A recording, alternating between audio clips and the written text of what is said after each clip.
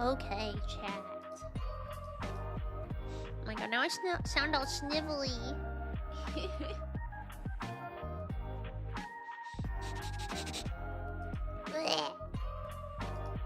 Are you ready for disco time? Whee! Hello! Welcome back, everybody. Hello! Like nothing ever happened.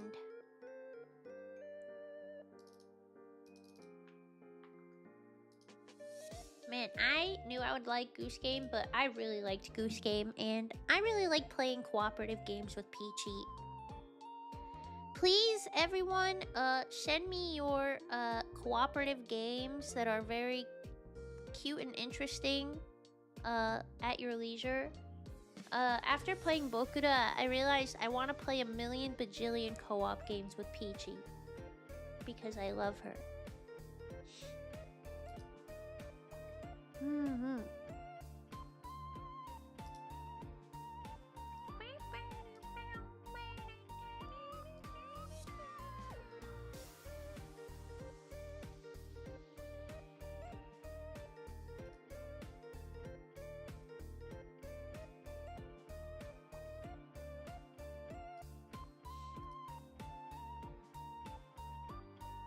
How is everyone? Hello. You ever sneeze and then you get like kind of nauseous after? That's how I'm feeling all of a sudden. I'm like, ugh.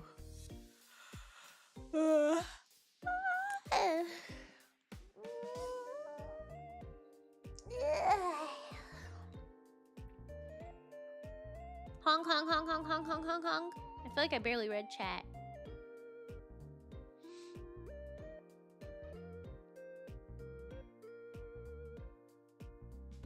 What do you even do if you find 2 geese in the garden raising hell? MP said earlier. I think you just give up on life.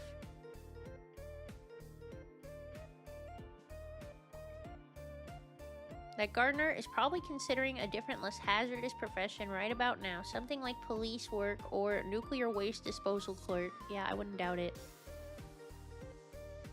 I said pray. Yeah, that's fair. I'll invite you to the cookout. Yeah.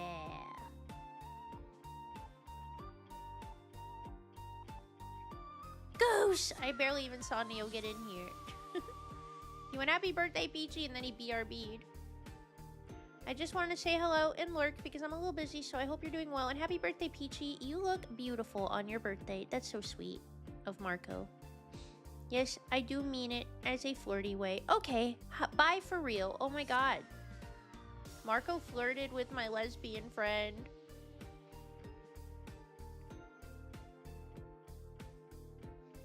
Canoe Cat said, I have to lurk too and start getting dinner ready. I love you, Bun-Bun. Happy birthday, Peachy. So sweet. Happy birthday, Peachy from Seraphek. I'm sorry we didn't see this earlier. Thank you for all the kind wishes. I'm sure she appreciates it. It's surprisingly hard when you're streaming with people to read chat, I would say. I think solo streaming, it's a lot easier, but when there's other people, especially like online, it's very hard. Marco flirting with a happily married lesbian? Wild? Yeah, this is unsurprising, but definitely wild. It's so funny. Oh, ads are coming in. Sorry. Sorry.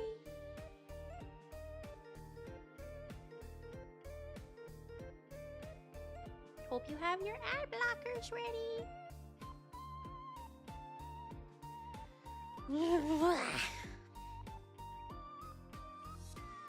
Carrie and Finch, let me know when you're back from ads or if you even get an ad, because I wanted to say hello properly this time and ask how you're doing.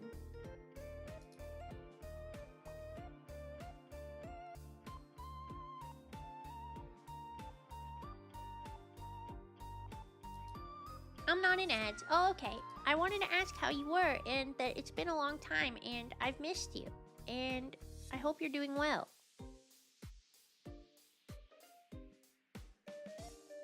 I don't even remember the last time we've seen each other. And I'm assuming you didn't take it seriously when Peachy misgendered you. Maybe incorrectly assuming, but I'm assuming. She is a full-blown ally. Like, obviously she's a lesbian and, like, has trans family as well, and she's just definitely not actually misgendering you to be an asshole. She like exclusively hangs out with queer people too. Apartment hunting sucks! I didn't know. I just think it's funny to make it seem like I was hurt in a very silly way. Okay, just checking, because I don't want anyone to ever be actually like feeling you know, unappreciated or unloved in this community. Yeah, apartment hunting is a nightmare, and I don't know what part of the world you're in, but the prices, especially in the US, are just such a fucking nightmare. They're so bad.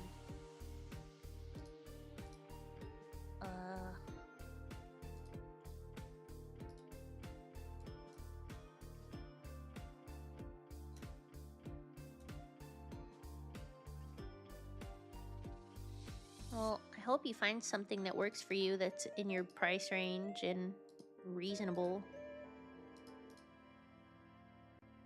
New England is so expensive. I miss Minnesota. Oh, you are in the US. Yeah, it's a fucking nightmare. I imagine New England's pretty expensive.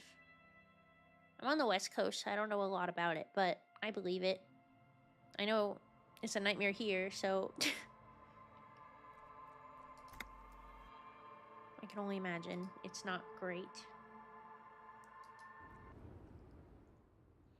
Oh yeah, we were talking to this lady. The woman is still hunched over the railing, her head swaying to the music, her eyes looking at nothing in particular. Huh? What is it? What do you want? That flicked a switch somewhere. What are you hauling? Diamonds. Diamonds, really? Of course not. But wouldn't it be marvelous if I was? She says, grinning. Okay, what are you really hauling? Whatever stupid things they put in the lorry, I imagine. Not as bad as California cities for certain, but yeah, I can only imagine. I can only imagine it's a nightmare. Yeah. It's just, I'm so sick of, like, how bad prices are for stuff and how bad gas is and cost of living and, you know, groceries. I'm just sick of it! I'm sick of it! Ah! It's so unreasonable! Whatever stupid things they put in the lorry, I imagine. So, you don't know what you're hauling in your own lorry? I quit concerning myself with that a long time ago. Besides, I don't drive the lorry for the cargo, if you know what I mean. She says that as if something narcotic is the real reason. You get high off driving a lorry? Oh, it's so much more than a high where I go, Harifa. It's low. I go to the bottom. She closes her eyes in reverie. Yeah, it's definitely some kick. Some terrible kick. The pail, probably. This pail sounds like it's the shit. What if the cargo is contraband? Then it's contraband, Lawman. What? Do you want to take an old woman in? Be my guest. Lock me away like Bad Hand Hermenegildo. I still don't really understand this whole boyadero thing. Of course not. To truly understand the boyadero, you need to listen to On the Western Plain. Okay, what's that? It's an old ballad about a young girl who falls in love with a daring boyadero. He promises to marry her as soon as he returns from the Western Plain. And they live happily ever after? Don't be stupid. The boyadero returns from the Western Plain a changed man one night. As he and his beloved are out walking along the river Margaret, she pleads with him to give up his riding and settle down. And he gives up riding and settles down, right? No. The boyadero strangles his beloved and throws her body in the Margaret. Oh. Then he rides off, because the Western Plain is calling to him. A beautiful song. The most beautiful, A true boyadero needs a whole horizon to himself. He can't be tied down by man or woman. His beloved was selfish. She didn't know what it meant to love a boyadero. Gas is a fake inflation. We get like 8% of our oil from the Middle East. Oh, for sure. Why do you think we're in Iran right now? Or trying to be. What if to truly love a boyadero is to float lifeless downstream? Before I came, you seemed away. What do you mean? You were in a dream, inactive, tuned out. Yes? What about it? Should you drive a lorry if you get like that? Routes you drive are unusual, aren't they? Blah, blah, blah. Oh, don't worry about me. I'm one of the best camioners around. I drive routes no one else will. What routes? Lomonosov's Land, Udashnaya Zemlya, the Western Plain. She nods and closes her eyes again, letting her mind submerge. A terrible cold comes over her, rattling her teeth as she stares inward. The Transcatolia Magistral. You for 1A. Adestradas do Mirador. All the good ones. The deep trenches. Where the bluebirds fly. She opens her eyes again and shudders. I'm something of an expert in blacking out. You should try taking better care of yourself. Cool. Ride until you're dust, sister. Irma. I already am dust. I think I know what's going on with you. And what is that? She sticks a filterless cigarette into a cigarette holder and reaches for the light. You're a pail driver. You transport goods through the pail. Oh, meu Deus.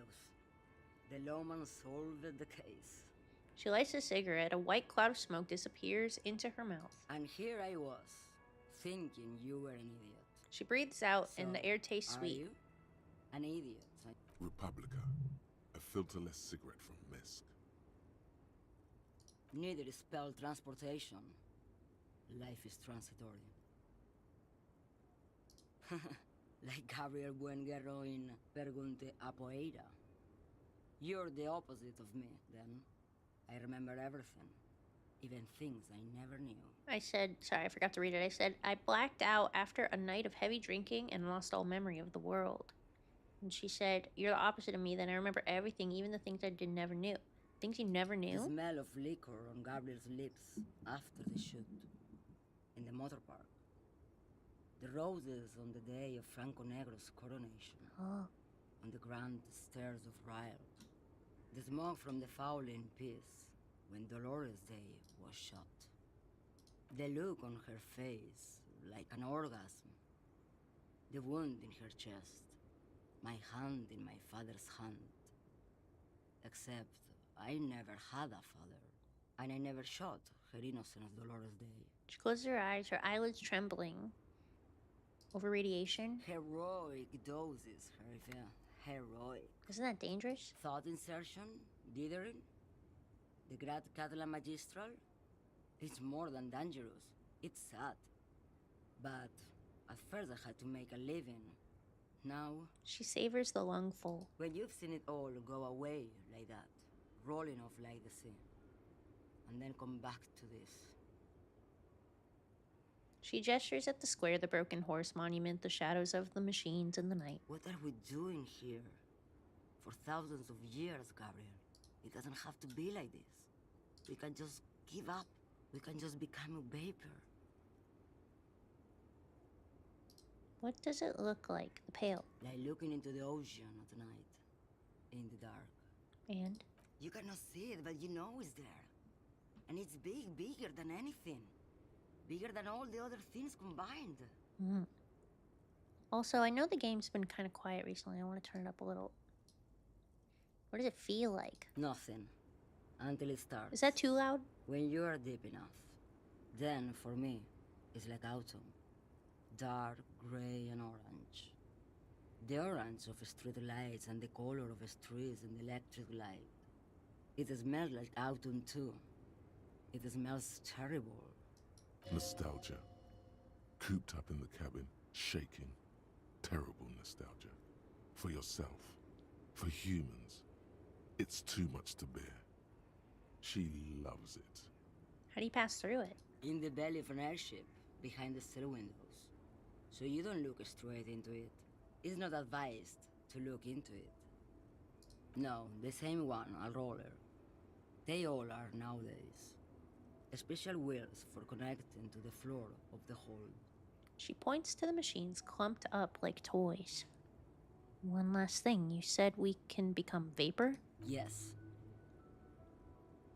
I'd rather have that, have what I have than what you have. I would rather have what you have than what I have. I already have what you have in some way. They say there is a point, one that I have not crossed. In the Pale, super deep. If you stray too far, of course, on the U41A, or in Lomonosov's land, where every step you take is one step further from home, no matter the direction. It's a point you cannot come back from. Your mind becomes so radiant with the past, there is a flip. Instead of writing, it erases memory, nearing some kind of indescribable finale. Maybe you've been down the motorway south? She looks at her cigarette. It's almost out. She swallowed it hungrily, then at you. The motorway south? It's a story as lone horsemen tell. Lone horsemen, Jerife, not Pale drivers. Way beyond the established Pale that's lit by radio frequencies, where it goes silent and dark, and the process begins, erasure, kilometer by kilometer, in any direction. The motorway south is a road you cannot come back from. What is at the end of the motorway south? No one knows what's at the end. I've only glimpsed the beginning. She takes the cigarette out of the cigarette holder and extinguishes it. I've only felt it in the distance, when I was a child. A child rowing on the lake. She goes silent, her eyes close and her hands shake. Ma'am? Josiane. A sigh escapes her lips and silence as she stares within herself. There is nothing more to do now. She's far away. She is receding in the clutches of some indescribable scattered emotion. A child descending. Dang.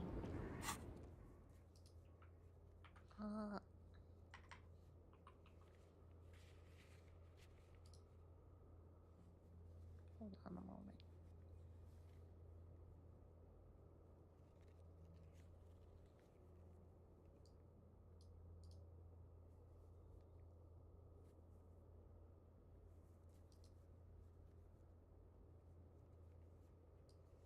Why does this take so long to load?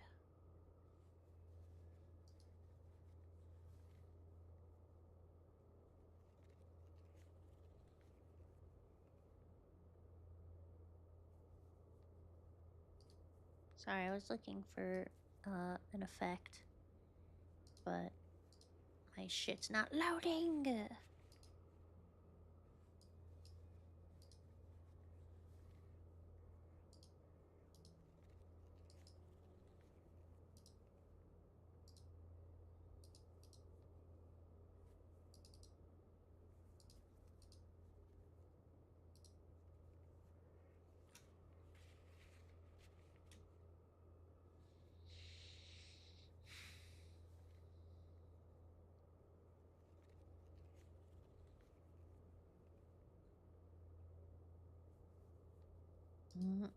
I see.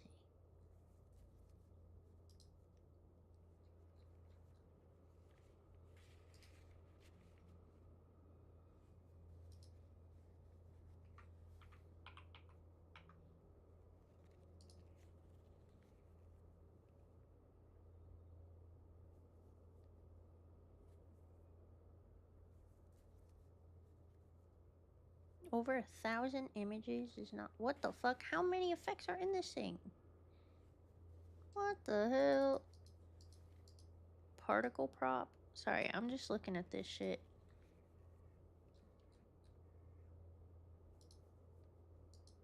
I guess I'll subscribe, but this is probably a mistake, huh?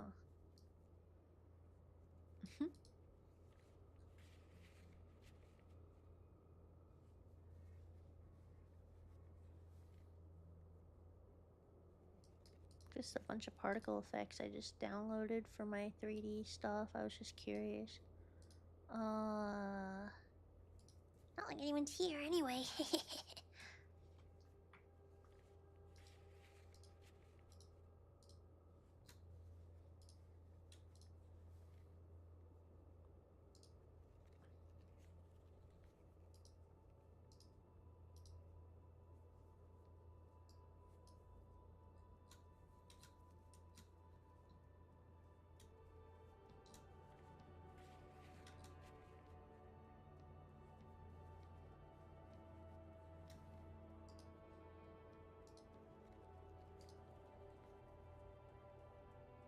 particle prop. Yeah.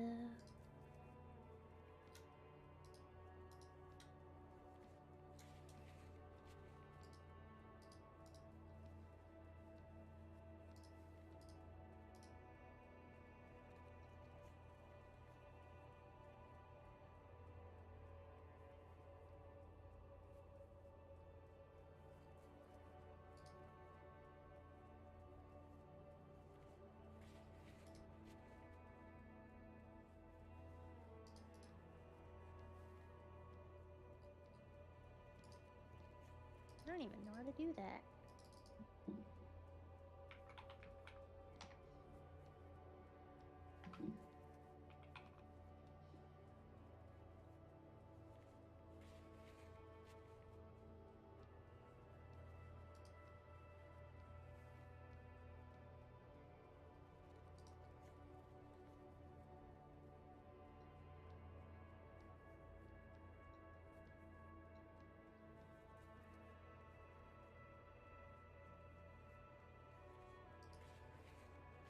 Probably be under miscellaneous, huh?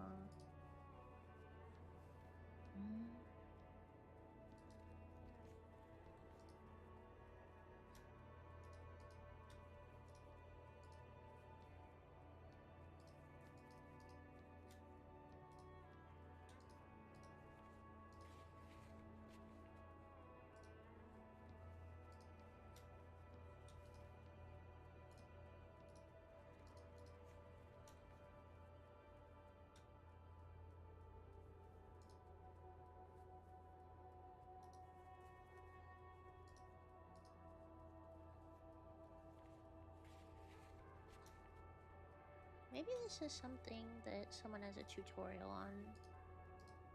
Probably, right? I'm not passing time, am I? I don't think so.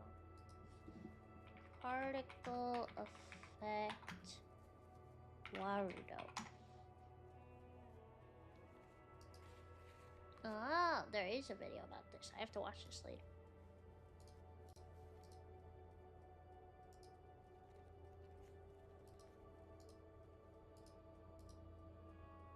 I'm confused then. If I already downloaded it, then why is it not appearing?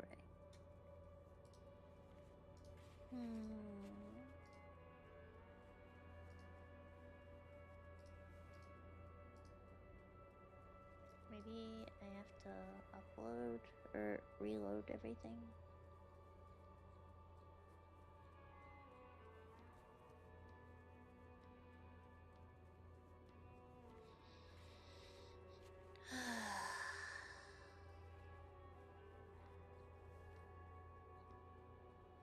Yeah, I imagine I would have to restart everything.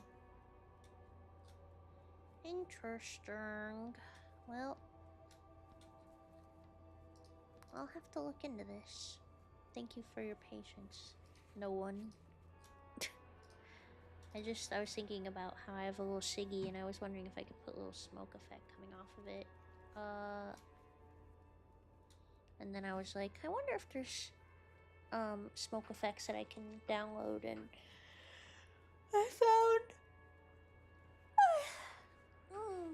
a pack that had like seemingly 1,000 particle effects. Like literally. And I was thinking, no one, I'm here. Okay, yay. I don't know, man. I don't know. People like to lurk during this game in particular. So I'm never 100% sure if people are here or not.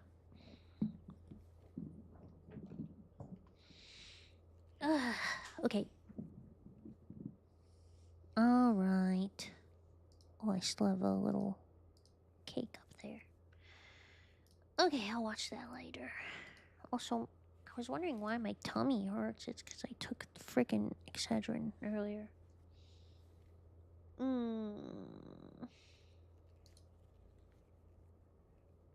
Looking at hot pads because I'm desperate, but not Craigslist or Facebook desperate. Hot pads? I've never heard of this website before. Oh. Now I know.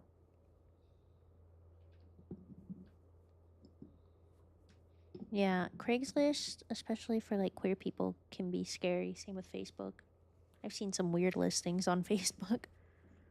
It's like looking for like non-men as like a single man to share an apartment with. It's like help. All right.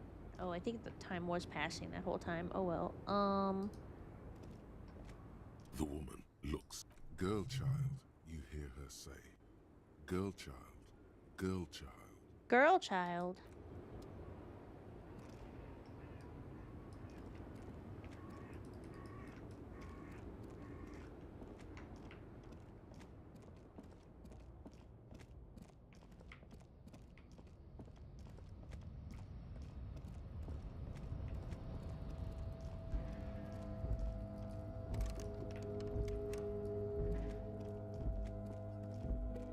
I only know it exists because my boss sent my links to places on Hotpad.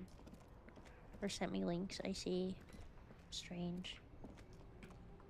Just be safe. Make sure if you go and check a place out that you let people know where you're going and whatnot. Why is it doing that? Stop doing that. It's tweaking. Why is the game tweaking? There we go, I think. Maybe. No, it's like making me go left. Why is it doing that?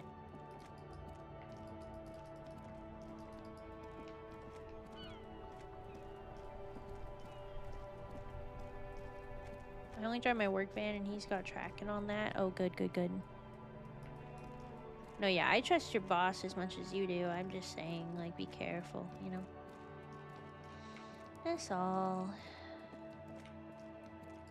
Anywhere, you guys know where I can buy some drugs?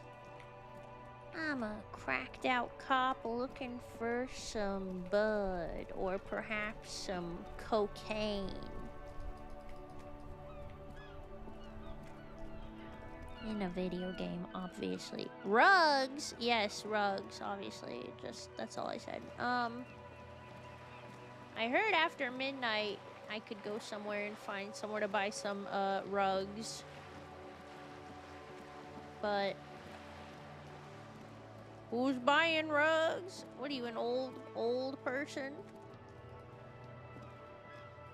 Hello again, Officer State. Her neurons must be on fire. The heat creating waves and ripples in all she sees. If you're really in from a guy on Buggy Street, Buggy Street, Porta Rosa. Go there after midnight, and you can get all kinds of. Damn me and my affinity to farm animals. The She's fuck? probably thinking. The fuck She is hopes the information is useless. Porta Rosa boogie pile sometimes? Are you elderly?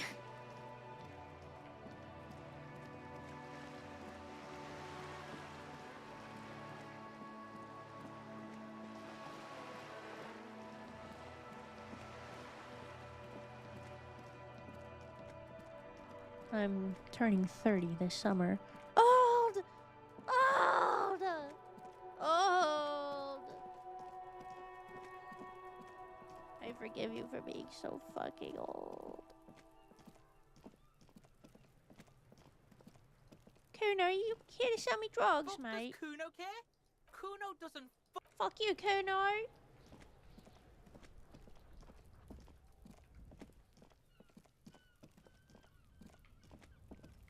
Oh, eh?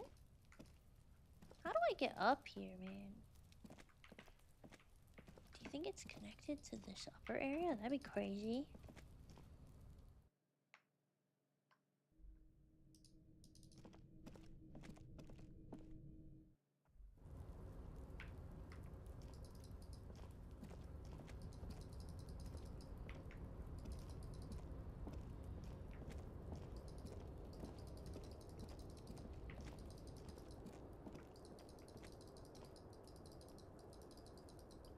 Can I not get over here? Ugh. I want to get up here so badly.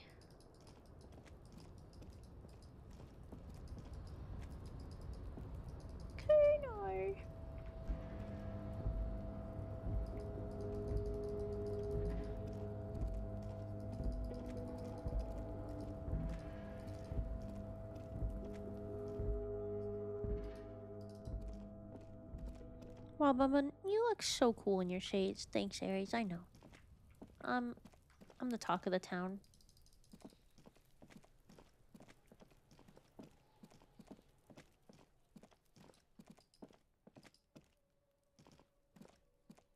You see a set of tire tracks.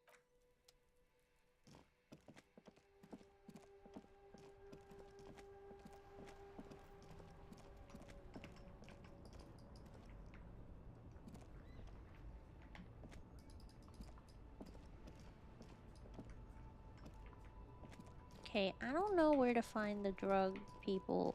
I'm losing my mind here, but maybe I'm just not on that part of town yet. I don't know. Maybe it's like after we do the stuff on the water bridge thing.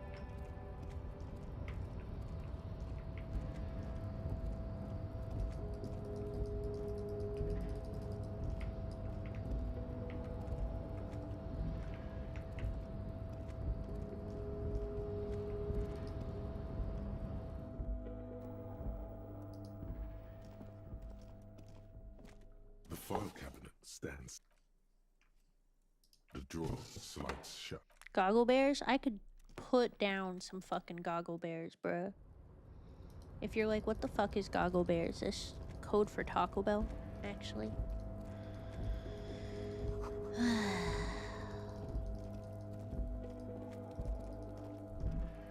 This is the night watchman's booth.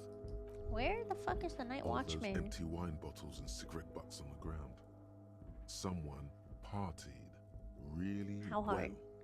They went through 6 bottles of. Did I do Look this? at it. Of course it. Yeah, we did, Bratan.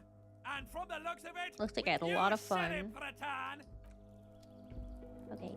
This is the night.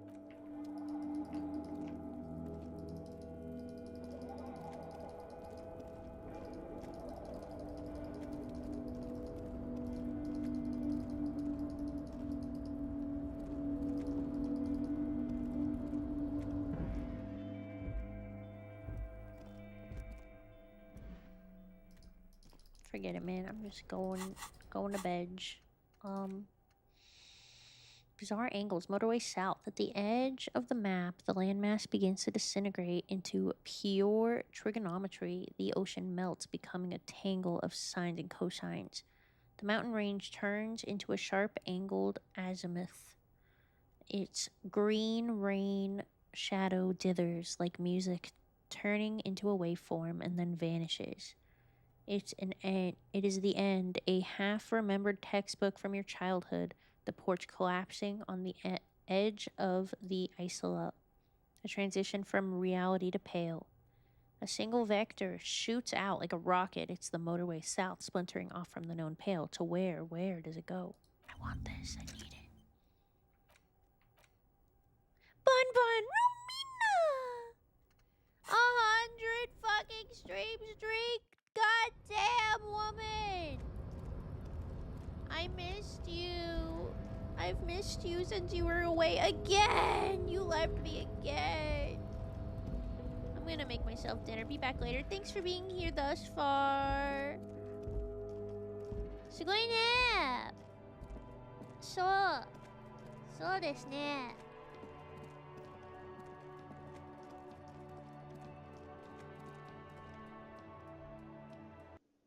I'll never leave again. Thank you. Thank you. Thank you.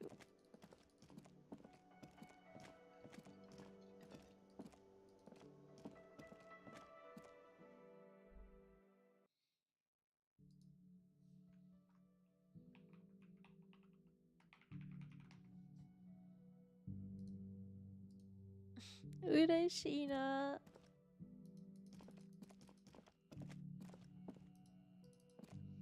Alright, let's get our crackhead ass to bed.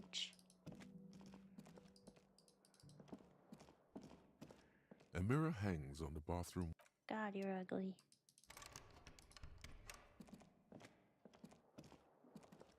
The bed is still cold from the bed is still cold from the wind blowing in from the broken window. The mattress mattress creaks as you close your eyes and try your hardest to fall asleep. Here we are again, my broken bud. The waves are coming, carrying you away. No. But you can't go. No. You have to stay. Always half aware of yourself. You're not cooperating, brother man. It's your disgusting body. Even through your sleep, you feel a vague discomfort suffusing it. Your belly and your sides are unpleasantly tender. You wish you could curl up into a fetal ball of safety. But you cannot, because of the pain. And there's a lot of it, ever present in your organs. It's like every one of The them has shades their and own Siggy are nasty doing song something to for sing. me. You like what you see? Yeah, I'm not just regular Bun. I'm the cool Bunbun. Sup? Yeah. It's me, the cool Bunbun. I might call you. Or not. If I remember. Angie, so cute. Oh, I'm glad you like it. Every cell in your body is moaning in agony, asking, what did we ever do to you?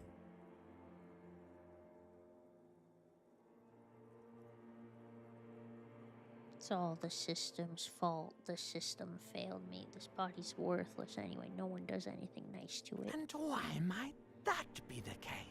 Break my What heart! lava lights on such a bloated corpse to be? These are just my desserts. I'll endure this pain with dignity. There's no dignity here.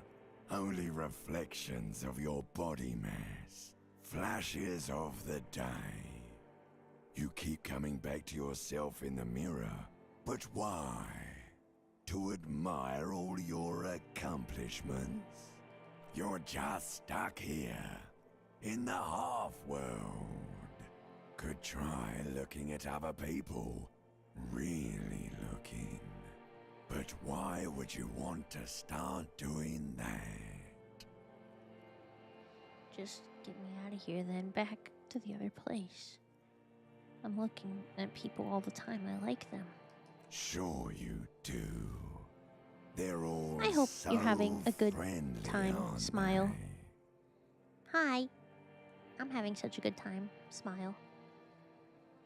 How's your tattoo feeling? Bad? At least they're interesting. Each one has a process just like yours, running in the space between their ears, full of secrets. Romina's simping for the bond because I look like the girl that would break her heart. I don't know if you've seen Sailor Moon, Romina, but there's a character, one of the Sailor Scouts, I forget her name, but it's the green Sailor Scout, the tall one with the ponytail. She's always talking about the man that, like, her ex that, like, broke her heart. Like, this reminds me of the boy that broke my heart. What's up, Pagan Spaghetti? What's up, Honend? Jupiter? Well, yeah, I know it's Jupiter, but I don't remember her name, like her character's name.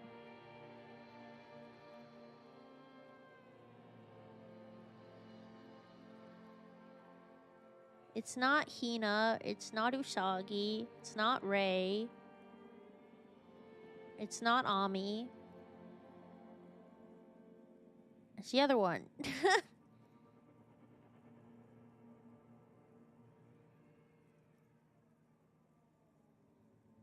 And I mean in the Japanese, like, names, not the fucking English dub from the 90s. That shit's cursed.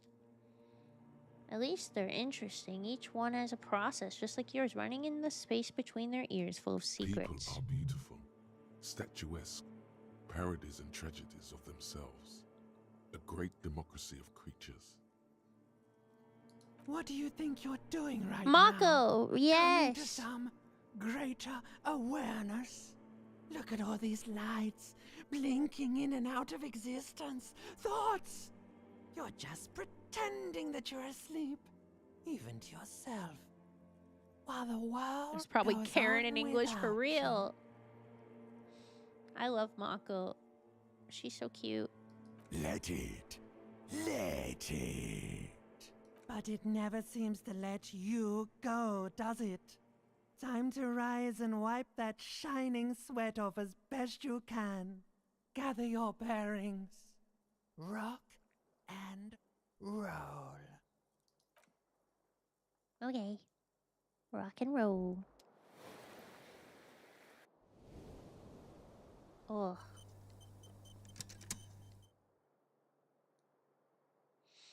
Feeling good today. Slept in the clothes I'm wearing today. A mirror hangs on the bathroom. Fuck!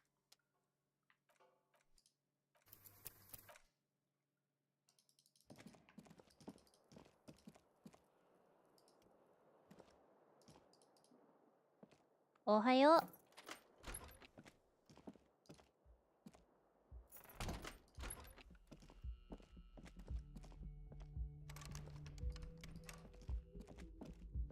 The door is this door can still. You should punch the murmur in your. She'll never let me in. Hydration check. Everyone drink your water.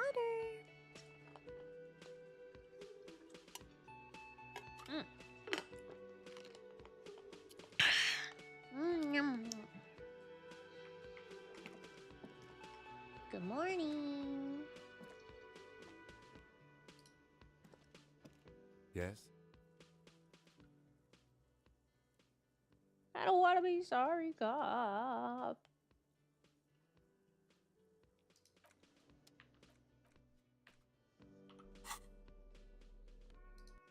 I thought a lot more of this shit would be available. Okay, wait. I have so much leveling up I can do. I need to do it. Let's go with... Well, wait. What was that check for him? Yes? No response. He just arches his brow. A moment passes. The Logic? lieutenant.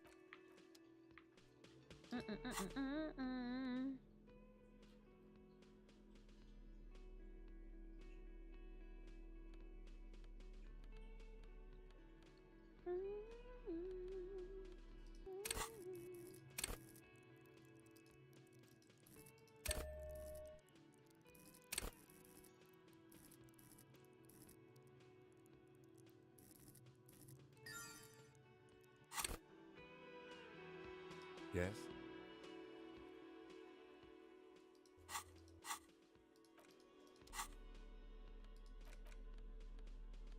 Put my logic clothes on. It's time to be logical. My logic glasses. You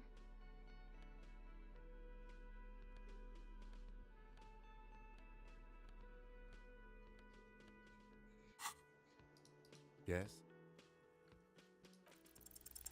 pick over what's left of your frontal cortex, but no compelling explanations emerge. Who are these people? The woman in an RCM patrol officer's uniform winces as she notices you. Okay, chill. I would really prefer not to talk to you right now. Oh, A patrol officer is the lowest rank in the RCM, below lieutenant and sergeant. you're a patrol officer? Yes, I am. I'm on a murder investigation. Are you the cavalry? I'm definitely not the cavalry. I'm a cop too. I know. Here's the real deal. Is everything alright? Why don't you want to talk to me? I don't know. I mean, why would I want to talk to you? If I wronged you? Thought me and Kim were the only ones. No, you're not. You're not the only cop in the world. Shakes her head and breathes out. Something changes in her. It's pity. Pity comes over her. Okay, fine. Let's talk. What did you want? What precinct are you from? What precinct? Am I from? God, he doesn't know. Fucking deranged lunatic. Sunglasses wearing man pushes through his teeth. You're getting an intellectually unsatisfying vibe from this conversation. Maybe you're doing something wrong. You're police, right? Cool, so am I. I don't know what to say. Don't say anything, Judith. Is he police? Me? No. I'm just a man with sunglasses. I like wearing sunglasses inside. Sunglasses and a fucking wig. Oh, okay. Okay. What are you, the police, doing here? I'm just looking out for... You? No one. I'm just a man with sunglasses. And you are? Are you a policewoman? Yes. A policewoman who just wants to do her job. That's all. Okay, bye. Yes? What is it? You look like shit. Your ruffled face reflects in the man's sunglasses. And I don't mean that as a metaphor. I know it's intentional. Like undercover? The woman in the RCM uniform interjects. Well, as far as disguises go, this is one of the best I've seen. I mean, I could swear you're an actual bum. Oh, come on, Jean. It looks like it's been a rough week on him. It's not just this week. What you want? Oh, esprit de corps. Watch out for yourself. He's an asshole.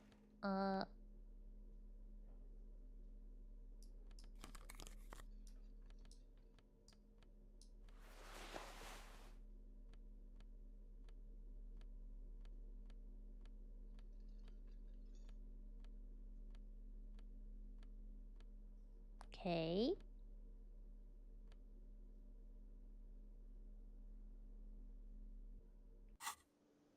Again? I can't believe this shit. You know what it is. It's like the two of you know each other. Just ask him.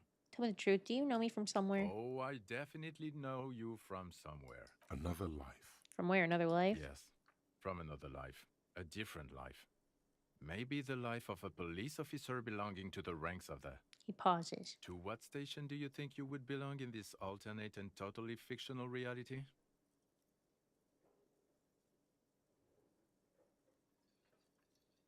41st. Okay. That's plausible. That's entirely plausible.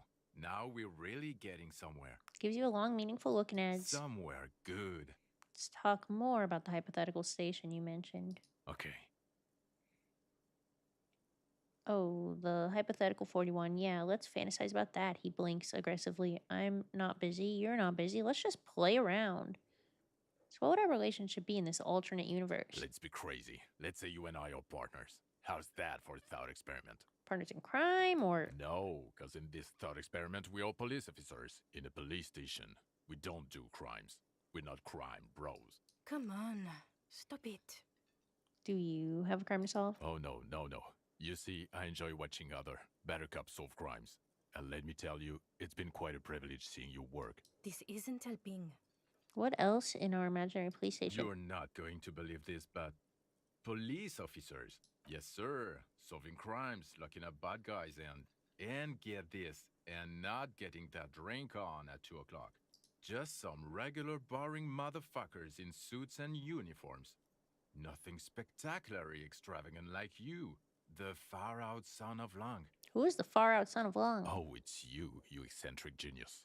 I mean, with your unorthodox approach to police work, it has to be you. Want to tell me more about him or her? How far in the game do you think you are? I have no fucking idea. I'm on day 3 in game, and this is like my 5th stream of it. I really have no idea. Not even a little bit. I only just got, like, to do the autopsy on the body, like the field autopsy on the body that we were investigating. So I feel like I'm not that far, but I don't know. Maybe I'm like a quarter, a third. Who knows? Not me. It's an urban myth about an officer who is so far undercover he can't remember who he is. As I said, just an urban myth. You are not the son of Lang. He's trying to protect you from further rough handling. dished out by the sunglassed man. I can't imagine it anymore. Neither can I, partner. Neither can I. His gray eyes suddenly flash above the glass frames. They feel sad. It's a mere second, but it feels like you saw something. A gram of compassion in that sadness. Kim, who is this guy? I'm not getting involved in this. It's not my style, he thinks, glancing at the man in sunglasses and the woman beside him. Oh boy, they're mad at him. No wonder. He just doesn't recognize them. Got some questions for you. I'm a cop. About what? You don't look like a cop. You know what you look like?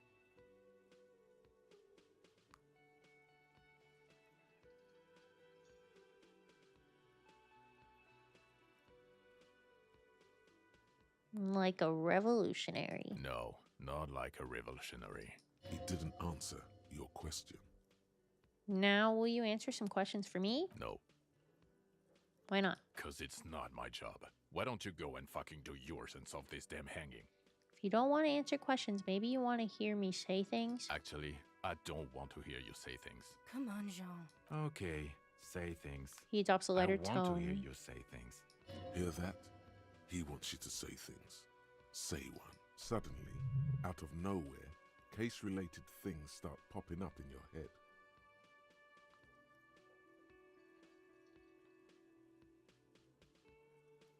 A man is hanged. So, do you know who hanged him? Why am I even telling you I this? don't know. Why are you? Who knows why we do the things we do? Somehow, bouncing those ideas off the man with sunglasses felt calming, like you've done it before. Oh my god, there's more. You want something more? What is it? Okay, why not? Let's do the whole thing over again. We're not wasting time. There is no time. So, do you know who hanged him? I don't know. Oh my god, there's more. No, there's not more.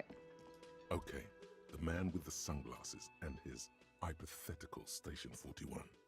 Weird, right? Super weird. There's something missing here. Something you can't put our finger on. You know what? Just ask him. I know it sounds crazy, and you'll probably get laughed at. But still. I was saying the same thing. I should just ask him if we're from the same station. Yes, just cross it off the list. It's probably not true, though. Again? I can't believe this shit. Look, I just have to ask. Are we from the same police station? I'm going to say no. Just to see what you'll say to that. What'd you say? Okay. Okay. Jean, he said okay. Give it a rest. Okay, I was clearly wrong. He is a firefighter, male nurse, animal control agent, something of that kind. Not a cop. Go on with your cop work. Don't let me stop you again. Oh. I'm going to say god fucking shit. None of this is great. Okay, I was clear. You guys are stupid.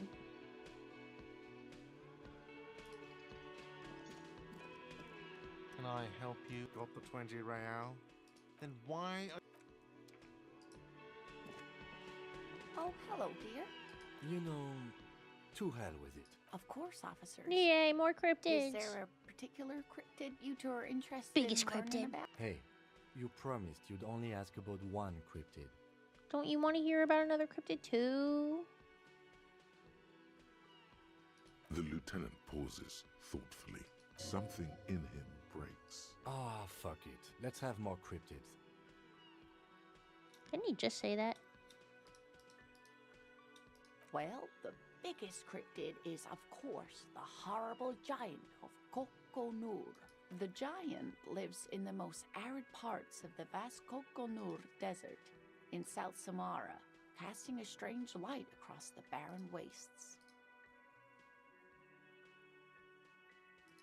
Oh my god, sorry. I just saw that like Romina said that she's gonna be back tonight. And then I'm looking at the reactions and I see my own damn emote on the reactions on Discord. It's like, oh my god, that's weird. That's crazy. What do you mean strange light? Mirage or psychogenous Mirage. luminance. I love. Me too. I love. How big is it? No one knows for sure.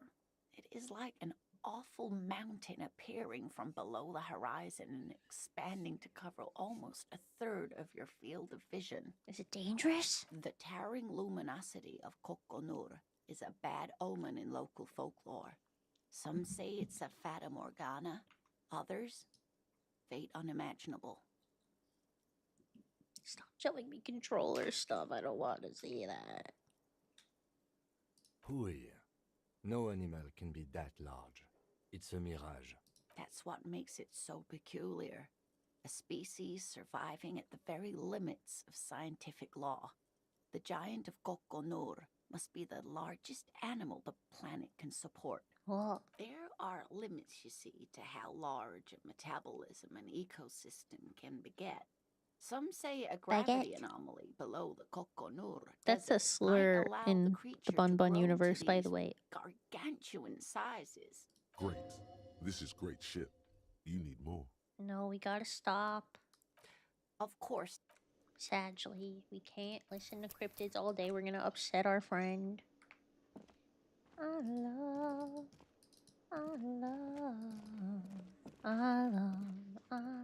As you step in, it must be his name. Garanzi. Garanzi, Again? Quebec. Hi. Hello. Every day you walk in and I'm like, oh my god, your haircut's so fucking cute. Oh my god, thank you, thank you. You're so precious. Thank you. What's going on? I just started my game. Oh, how was your other game? Oh my god, it was so fun being a naughty little goose. Silly geese, even. You need to text Peachy happy birthday. I will. Please. Pagan Spaghetti said, hi, Aries. Oh, hi, Pagan Spaghetti. Romina's back again. Ooh.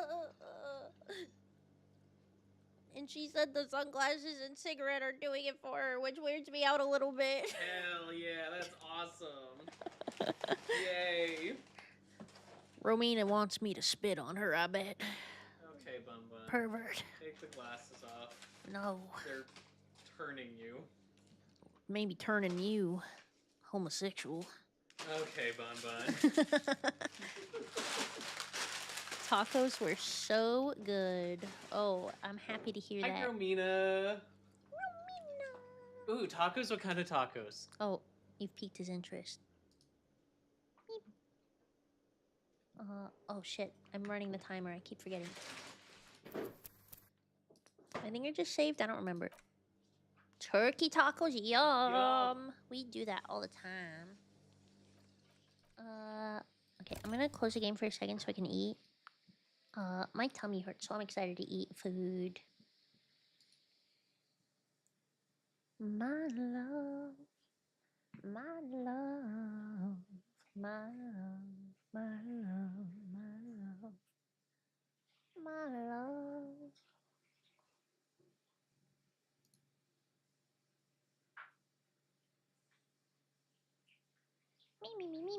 Me, mama, mama, me, mama, me.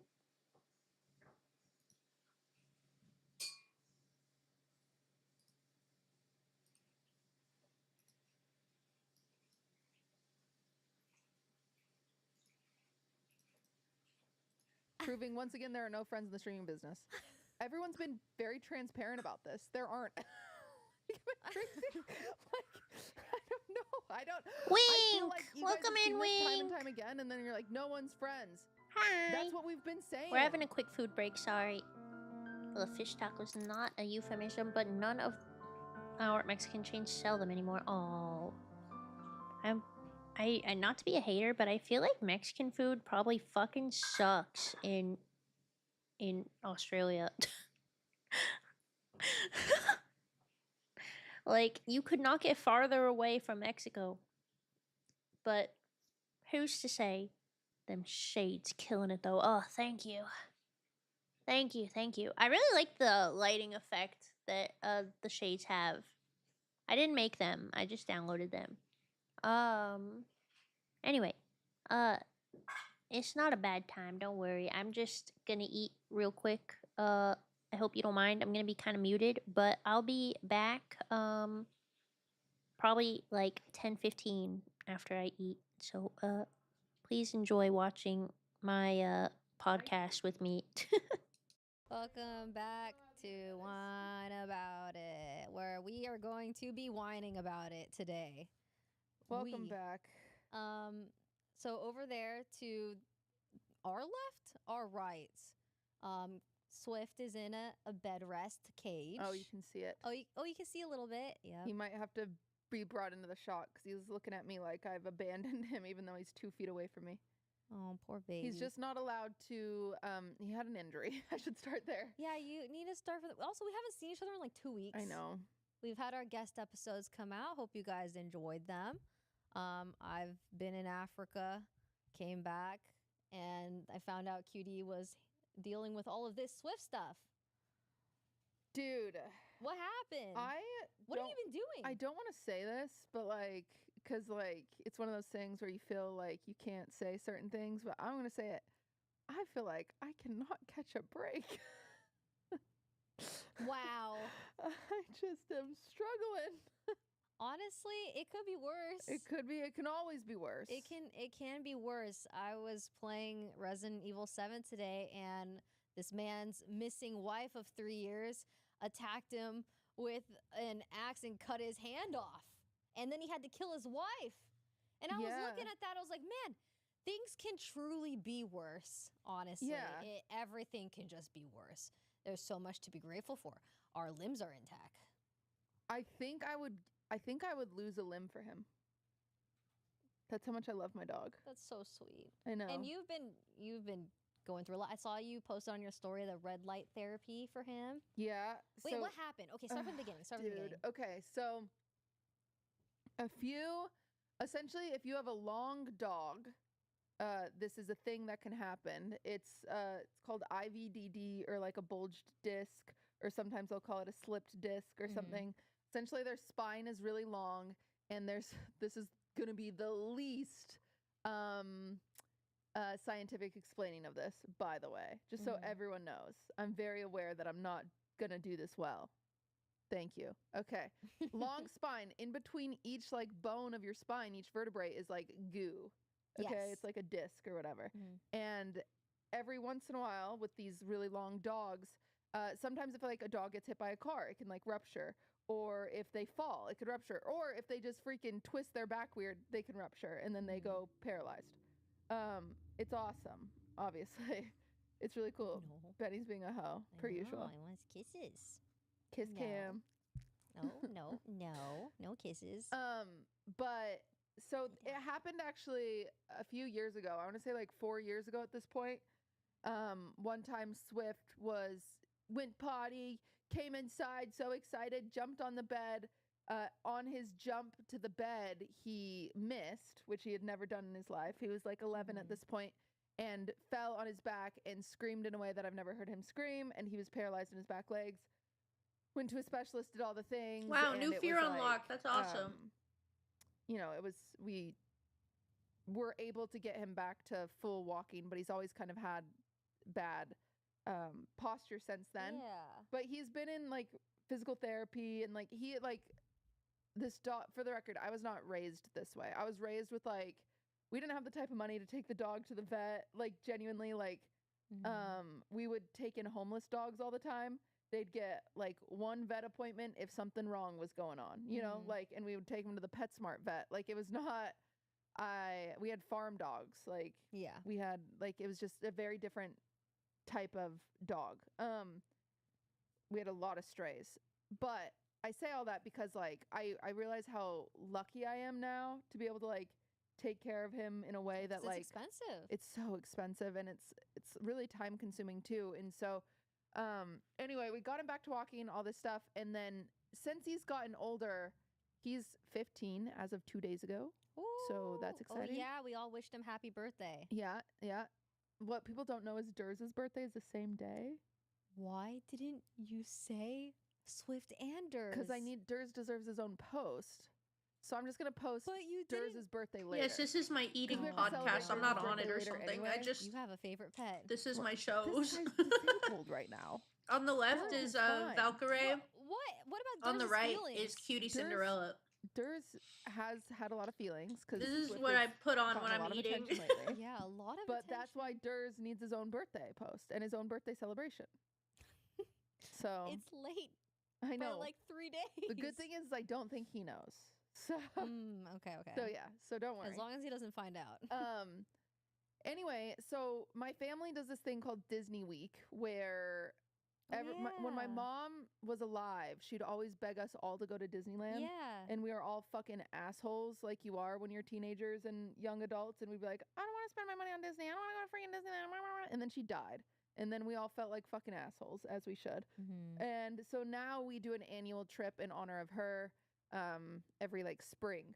Usually around Mother's Day, but this year for some reason it got moved up. I forget why. Probably like a nephew's baseball tournament or something.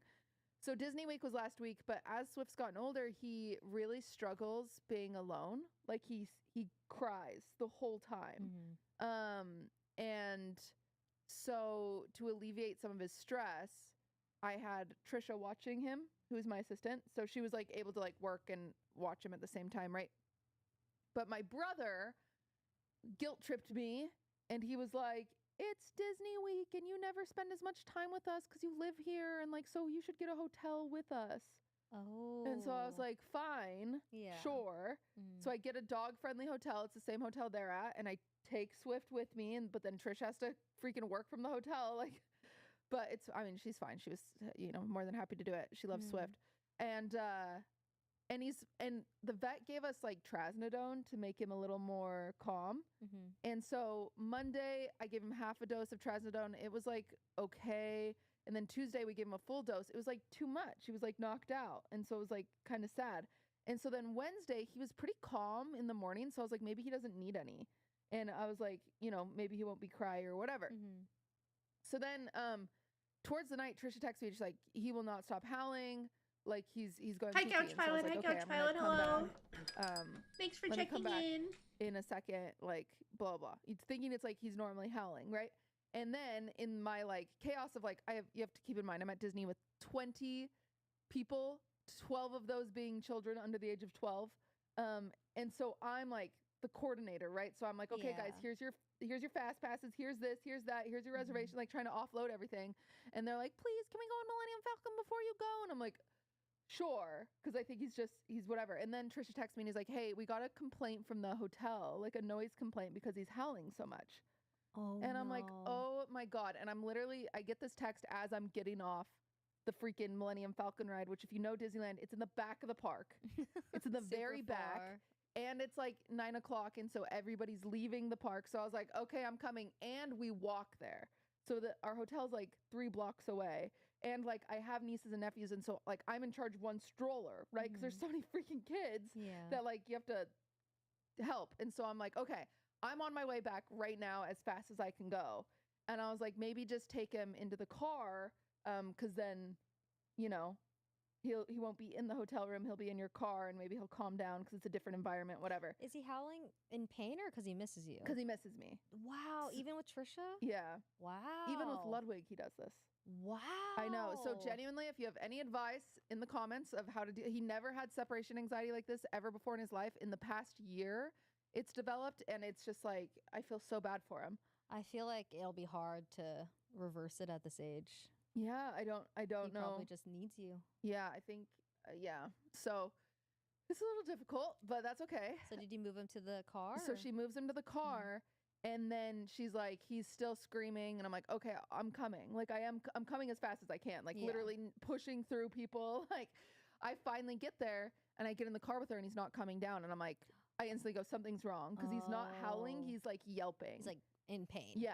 Ooh. And so I was like, go to the ER right now. Like he's not okay. And I try to get him out of the car and he's paralyzed. Oh. And so I'm like, ER right now. She's like speeding, trying to get there as fast as she can. She's not speeding. Oh my God. And he's in so much pain that he'll like turn and just like chomp on my hand or like, so he's just like, he's not well. And I'm scared he's going to go into shock. Right. So I'm like, run it. She's like, I can't. And I'm like, okay, that's fine. Poor Trisha. I know, poor Trisha.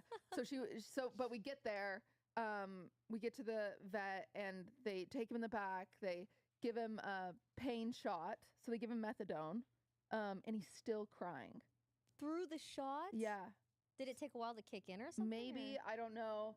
They pull me in the back. It's like 2 a.m. at this, like, I don't know. Everything just takes so long. It's 2 a.m. It's like they pull me in the back and they're like, hey, we gave him the methadone shot. So if he's in pain, he shouldn't be crying anymore. And I was like, he's really, really anxious. I was like, he's a really anxious dog. Like, do you have anything for anxiety? I think that'll get him to stop. And they were like, yeah. So they give him an anxiety dose and then he quiets down. And then I'm like, okay. They're like, we don't know what it is. It could be a stroke, could be a tumor. It could be the bulging disc. Yeah. Dude, it was. They gave you everything. I don't know how, because this vet is like very highly rated and like they're supposed to be incredible. And he's been there before, because we used to live in like Diamond Bar, and this is like near Long Beach, and they're like a specialist vet, whatever. Also, sorry, this is gonna be a long story about dog health. Just so preparing our viewers. No, it's fine. And so they're supposed to be good, but they were like horrible. They wouldn't even give me like any sort. I was like, did you do an X-ray to see if his leg's broken? Like, what's going on? They're like, yeah, but we can't like read the X-ray. I'm like, oh my God. And they're like, the only way to tell if it's like a disc or whatever is an MRI, which you can't do unless you put him under anesthesia, which he's 15. So like not like. So they weren't able to get. So they weren't sure what it was. MRI? They're like, your best thing is we can. Okay, first of all, this story's bumming me the fuck out. And I'm sorry, I didn't know it was gonna be like that. Second of all, I just finished eating, so we can go back to our game now. Thank you for your patience. Man, stuff like this makes me so sad. Me and Aries joked that Toby is gonna be the first dog to live to be 100. So we don't have to worry about this. Anyway, let me boot the game back up.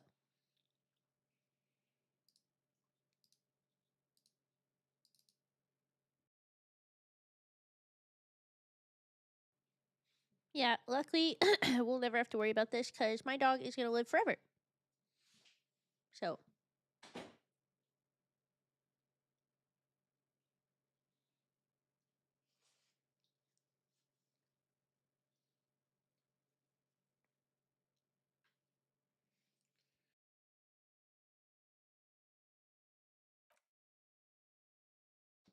Thank you. A bummer story, bumming Bun-Bun out. Color me surprised. Wow, shocking, I know.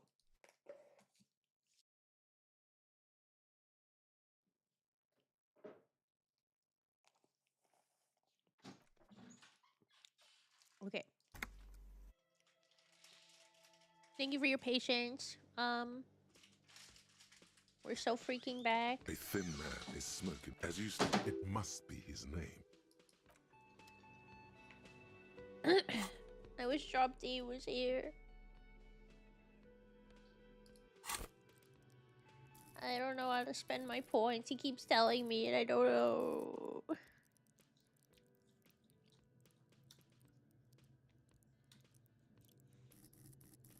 I think he said perception's really important. Conceptualization. Shivers. Let's go with conceptualization then.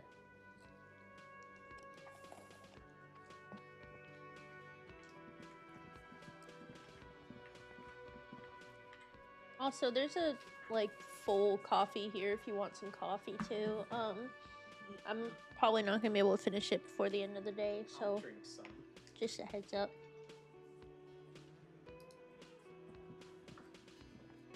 I've got nothing to say to you. Are you Why are you Lizzie wasting your time? Elizabeth Miss Beaufort? I suggest not wasting time on trivial pleasantries and focusing on why you are actually here. Even though she has excellent control over herself, something moved behind her eyes. You caught her off guard. Push her some more. Easy Leo told me about you. He likes to talk a lot. You are not here to chat up the legal counsel. You set the pace and the topic of these conversations here. Establish that. He said Everard sent you to law school? I represent the union and these men here. Don't make this personal. A very minor victory. Are you the Hardy girl? I am not. You could be, Liz. You could be anything. You could even be a model. Wow. Even a mod? Glenn, I went to law school. I am an attorney. He's right. With a face like that, she could be on the cover of Le Debutante International. Get a grip, Glenn. She went to law school. So fucking what? Lots of models are actually really smart people, fuckwad. No, Glenn, they aren't.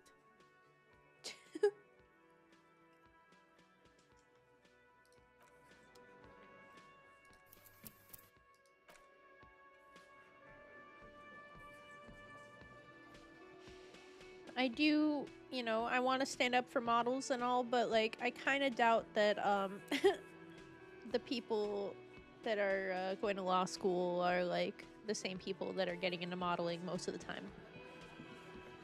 Again. Not to say they can't. Looking at that big old window.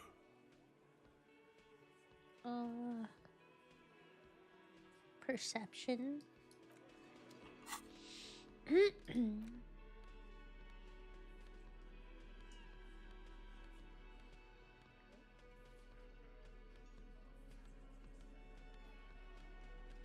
Well, I charged that for you. This? Yeah. You're the best. Thank you so much. Mm-hmm. Again, you find yourself looking at that big old window. Nothing. What's this weirdo? I think he's trying to find dirt on us in our box. Wow, no. I hadn't heard that. Yeah, because they like to sniff around in dirt.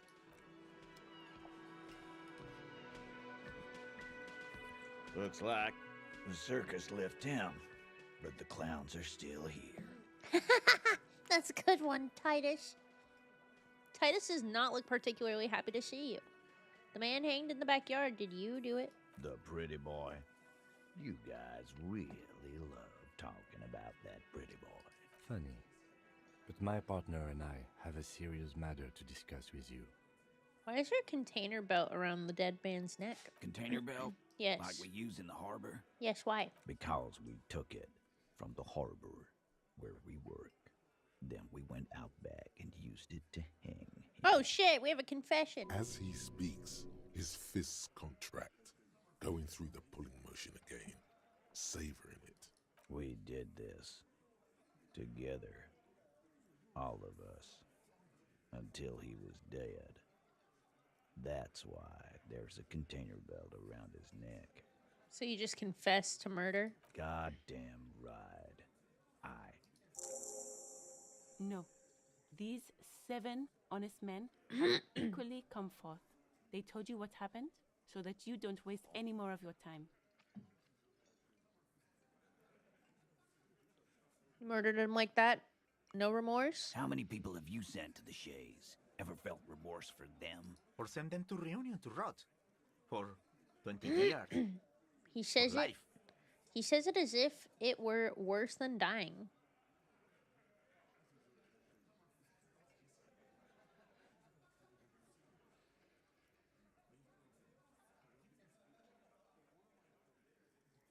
This is complicated. What do you say to a vigilante that kills someone and admits it? And then they're like, okay, but you send people to prison, and that's basically the same thing. Which, like, it is basically the same thing. Sending someone to rot. But how do we navigate this?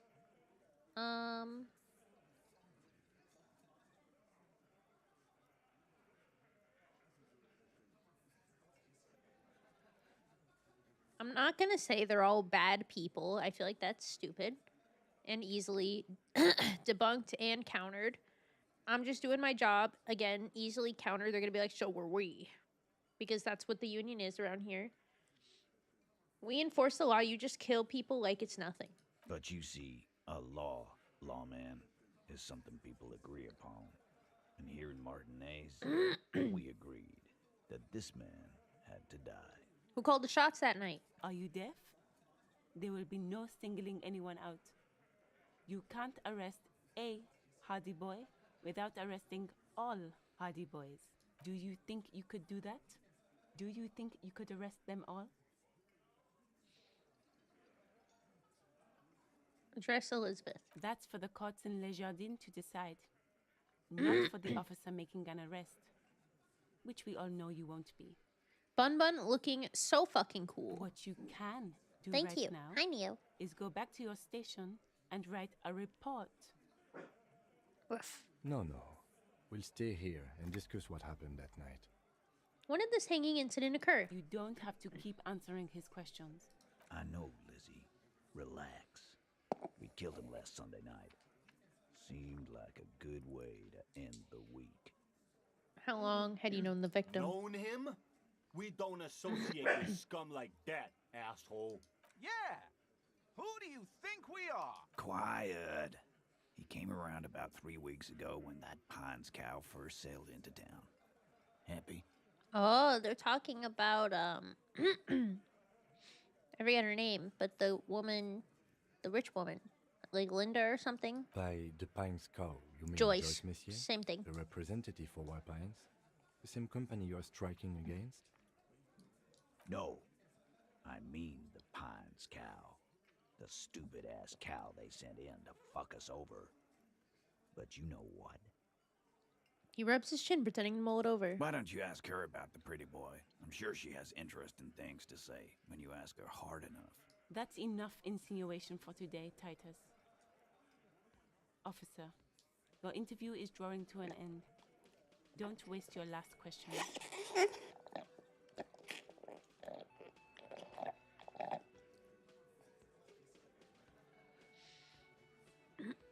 I wonder if they're not going to let me ask all my questions.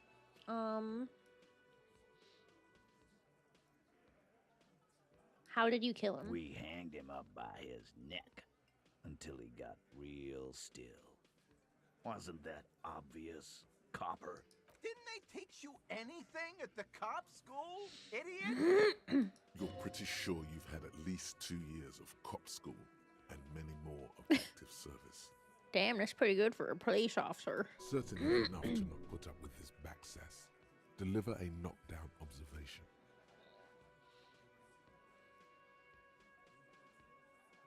Now, you listen here, Sonny Jim. The autopsy showed the victim's hands weren't tied. No signs of a struggle. Explain this and make it real simple. Look, I'm not gonna play 20 questions with you, capo. I'll say it again. We killed him. Yeah, I knocked him out. Came up behind him and clapped him in the back of the head. He went down like a sack of sand. That's right, lawman. And then we hanged the fuck. Oh, man. I hope this goes good. Titus is solid as a rock, and so are a few others. But First, tell me who's solid. Elaine, who looks like he might be Titus's right-hand man, the least antsy of the bunch. Definitely not his first time being questioned by the police. This little rat-faced fellow is solid too. Okay. Always fidgety, yes, but no change there. Him neither. Mostly keeps to his tomato juice, or whatever he's got there. Okay, so it's this guy, and this guy. Elaine, Shanky, and Eugene. Who's cracking under the pressure? This one, he's sweating profusely and has difficulty breathing. You've smartly kept him out of the conversation thus far. Definitely the weakest link in the chain. A single sentence would wear him out. He can't take the length of the questioning. Keep it going long enough, and he'll crack.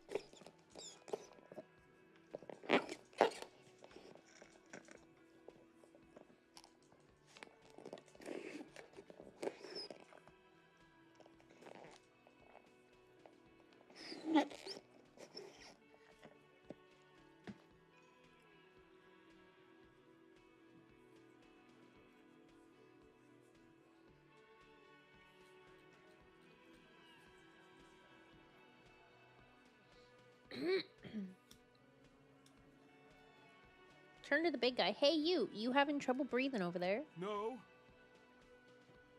He looks up, startled, his forehead shining with sweat. Sorry, I just ate. A few coiled locks are peeking out from under the warm woolen hat. Of course he's having trouble breathing. Just look at how fucking fat he is. The man next to the big guy bursts out laughing. Fuck off, Shanky. Angus is a powerful guy. All muscle. The big boss steps in. Keep your eye on this powerful guy. Sooner or later, he's going to break like a piece of twig.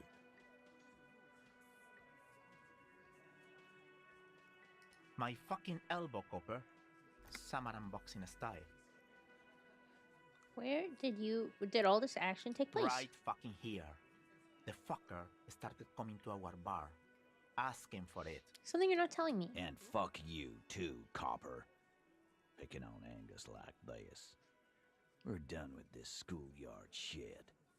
And just so you know, he doesn't have trouble breathing. His all-muscle comment wasn't sarcastic. He's genuinely trying to look out for Angus. This one is a stone wall. You won't get more out of them about the night of the murder. Not yet. I have other questions about the lynching. Like what, Copper?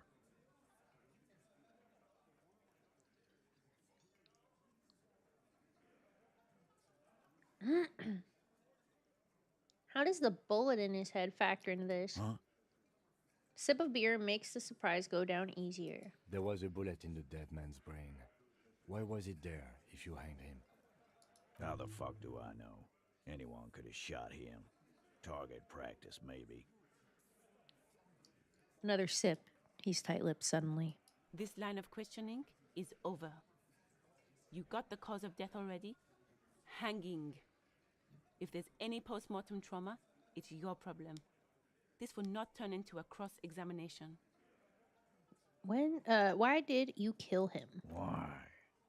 'Cause he was worthless mercenary scum. And he stepped out alive in my town. So he was a mercenary. That's it. And he stepped out alive. He repeats, jaw clamped shut like a vice. What kind of mercenary? The kind that shows up when you start a strike. The experienced kind, too. Oh. Had Cohoy and Semenine written all over him. Ex-Oranese Special Forces. I'm guessing he was what is it, like a union buster? A live grenade. Right here in our bar. This one has a special gripe with him coming here. I can't prove it, but I know he was sent by the Wild Pines. They hire merc shit like that. Story of every strike from here to Samara. How do you know he was in the special forces? Cause one night he walked straight up to the mic and said, "I'm RNA's goddamn special forces, and I'm gonna fuck you all." Oh. Really? Yeah, really. Had a gin and tonic up there, sang some RNA's paratrooper song, and said he's gonna fuck everyone. We couldn't believe it either, but he fucking did, right there. Like some kind of animal. This is a serious violation of the karaoke code. What did he actually do wrong? Wrong? He harassed women, raped one, harassed workers, threatened to kill some as a warning. He wipes spittle from his mouth. There's slight unease in him, suddenly. He regrets mentioning the rape. To kill us all, if we don't open the gates, if we don't let the scabs in, if we don't bend over. That was before he started coming here. Yeah, he said it was his favorite joint now. Started coming here every night. Drinking, grabbing girls. Grabbed one of ours mid-karaoke, right there on the stage. He grabbed someone? The lieutenant's trying to make sense of this flood of information. Yeah. This girl's on the mic. A beautiful girl. Young. Gets into the second verse of Lover Lake. The fucker grabs her legs, starts screaming. "Show me your cunt! Why don't you show me your cunt?" Then, he gets knocked on the head with a wine bottle. Doesn't even fall down. He said what? Yeah. Aren't you fucking listening? My man is talking to you. He took care of it.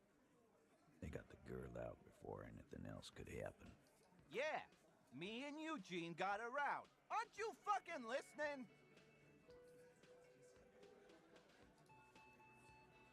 No. You're not getting the name.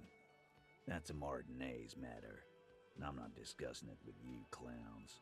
Despite the stonewalling, you can slip one more question in. I'm gonna ask you one more time. Who did the dead man rape? Titus, do not answer. You have been forthcoming enough. Fuck off, Carl. She's gone through enough without you harassing her too. She doesn't need more embarrassment. What are you talking about? Embarrassment. If someone has been sexually assaulted, we need to... What you need is to get the fuck out of my face. I've had enough of explaining myself to you fucks.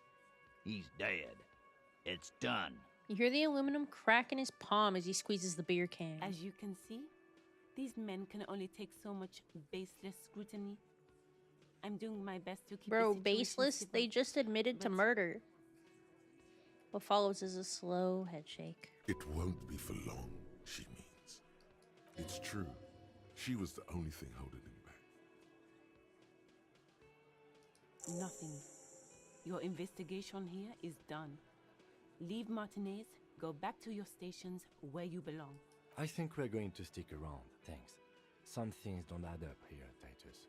Lieutenant closes his I've notebook. done this job for long enough to know that people don't just confess to first-degree murder. Even if it is a group responsibility, we're going to look into this. Good luck with that. You've heard everything a rent-a-cop is gonna hear from us. Real law officials. You're lucky you didn't get a beating. Rent-a-cop. So that's what this is about. He doesn't see you as his equals. I don't think I need to establish authority. You still haven't explained the bullet I found in the hanged man's head. You still on about that bullet? He pats the back of his head. A bullet in a hanged man's head. You're right, Copper. That is mighty curious. Indeed, mighty. How did it get there? Lieutenant is fixed on Titus. Well, there are so many bullets in the world, and so many heads. I guess it's only logical. At some point, one of them bullets had to end up in one of them heads. It's bound to happen again, you know? Just statistically speaking, of course. I'm gonna ask you again, why was this show them the bullet in the victim's head? Wow! He's got it in a real evidence bag and all! Hell yeah. Why don't you go home and log it into evidence? These men have told you what happened. I think the hanging was a cover-up for the shooting. You know what I think? I think he was shot in the head as a kid, and his brain grew around the bullet. Around the bullet, man. That's a good one. They're only pretending to enjoy this. Beneath the act, they don't like you knowing this. Did you guys shoot him? Shit! I probably did shoot him. I was drunk last night. You guys know me when I'm drunk.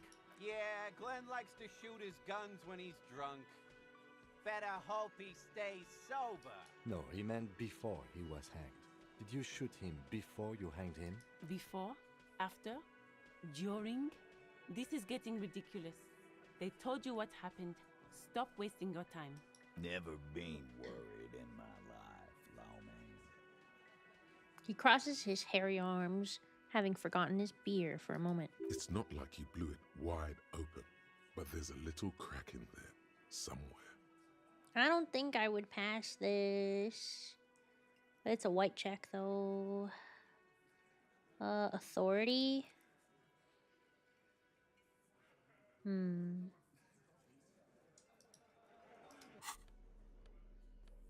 Authority?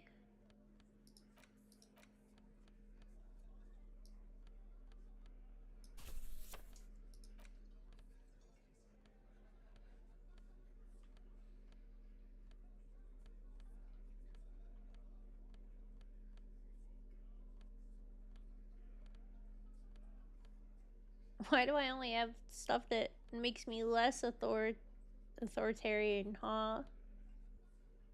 All I have is my stupid clipboard, and it's like, whoa, he means business.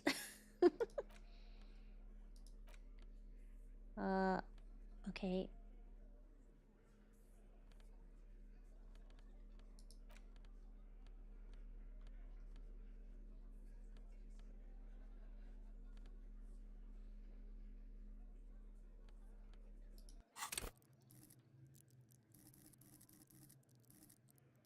This is getting serious. Yes, sir.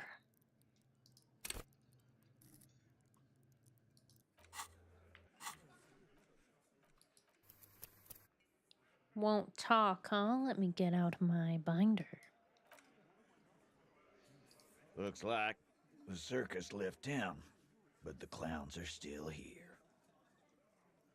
Okay, yeah, you already said that one. Establish authority. Yes.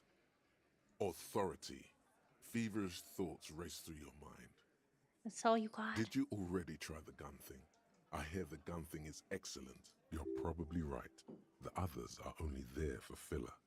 To make the gun thing pop.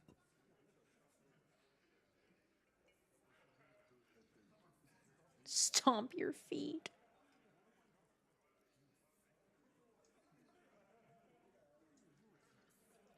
Oh my god, these all suck so bad. Stop shitting your pants. You don't need to know, all right? We took the law. Yeah. Aren't you listening? It's done. Finito.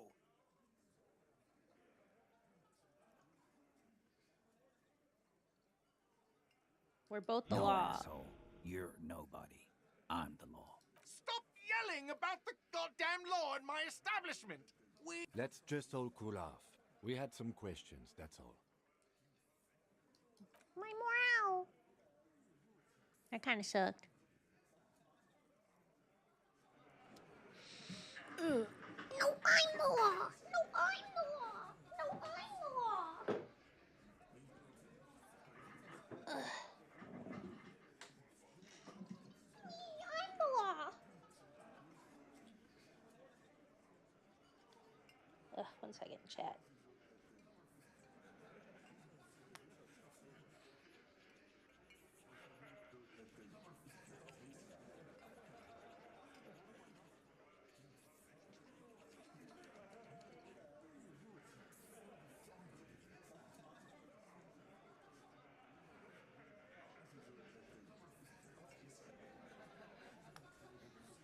I had a jagged nail. It was bothering me that entire cutscene.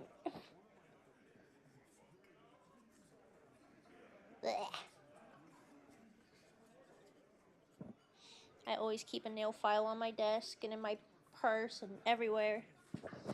Because the worst thing ever is a jagged nail.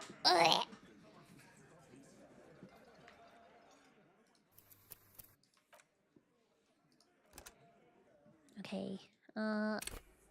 Do I lose authority no matter what? The circus left town, but the clowns are still here.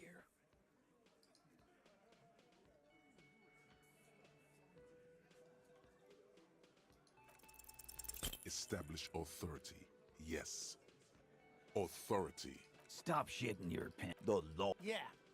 For God's sake! Sounds like something. They're not going to give you anything. Can't you see? I can't have a police interrogation in here. People are trying to eat. I'm gonna tear your stupid hairy head off, guard! Wait, what? Easy, babes. What is this? I can't have a slap fight in my bar. It's embarrassing. We are deep in Far's territory. We need to cool off and re-engage later. Everyone can see you picked some wrong options. Next time you have to come up with better things to say. God, I just think that's so funny. I just wanted to yell at him. That guy Looks sucks like so the bad. circus left town, but the clowns are still here.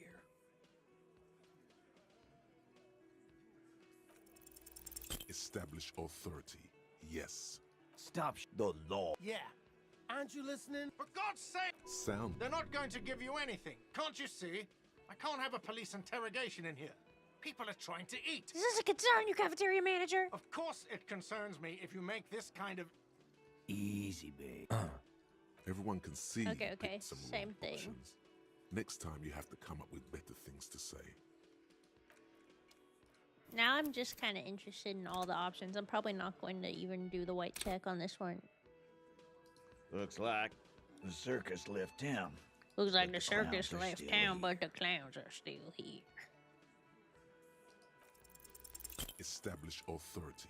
Yes. Authority. feverish thoughts race through your mind. And what exactly is it you've been doing that's so goddamn special? Shitting yourself in front of us. Going around, harassing kids on the street. Kids who've done nothing wrong. Bro, they were throwing rocks at the corpse. All the while talking racist shit. Don't think we aren't watching, fascia. People here trust us. We're getting complaints. I haven't said anything racist. Of course you have. You've been calling people kipped left and right, inciting race violence in my Bruh, town. no, I have not. Connie said they've been trying to set up a race rally, whatever the fuck that means. Trying to get the kips out of Revershaw before the economy goes to shit. There's no race rally. Sure there is. Carly said they're bulk purchasing confetti, ribbons too, and loudspeakers, and fireworks. Carly works at the carnival shop, you see. Get the fuck out of here, you What the racist hell? carny. There'll be no... What happened? We got absolutely wiped. Let's go before it gets... What's going? There is no rally. Come on. Just ask questions. You need to put this race rally garbage in the rearview mirror. It's fucking crazy. They're just like, shut up, racist. And I'm like, I'm not racist. I'm not. Looks like the circus left town. I know I'm just clowns not are going to be able to still pass this. That's why I'm kind of exhausting some of the options. I'm curious. As you look around this room full of sweaty men, swearing, drinking, spitting out tobacco, does this look familiar? Where have I seen this before? You believe the place was called Precinct 41. It was also filled with, almost exclusively, men. Sitting on desks, talking shit and wasting time. You seen Apricot, old Purdue's daughter? Asks Lieutenant McCoy. Replies Torson. The ass on that one. McCoy shakes his head in appreciation. A bit strange the old man named her Apricot. But, I mean, who am I to judge? Wanna hit the kebab joint? I get it, Titus. You guys really are the authority around here. Must be. You're just like real cops drinking beer, sitting around with your dicks in your hands. You've got a problem with beer now. Not quite there yet. Push on. No, I'm drunk on the job too. I don't give a shit, just like you guys. Speak for yourself, buddy. We've been giving a shit for 10 years. Martinez was a dump before we put this outfit together. They don't know, man. They weren't here. We had 3 shootings a week, kids dead, fucking graffito everywhere. You cops haven't shown up since the 30s. Congratulations on the graffiti removal. All I see is you sitting around talking about Monica's titties while there's a rape victim. So what? What do you want from me? We took care of that fuck. He picks the beer back up. Don't let him drink that. One more push. Just don't antagonize him. You have this already. It's not about who did it. It's about the victim. She needs help. Someone's been raped. She needs counseling. We need to talk to her. I asked this before. Why are you hiding the victim?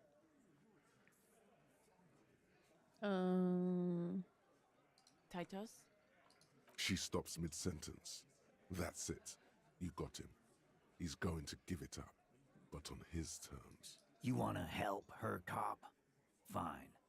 I'm gonna let you help her, but you treat her with respect. If you don't, if you question her, harass her, a freight train of pain, buddy. Titus taps his chin with his fist. What is her name? Lieutenant takes out his notes. Glacia, I'm on due. She's staying here at the Whirling in Rags, a real pretty one. Silvery jumpsuit, blonde. Well, I'm glad I That's didn't fucking on flirt you with her. With an O-U. Shit. The girl upstairs? That can't be her. She knows you drank so hard you forgot you were a cop. Oh, it's her! It's definitely her! It's Miss Oranje, disco dancer! Oh.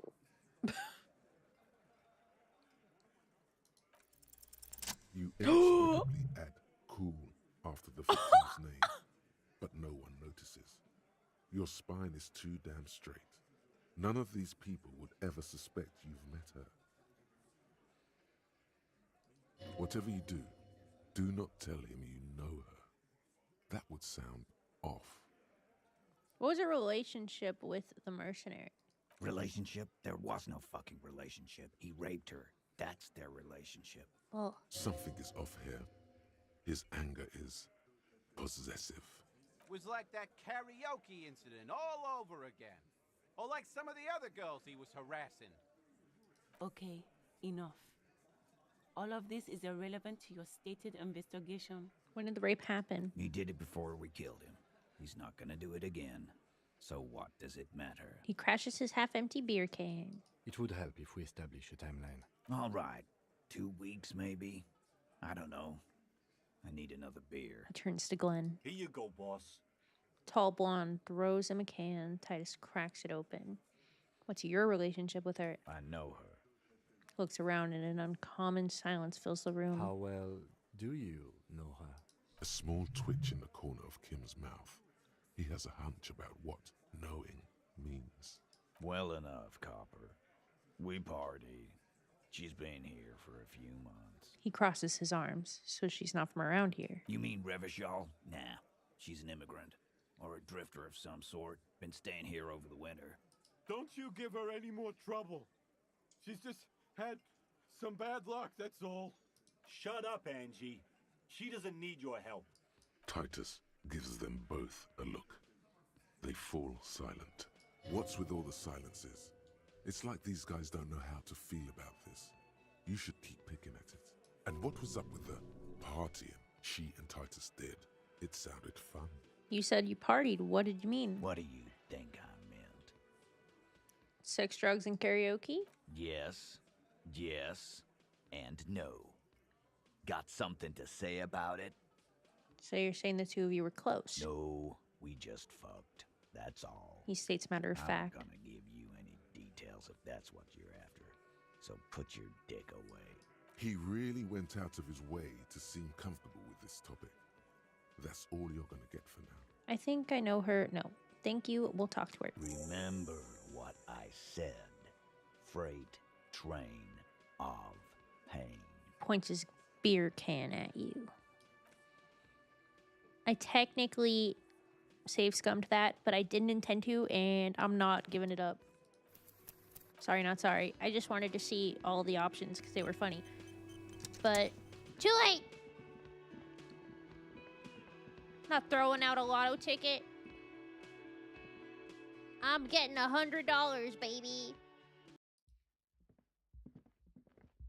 The door is closed. Who is it? A woman's voice answers, muffled by the door. This is the police.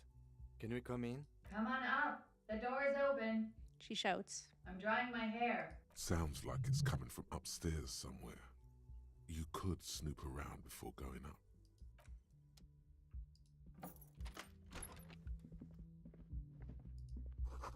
Pile of dirty clothes, a woman's.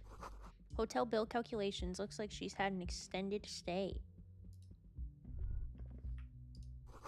Room has a sad all over it. It reminds you of your own.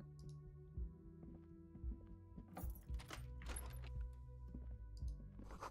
see the yard below. Corpse is no longer there. This medicine cabinet is full of wares. Sheets of pills, haphazardly stacked, one on top of the other. There's also a toothbrush somewhere in there. Look at the toothbrush. It's been used quite a lot. Look at the medications. Pharmaceuticals line the shelves. Sheet upon sheet of pill bottle next to pill bottle. Acetylic acid, APAP, eye drops, blood thinners. It's quite the collection in here. Anything of note? Search bottles. Pill bottles rattle like bones as you search the cabinet. Paracetamol, histoparidol, something in a foreign language you can't read. Behind them, an unusually shaped nasal spray. Its label reads, Necra. Oh, it's probably Narcan.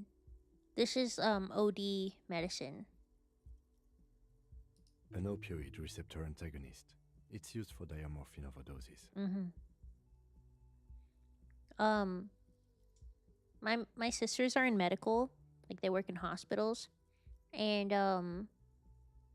they both keep Narcan in their car in case they encounter someone that's overdosing.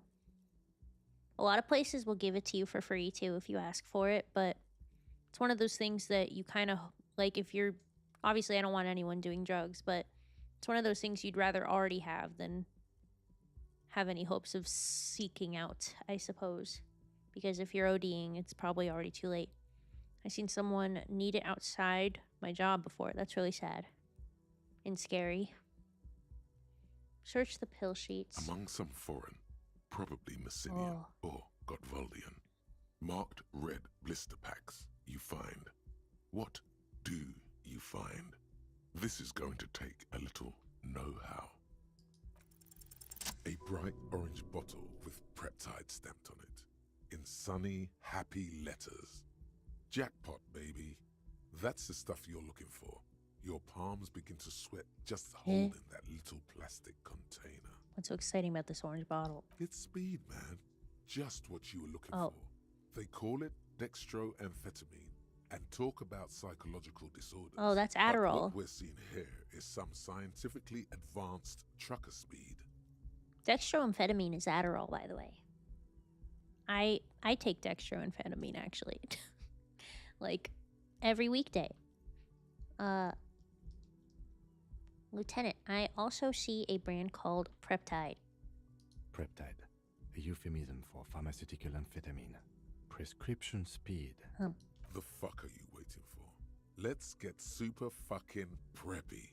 -2, you told Kim about it? I don't think it's a good idea to steal her Adderall. just a thought.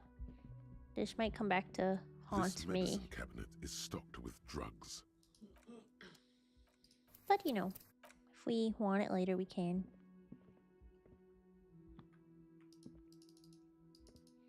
What's interesting is I always talk about how it's not like lethal meth. I don't know enough about drugs to know if it is pharmaceutical speed, because I don't know what speed is, really. So, like, are they saying it's meth? I don't know. Maybe it is pharmaceutical speed. Who am I to say? Feel someone watching you behind the glass. A woman. Bed has been hastily made. This window is pristine on the inside, unlike the one next to it. Light from the desk lamp reflects off the glass in an untarnished golden halo, smooth as ice. There are spots of mud and rain on the outside, even smudges. But the surface of the window is clear from the inside. No chips, no hairline fractures. Following your lead, the lieutenant leans in closer to inspect the surface. This window was recently replaced. Looks like it, yes. He just has glasses. You know which window has not been recently replaced? The one I smashed in my room? Yes, that one. Cold wind is seeping in right now. Just one floor below you. Messing up your concentration here. Stop distracting him! He has work to do! Plus, if I recall, the window has been giving him shit ever since he got here! Looks like it. You know which window has not been recently replaced? Whatever it is. Stop distracting him! Okay.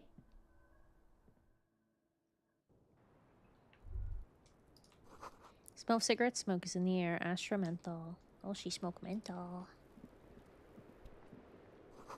Cold coffee in an ashtray that looks like a hedgehog. Look, a handful of dried white wildflowers. Just as you look at the flowers, a gust of wind raises them from the roof, picking them up in the air. I want them. The wind brushes them off the roof. They're gone. Okay, I'm so fucking safe scumming for that shit.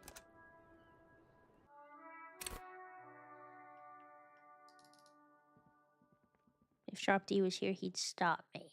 But he's not.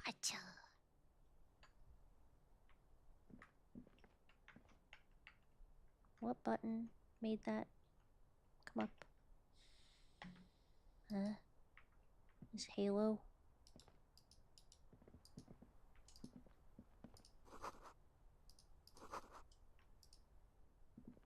Yeah, This safe window, scum. Smooth following your lead. The lieutenant leans in. Looks like it. You know which window is not. Yes. Stop distracting him!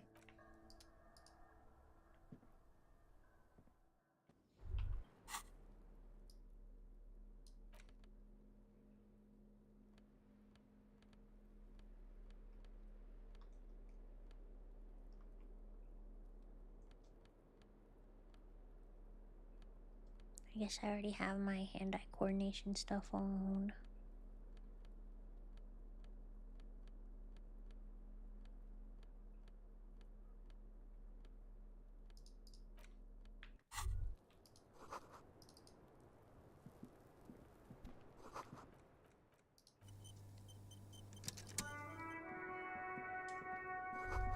Just as you look at the flowers, you catch a single flower between your fingers.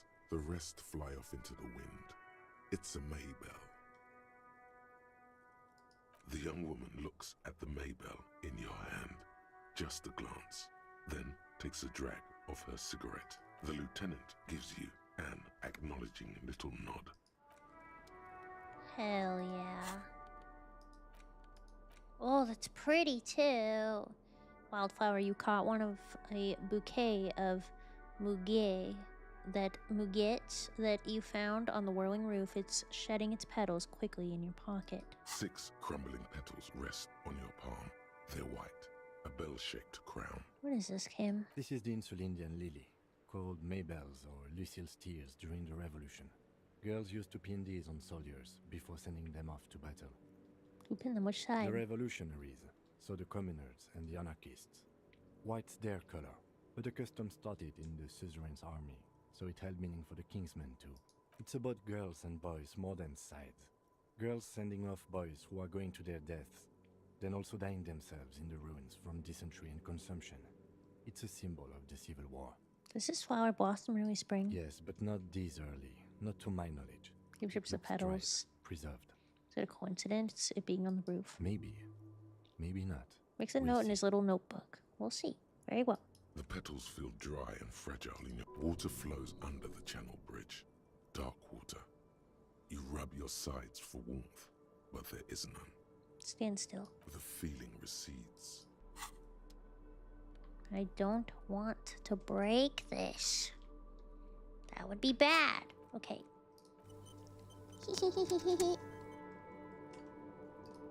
Wait, look.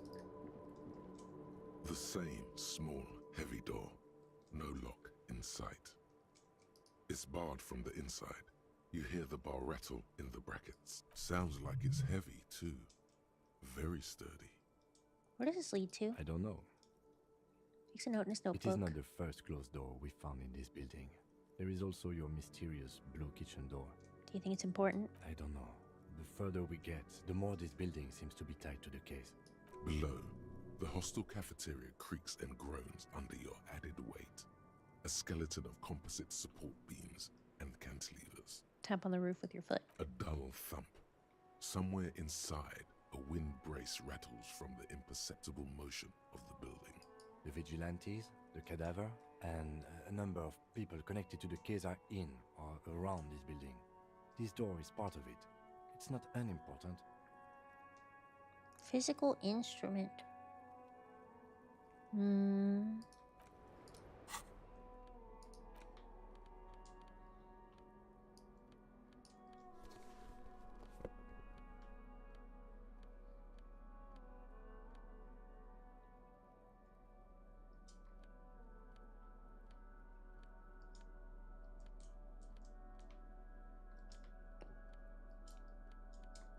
Wear my sick outfit.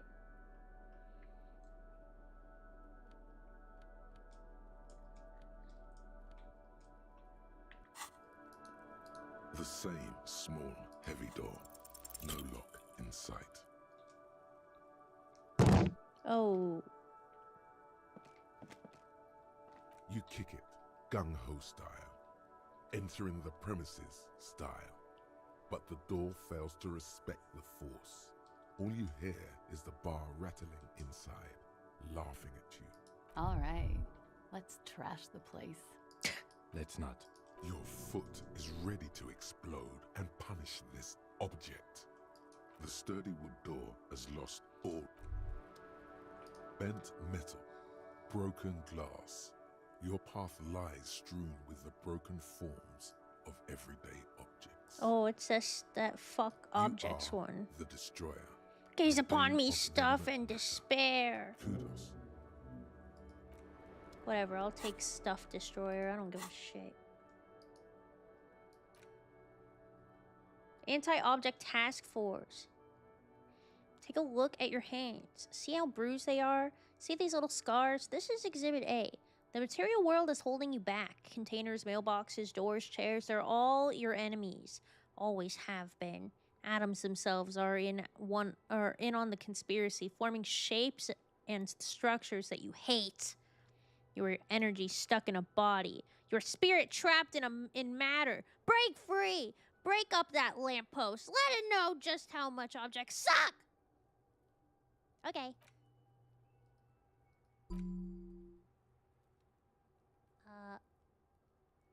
I'll internalize that later.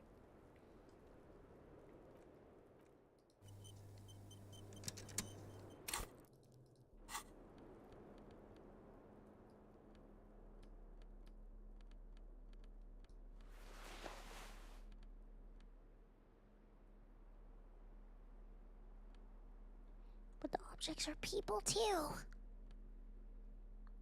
Oh yeah, 100%. But like, I like breaking stuff, so it's kind of complicated.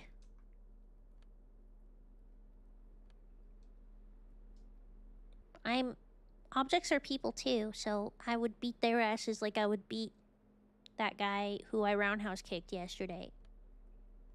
It's only fair.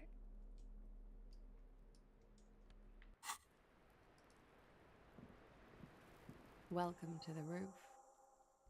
Young woman has a cigarette in one hand and a cup of coffee in the other. Her hair is still slick from the shower. God, she must be freezing. Below her silvery jumpsuit, an athletic young body, built long and lean. Hola.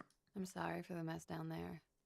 The cleaning lady hasn't come by in days. Man, this sucks. This is I'm the beginning first. to wonder if she ever will. This is the first character where I'm like, God, I want her so bad, but like, you literally cannot hit on a rape victim that you're getting like their testimony from. It's like the one thing you cannot do. Ah! Man, Neo, don't get me anthropomorphizing inanimate objects. He will, and you cannot stop him. Nice view you got here. It's much nicer now. Her eyes wander north toward the yard. Thank you for that, officers. Truly.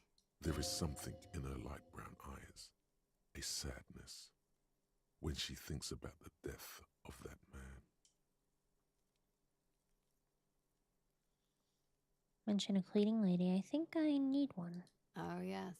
Legends of room number 1 have made their way around the building. They say a portal to hell has opened in there. Disco Infernum. Or it has. Hell, you know not of which you speak. I'm just gonna say it has. They also say it's why the cleaning lady quit. I am Kim Kitsuragi. I am a detective from Precinct 57. I see you've already met my colleague. Have I ever? Have you grown accustomed to your role as a police officer? Once a cop, always a cop. Like riding a cop-a-cycle. Takes a sip of her coffee. Miss, we are investigating the murder of the man down there. He looks The down people at the who put him yard. there have asked us to talk to you. Oh, I see. She takes a pensive drag on her menthol cigarette. Be careful. Ask something else first. When you go there, use words like, I hear you have been through something difficult. What's your name, miss, for the record? Clausier Amondou. And where are you from? Vredefort, Republic of Oranje. What is Oranje? A bad memory, officer. Bad memory of what? Of lilacs and lightning. Parks, glass, duraluminum. Vredefort is a conference city. It's always autumn there. A night. At least it was for me. What's so bad about that? Nothing, if you're no longer there. What do you do, miss? What is your specialization? Actually, I want to ask her how old she is, but she'll be like, you shouldn't do that. I'm 28. Oh, okay. What do you do, miss? What is your specialization? Something stupid. Want to hear what's stupid? Somewhere in a one-room apartment on Boogie Street, a young man shows Patrol Officer Tilbrook his genital warts, asking if they're cancer. Coda's online. Thank you so much for the raid. Welcome in, my friend. Welcome in, welcome in. Hi, everyone. Hello. I'm Bunbun. I don't normally look this freaking cool, but, I don't know. Just something about playing Disco Elysium just brings it out in you, I guess. Oh, thank you for the follow. Thank you. I see you were playing it as well. Are you enjoying it? Did you finish it? Is it your first time? Welcome in, my friend. His partner, Emil Mullins, can't be there. He's in another apartment with another man who's showing him a dead dog under the radiator. It's dead, Mullins says. No, the man replies. I touched him. He's warm.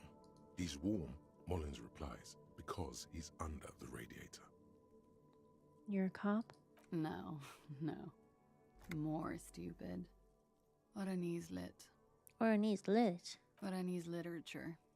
It's what I studied at the university. She raises both eyebrows. What is Oranese literature about? Fear of failure, fear of death, how it sucks to be Oranese. All national literatures are only the Hello, an denomination ad changes. played, but hello. Ah, dang it. Are you back yet? Oh, here, just take my charger. No, I'm fine. Oh, it's for your headphones? Yeah. Thank you, though. Mm-hmm. Are you out of ads yet? I don't know why I gave you an ad. I think just bad timing. I'm sorry. I'm here. Okay, I meant to say, how are you? Welcome in. I see you also are playing Disco Elysium. Did you finish it? How are you liking it? Is it your first time? It's my first time. And I also said I don't normally look this cool. It's just Disco Elysium brings that out in me, I suppose. And thank you very much for raiding in. I appreciate you coming here. I don't know how that ad happened. I think it's just bad timing. Twitch loves to torture me. If that's true, then Revacholian lit would fit you like a glove. I am good, and it was a lot of fun. I'm only in the beginning of it currently. Oh, okay. Me too. I mean, not the very beginning, but I'm on day 3. I don't feel like I have gotten very far, though. First time. Oh, very nice. Very nice, very nice. Make that money. Oh, yes. My, like, 30 cents maximum a day in AdSense. I'm rolling in them coin, brother. Well, I hope that you have a great time and that you had a great time. And please make sure to, get up and stretch, get something to eat and drink, get some sleep if you need to. Get that ass, that after stream self-care, as it were. Do what you gotta do. But I appreciate you raiding in. Orange lit. What do you do with it? Nothing. I do nothing with it. How do you make money then? Money is very important. Show her some money. Cool. It's not very cool, but what can you do? Could we take a look at your passport, please? I'm afraid you can't, officer. Why is that? Because it's buried in a sealed plastic bag at an undisclosed location on the coast, along with cash and airline tickets. Thank you for your candor. Why? They say so in your tourist brochure. Keep travel documents away from your person when west of the river.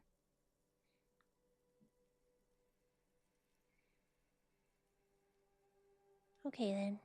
Or how do I know you've told us your real name? If I were to lie to you, I would come up with a more mainstream name than Clausia Mondu. It's a weird name. Okay then. Okie dokie. She pours herself more coffee. Thank you. That's it for the record. The record. So official. Nice room you got here. Yeah. It's pretty deluxe. No one likes to talk about their dirty laundry and their empty bottles. Maybe if you phrase it emotionally. What are you doing here in the whirling rags? I'm wintering. How long have you been staying here? About 4 months. I came in November. Here in the Whirling, here in Martinez, or here in Revachol? whirling? Because it's the funkiest building in Martinez. And because all the other buildings are bombed to hell. Quite the collection of prescription drugs. No. Where does that door lead to? Okay. Thank you. I've put a lot of time and effort into it. She says without a discernible irony. Technically, possession of narcotics is legal in Revachol, but you should still reprimand her. Nah. No, don't listen to the stiff. Be cool. How do you amass such a hoard? With money, sir. It's not exactly the NT-star size caboodle I intend for it to be one day, but it's getting there. Collection includes Nagra, an opioid antagonist. Comes in handy when you've done too many opioids.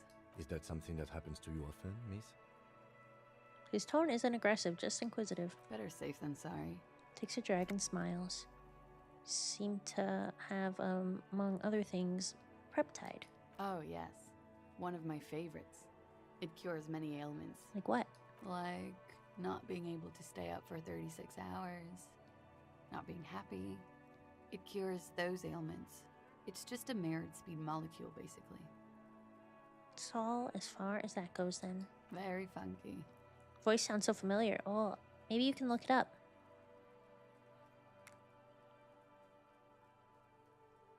Oh, I kind of do want to say this, though. Yeah.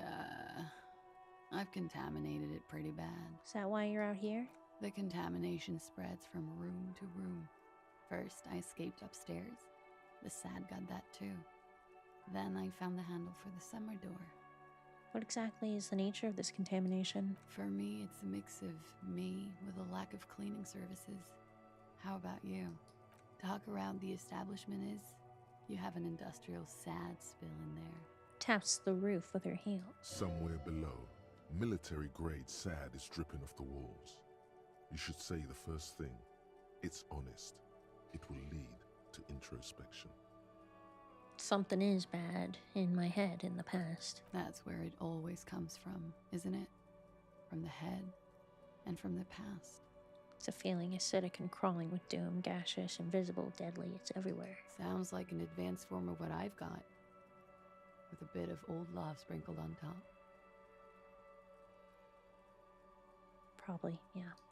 Love is terror.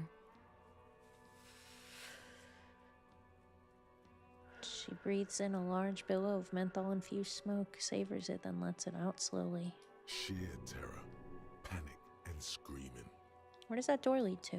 You tell me, officer. I've been trying to open it, in case the contamination gets to the roof and I have to move on. No luck. That window's new. It is. She moves slightly to your left to check her own reflection in it. The lieutenant makes a note in his notebook. He finds the answer unsatisfying. I have other questions for you. Okay. She takes a pensive drag of her cigarette. Watching herself reflected in the bedroom window, tall and sparkling and draped in smoke. I need to talk to you about your room again. No, I don't know that I do. Yeah? Alright. They tell us you've been through something difficult. Something difficult? I've been through at least half a dozen difficult things. Which one do you mean? Were you sexually assaulted, miss? By sexually assaulted, you mean raped? She takes a quick drag, unperturbed. Yes. Yes. It's a bit early in the morning for raped, isn't it? She sounds positively buoyant, vivacious, totally unbothered. Not that early. She looks around. The sun has risen over the sea. People are rushing to work below. It is. It's murderously early. I'm amazed I'm awake. Why am I even awake?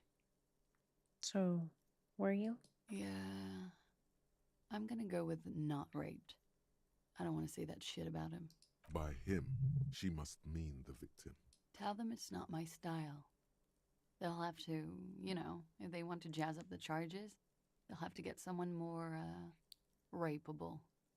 Are you saying that you were asked to tell us you were assaulted? Not explicitly, but I understood what they meant. It wouldn't hurt to spice things up a bit. Some assault and battery. Sexual assault, maybe. It was clear the latter would be spicier. Titus asked you to spice things up for us. Pretty much. She cradles her coffee cup in both hands. Warming them. Are you sure you weren't raped? I'm 89% sure. Does that mean you're 11% not sure? You know how it is. Do you? Do I? Maybe you don't. I guess I don't. There are numerous cigarette burns on those silvery scales. Easy to see now that you're closer. In conclusion, officer, I'm gonna go with a mild to medium not raped here.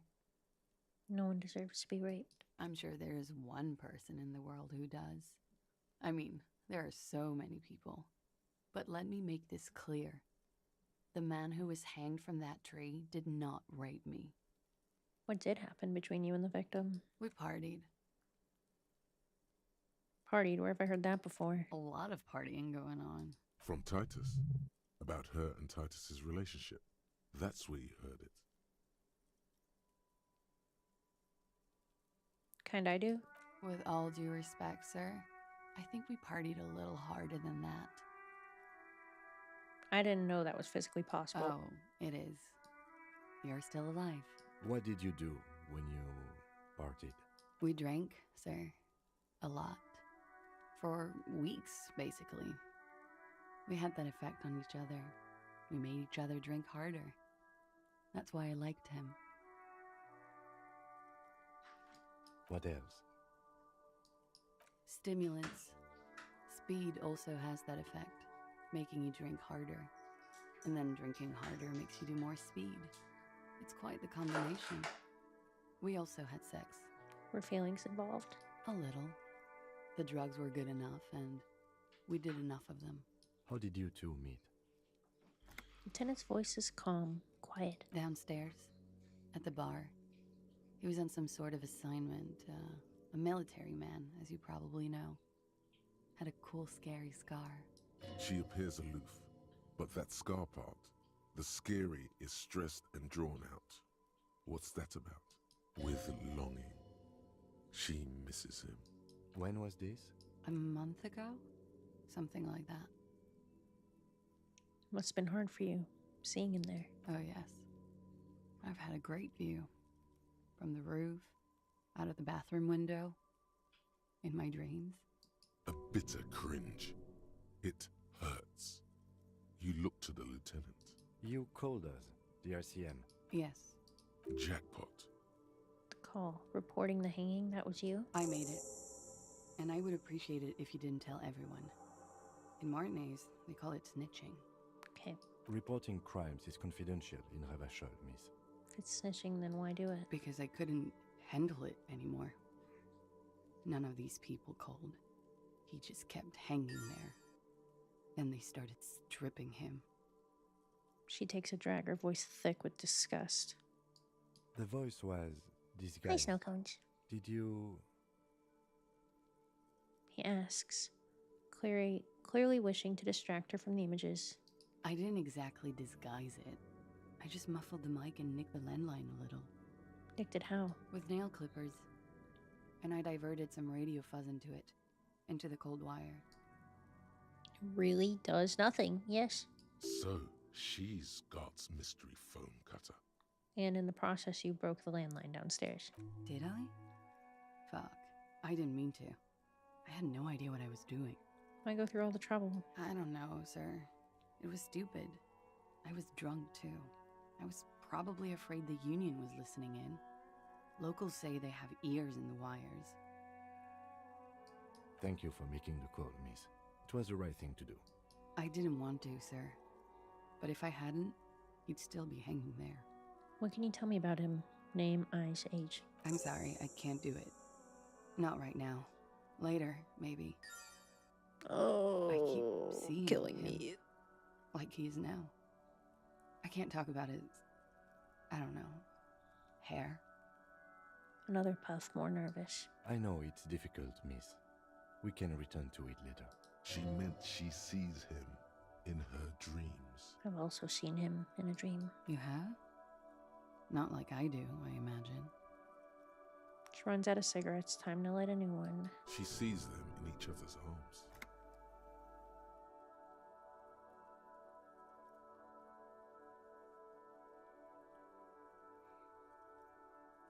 I see him as me. She fishes a cigarette out of her pack and lights it, then looks at you with her lungs full of smoke. I can see the similarity, yes. She breathes out through her nostrils. The air smells of menthol. Funny. The lieutenant says softly. Funny how? Nothing. I also saw him. We had a long inspection and that sort of thing sticks with you. Let's move on. Why did they hang him for, if not rape? He had something to do with the strike. One has been roiling since I got here. Rotten timing. But you probably know all about it. And his role in the strike was what? I think he was in a security detail. He was ex-military, worked for Wild Pines, and against the Union. We didn't discuss work much, if you know what I mean. But I understood it was dangerous. And they lynched him for it? She nods.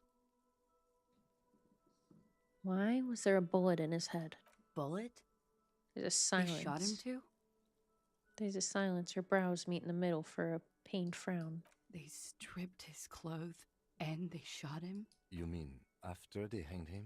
I'm confused. Sorry. So am I. Were you aware that he had also been shot, miss? Things are starting to go a little over my head here. I thought he was hanged. I was not present when they did it. I don't know what happened. I just know what they told me. And Sylvie, the bartender. It's hard to know what to think about that answer. Damn. She's just tired. Don't push her too much.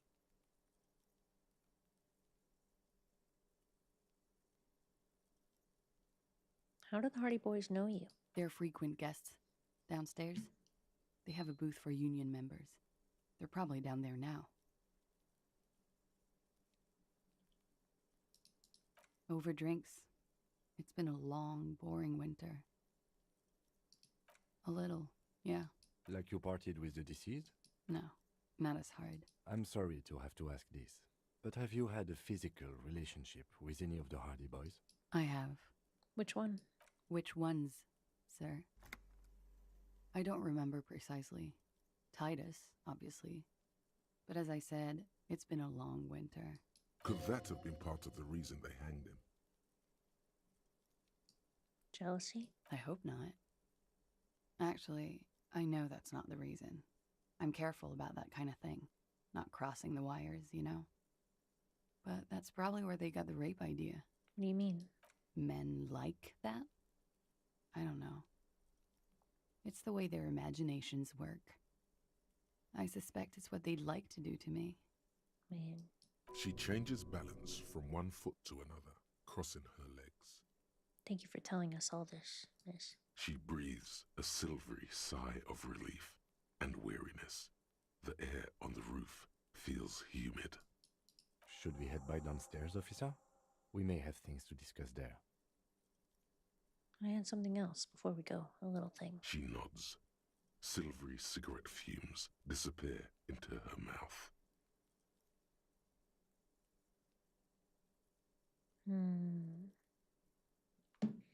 Volition. Did I already? Okay, I do want to look this up.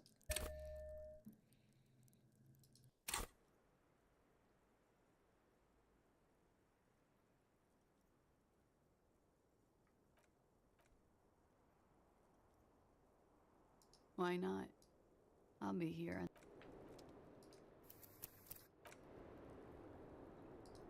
I was just thinking, what a nice day for questions pertaining to a murder investigation. Not my favorite topic, but okay.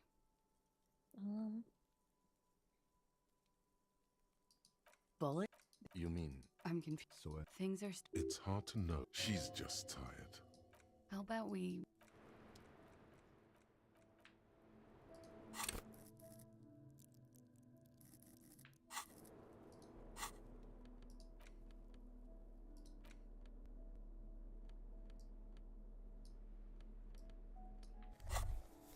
There it is. You pick. Oh, yes! Get a. The lighter's dark, thick, warm smoke gets sucked down into your lungs. Immediately, you feel a warm nostalgia fill your head, body. In the bottom right. I was just thinking, what a nice, not my favorite topic, but okay. But they strip. You mean? I'm confused. So, Things are. This is beginning to get confusing for you too, and we don't like that. Where was she last Sunday night? Where were you when this happened? Cowering. I was cowering downstairs with Sylvie. Okay. How about we, change the subject to something more lighthearted now? Look her in the eye.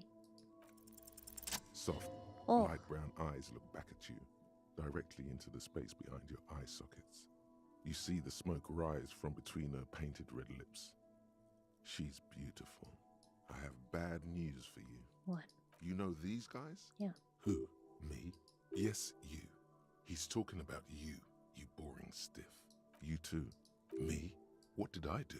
These guys are compromised. She's got them singing along to her tune. The little bleeps and bloops you trust for info, you can't trust them anymore. Oh my god. Believe it. Which one exactly are affected? There's no way of knowing. At the moment, I'm afraid it's best to assume all of them. Fuck. Bullshit, man. I ain't compromised, especially that guy. Mostly that guy. That guy's the most compromised one in here. Uh-oh. No fucking way, man. I just want a drag of that sweet menthol Ziggy. Really? Quick. Tell me what's under her jumpsuit. Glory. Truth. Softness. Protect her.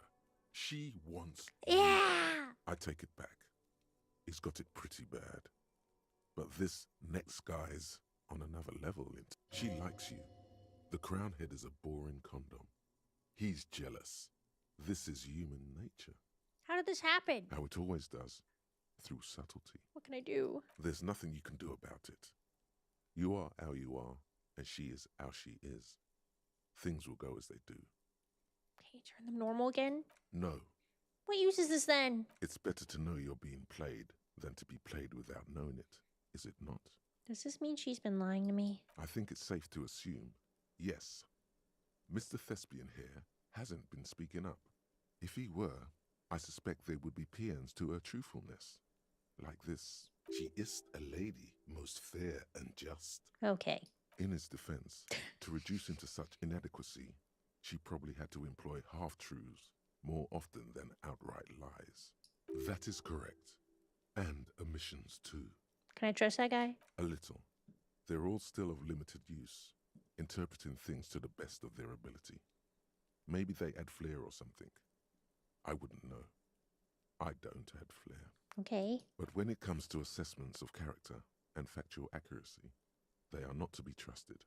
Not with her. Can I trust any of them ever again? Don't be melodramatic. You can trust them.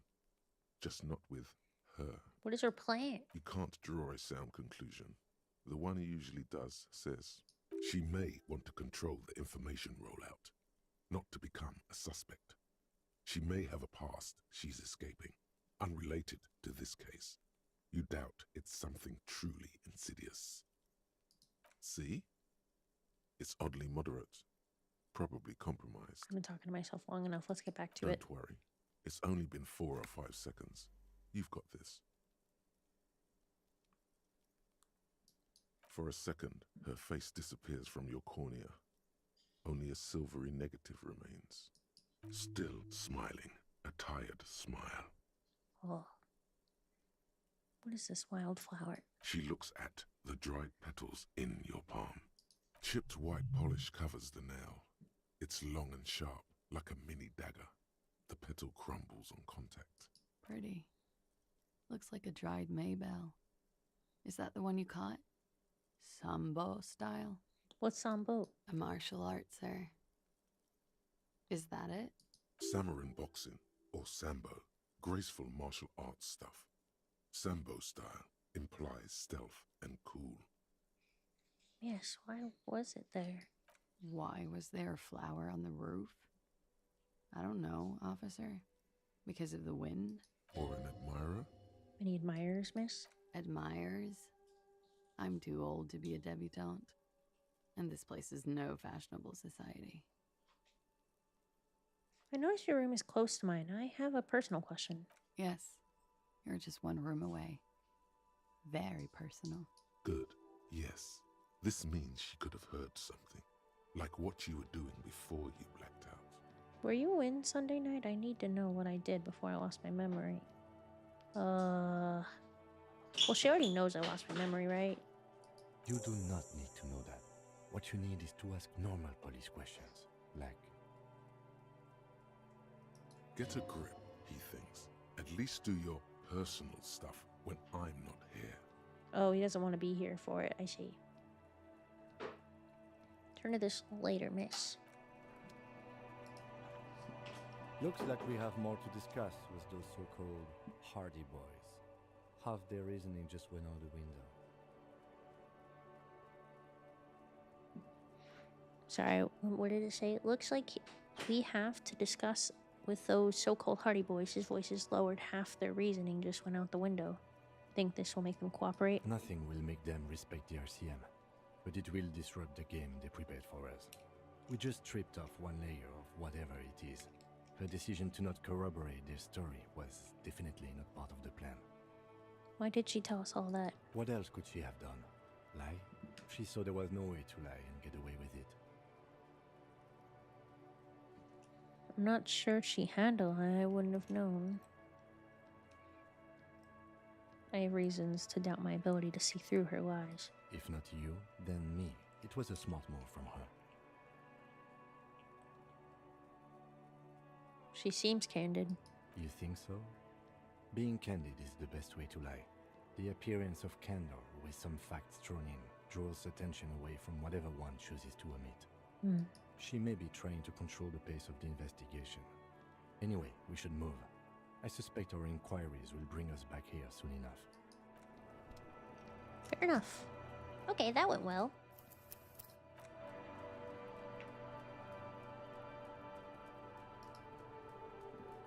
I was just thinking.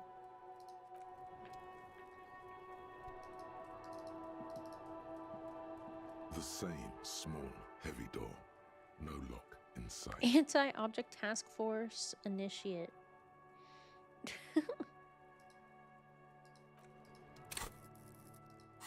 I just saved, so why the hell not? The same small, heavy door. No lock in sight. Shit.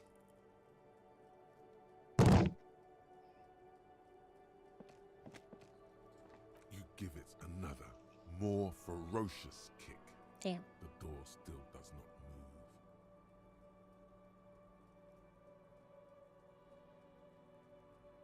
move. I need at least 2 5s. That's pretty high. I don't see how this is below, in the Union box. Was there something behind the window? In the hawthorn branches, brushing against the glass? What? No one knows. It is a fleeting feeling. What the fuck?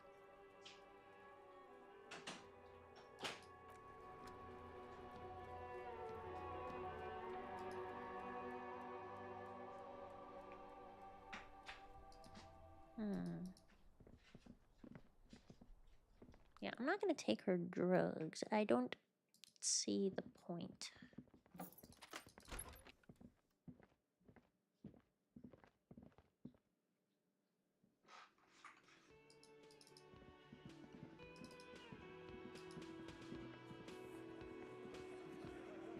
Again, you find yourself looking at that big old Whoa. window. Inland told you. Inland said go downstairs. Perception. I don't think I have anything for perception. I really want stuff for perception.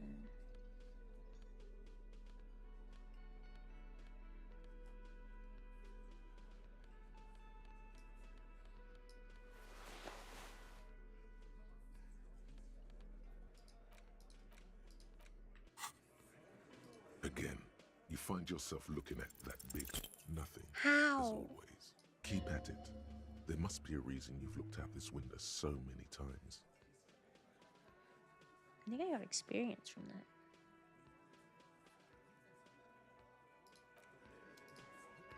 that. Again, you find yourself looking at that big old Put skill window. points in perception. I can't. Damn it. Damn it, Bobby.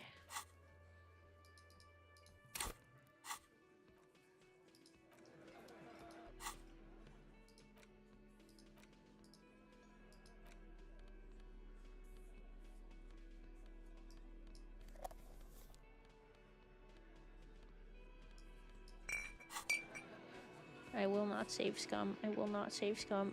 I will not save scum. Just do it later. The clowns are still hanging around. What is it now? Hi.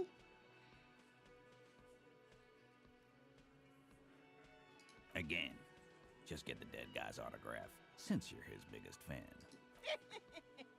Good one, Titus. About fucking time. Let's go over the rape victim again. Again? Yeah, whatever. Katya says she wasn't raped. Or, not Katya, Claude. What? You've hit a nerve. Titus is furious. No, more than that. The loyal Titus feels... For the record, Titus Hardy did not explicitly specify the victim as a whore, nor did he say anything about trusting her. Oh, shut up and stay out of this, Liz. He raped her. He was out of his fucking mind. You have no idea. She's just in denial, asshole. You don't understand the traumatic experience. She's shutting down. And she doesn't fucking trust you. Yeah, she's crazy, you know. A crazy bitch. You know the type. She's fucked up. Cut the bullshit. She told me the truth. Lawman, I'm at the end of my goddamn rope with you. I fucking told you not to push her. His hands become fists. And you went and pushed her. I am gonna fucking... Hit you. Duck. Titus Hardy. Success. Titus backs off. Fists down, everybody. Goddamn, no one tells you to put your fists down. Everett personally sent me to take care of this. Oh. If this goes south, we'll all be in the shit. But you, Titus Hardy, are going to be buried. Am I understood? The room is so quiet you could hear a pin drop. The rest of the cafeteria has gone quiet. Someone has to rush in to break the tension. The second in command. Look, Copper. We know that fuck was a rapist and a killer. We got him confessing to it on tape. Show it to him, T. Turns to What's the Titus, harm, who's right? still breathing heavily. Here, jerkwad. Listen to this shit. And then come back and tell me the soldier of the apocalypse was an innocent man. This is their last play, this tape. Their story is in tatters. A mess. It might be nice to listen to, but at this point, you don't need to. Why should I care about the tape? You lied to me. You don't care about evidence. The fuck are you a cop for? Pigs, T. They don't care about getting the truth. They care about getting convictions. They are fucking keeping a score on their bulletin boards. I won't be on your bulletin board. If you don't listen to the tape, we got nothing to talk about. What's on the tape? What's on it? We call it the door gun a mega mix. You'll know why once you listen to it. Where'd you get this tape? You think we go into this shit deaf and dumb? You RCM aren't the only ones who know how to bug people. There's no university degree for that. So you bugged them. How? We have machines. We're in logistics. How do you think a harbor works? It's advanced stuff. Understood? You've listened in on their communications. How long? Since way before their chief started taking swing lessons. Things got nice and quiet after that. Which one of you is doing this advanced radio work then? It's not advanced. You just hold up in a coop all day, writing down what they say. It gets hot as hell in there. Don't put yourself down, Angus. It's important work. The chief picks his beer back up to offer a silent toast. Yeah, man. You're like a radio genius or something. Those notes are some in-depth stuff. Indexes and shit. Where can I listen to this? I'm sure we can find a tape player. Lieutenant whispers. Where can I listen to this? Why don't you try shoving it up your ass, genius? Yeah, play it with your ass, cocksucker. Wow. I'm sure we can find a tape player. It's not a problem. It's enough for now. I'll get back to the investigation. Don't forget your tape, lawman. Compliments of Titus Hardy. I'll listen to it. You do that. Oh, and keep it. Maybe you'll need a reminder of human ugliness someday. A few more things about the tape before I go listen to it. What about you do that, lawman? Okay. He was gonna beat my ass. What do you think about all this? I've got nothing to say to you. What? Okay. So be it.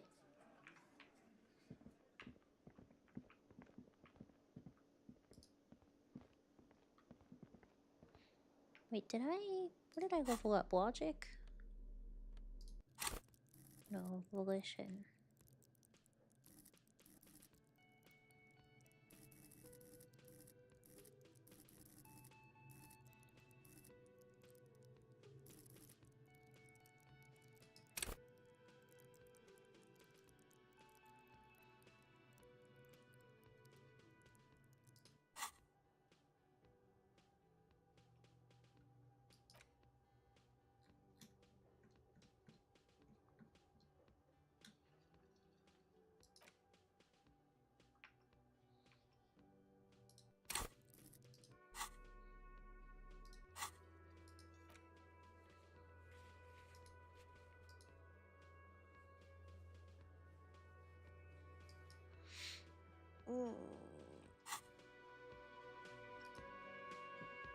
Yes?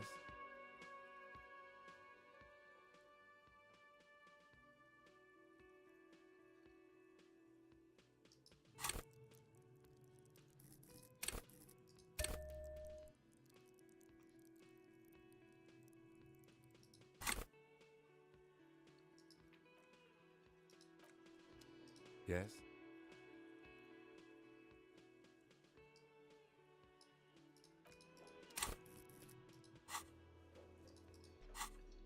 I get why people save scum, man. I really do. It's so tempting.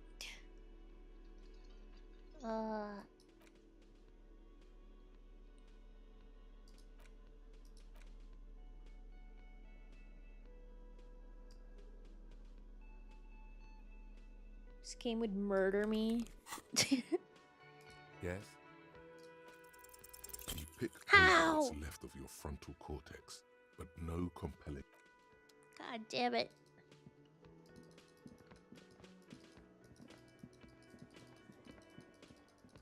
There's room on your hard A drive. thin Pagan man spaghetti. is, as you step in, he nods toward the table. The man puts his cup down and replies something, his left hand drawing arcs in the air. He looks up at shrugging is an international sign for. He smiles. It's almost like music, especially with the sounds of assorted dishes boiling. And the man ponders his cooking utensils and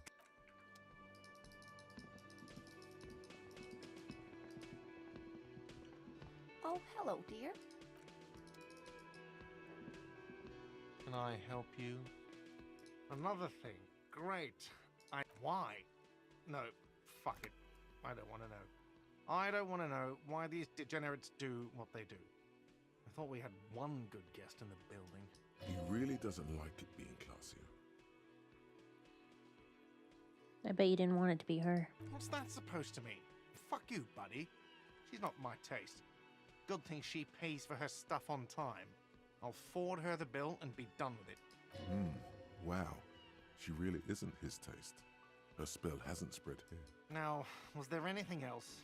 I have like 4,000 coasters to stack. And then I need to wash dishes because it turns out I have to do that too now. I feel like I shouldn't have narked on her about The phone line. Oh well. Yes?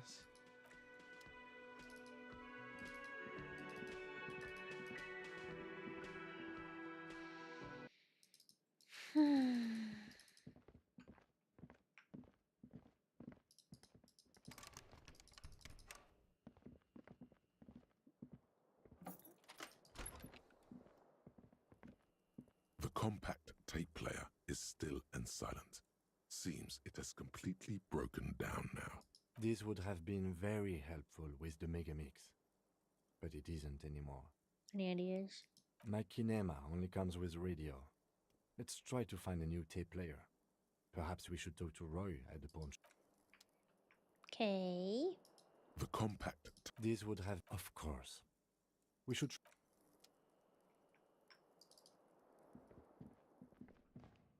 A mirror hangs on the bathroom wall.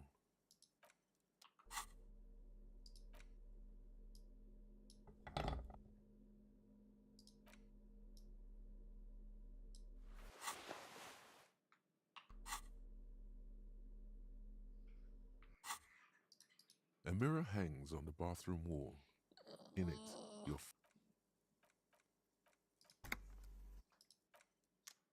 Hello.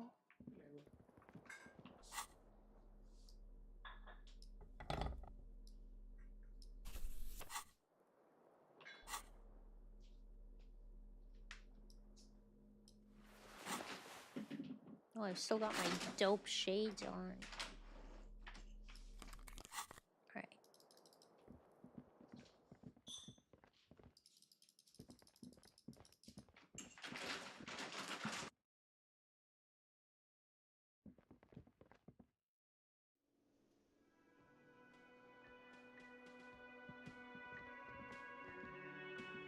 Again? I can't believe this shit. Yes? What is it? Look, something's really bugging me. Or are we not from the same police station? God damn it, you leave her alone. Keep your weird bullshit to yourself and be professional for what? Can I actually help you with something? She looks at you apologetically. Yes, of course. Preposterous. I mean, you would remember if they were. Are you with him? Of course I'm with him. Why do you ask? Seems like a cool guy. Well, he's not. He's a sack of shit barely kept together by crazy glue. But at least he tries, unlike you. Please, let's not turn this into another exchange, okay? Kate, I'm sorry. I'll never ask anything ever again, ever in my life.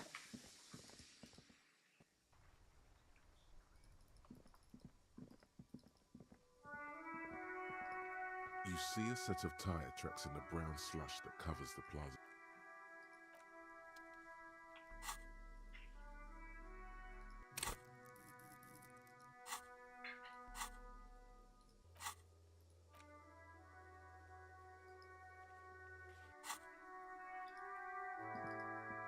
Yes? No response. A moment passes. What do you want to know? No. The deceased is a security. There was. Cut this boring stuff. Good point. The weary tone is the short. That's commendable. It can still. He's basically challenging you to. No. It's not a particularly mysterious case. The deceased is a security guard for a corporation involved in a labor dispute. It doesn't take a DeLorean polymath to put the pieces. There was. Cut this boring stuff off immediately. Excellent. Was there anything else? Good. Me? I don't see how my life is pertinent to the investigation. That's a fair point. That's correct. That makes him a Beano-clad, completely uncut material, if you say so yourself. Are they? They are mostly just cumbersome. That's because I'm half Seolite, or quarter. My father's father was from Seoul, so was my... It's a part of the world, officer.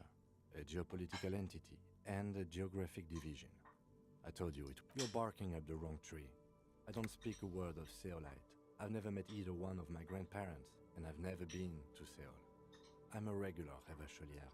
He's glad to have shut down your question. No.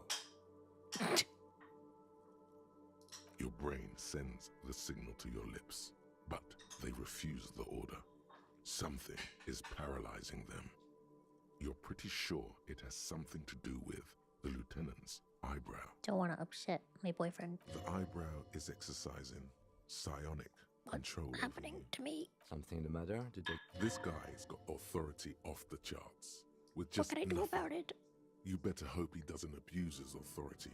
If the lieutenant were an evil man, who knows what's... Fortunately, he is a committed officer of the ASK. The lieutenant relaxes his eyebrow, and you seem to regain control of yourself. Do you ever talk with yourself? What do you mean? You know, when you're thinking, do you ever have conversations with, like, your brain? I have no idea what you're talking about. The lieutenant's conceptualization skills must be rather rudimentary. The lieutenant is a police officer of the old school. His concerns are material and extrinsic. But this isn't an old school case.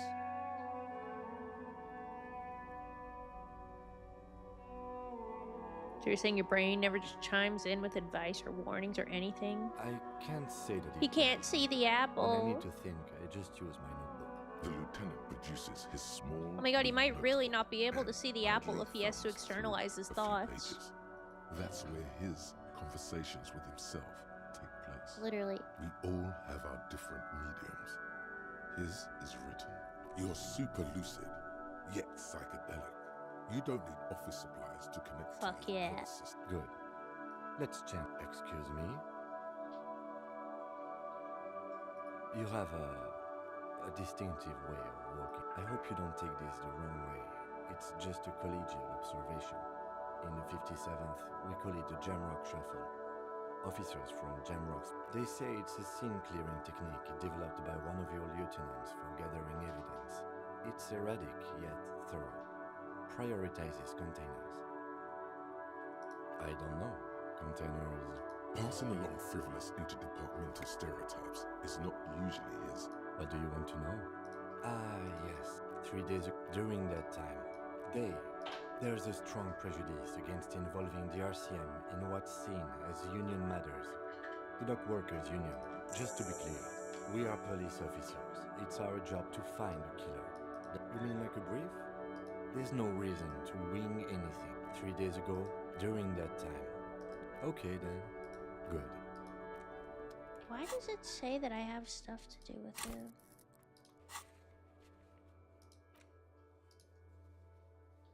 What the fuck is this for? Volition check. What?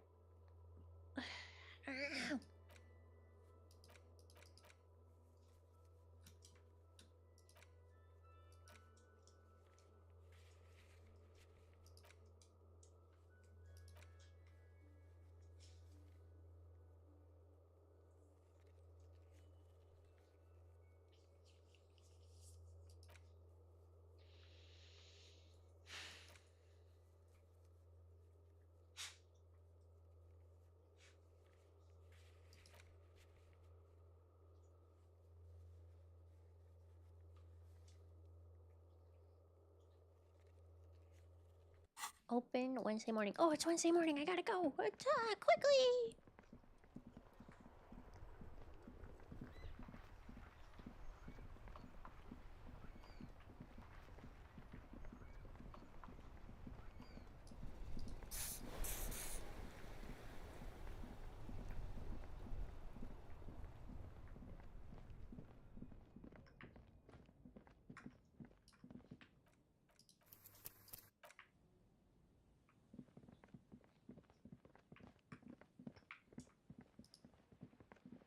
A rusting control panel with loose wire. You grab the handle and pull the lever up. As soon as the metal connects against the contact pins, you hear a loud clunk. Then the water lock starts moving.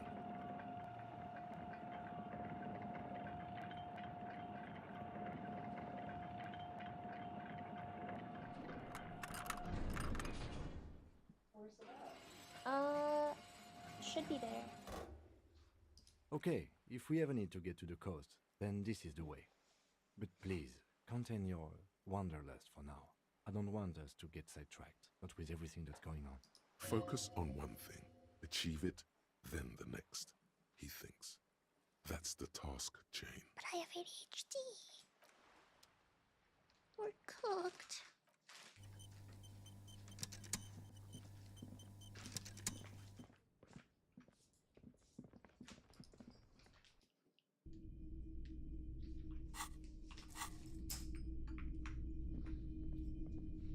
No. Guys, we're so cooked. Hello, hello. Let me know if I can help you with anything. Yeah, we still have those boom boxes on the shelves.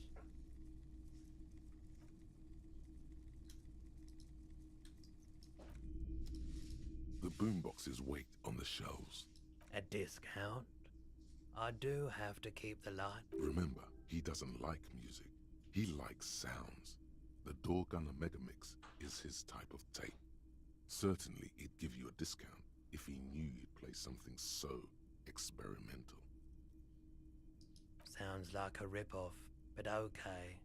I can make it 10, but no lower. Okay.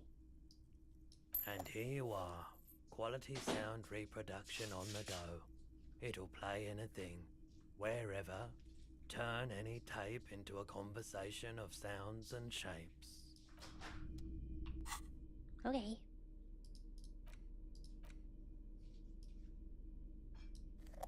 Oh, hell yeah.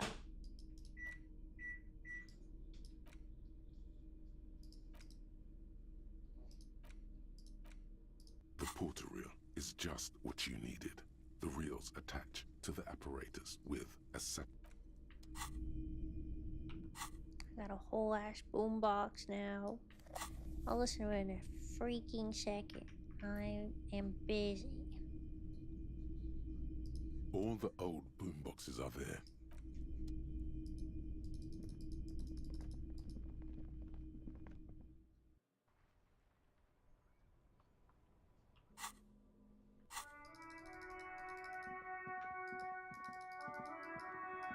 Microwave made me hungry. Luckily, I have cheese, tomato, toasty coming. Oh, some cheese, tomato, toasty. Sounds divine. The shine on these sunglasses lasts a lifetime, officer. 100%.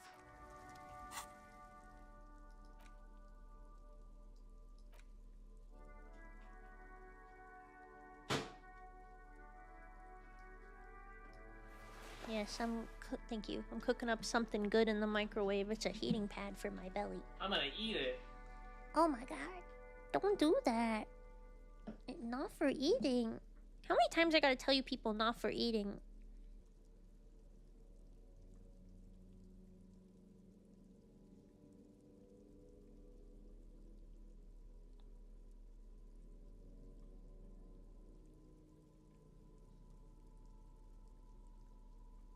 Wheat. Not for eating.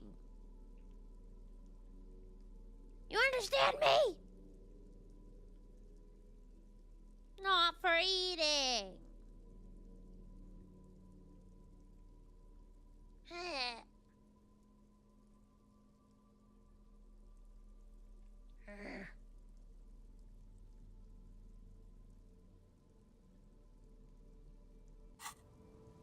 The shine on these sunglasses lasts a lifetime. No luck. All you find is this lime cut. Oh, that I'm never gonna fucking get that shit. The shine on these sunglasses lasts. You try to eat her, you instantly get sent to hell. He's right.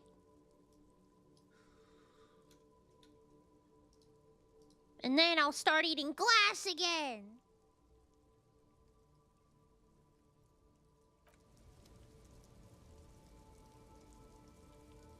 The shine on these sunglasses lasts a lifetime, officer. 100% guaranteed. Dear God. Yeah.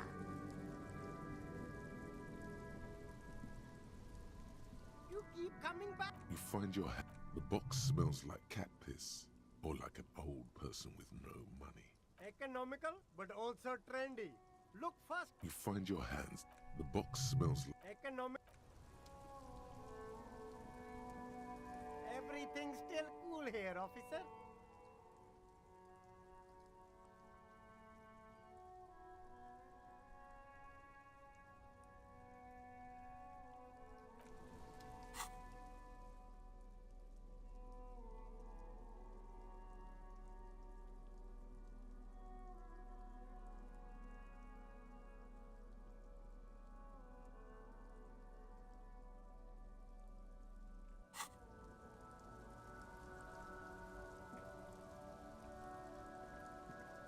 The shine on these sunglasses lasts a lifetime, officer.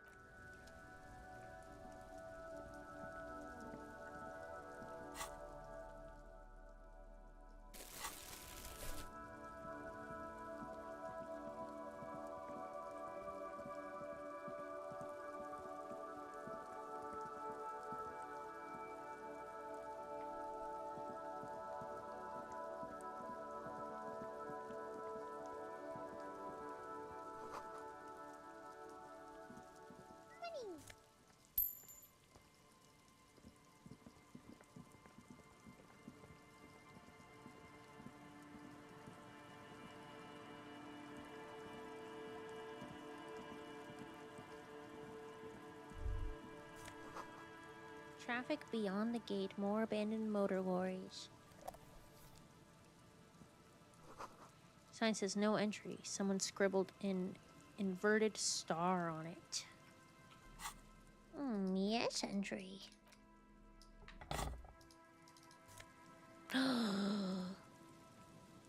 Empathy glasses. Holy shit. Dude, the clothes in this game are unreal. Feel the streets. -1 logic. Leave reason behind. For taking your Harmel Real Supersonic out for a ride on the streets of Jamrock where your heart is buried. Damn, that's cool. Oh, fuck yeah, dude. Dude, logic to the freaking wind.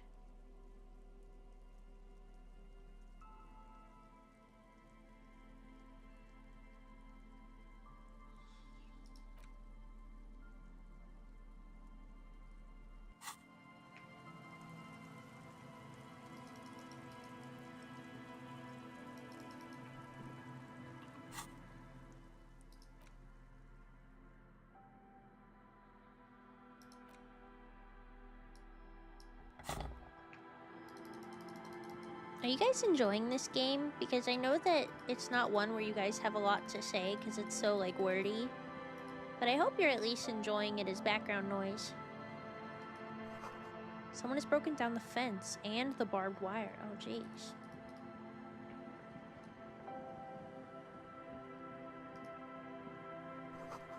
Breaker box to the power radio pylon above you. Maybe there's something inside. Money! I always enjoy listening to your streams. Aw, thank you, Marshall. And thank you for, wishing my Peachy a happy birthday. All of you, thank you. But I just appreciate you guys. It really is her birthday, you know.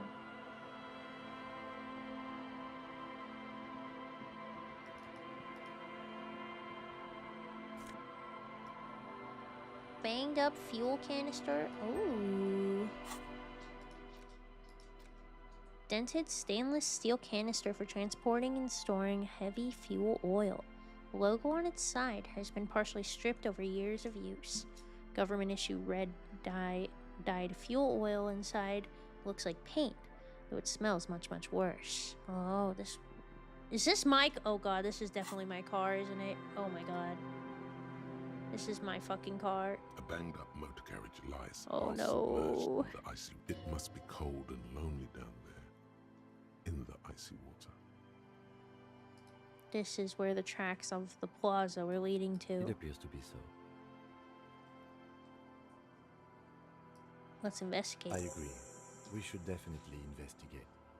His eyes never leave the sunken vehicle. You get a sudden sinking feeling. Stomach acid comes up as you look at the motor carriage in the deep, dark, cold water. Why the doom and gloom? It's just a sunken motor carriage. Some motor carriages are bound to end up in the sea. Run your hand over the cold metal. The motor carriage is properly stuck in the ice. Getting it out would require a team of specialists. What is the make of this MC? Can I see the logo? The logo is too deep in the murky water. You can't make it out, but you do see a monkfish float by. How long has it been here? The ice hasn't closed around the vehicle yet. My guess is it's been here since last Saturday or Sunday. Well, looks like Jacob W's journey has to come to an abrupt end here. What does that mean? Your mocking tone finds no response, but the motion of the waves. Did you say something, Lieutenant? I did not. But I'd say it has been here since last Saturday or Sunday. Your mocking tone finds no response, but the motion of the waves. Yet another case of engine displacement triumphing over driver's IQ. Yes. Clearly, this is a triumph. I'd say the vehicle. What should we do? Great idea. Then we can get the things inside. The joyrider must have left something good inside. Guns, papers, maybe a cool jacket. Oh my God. Joyrider jacket. A joyrider jacket. You feel a strange connection to this joyrider. Maybe he's from some kind of joyriders district and likes blue and white racing livery, like a cop would. Come on, man. How long will it take for the low tide to come in? I don't know. An hour or two, tops? Sit on the swing and wait for the tide to recede.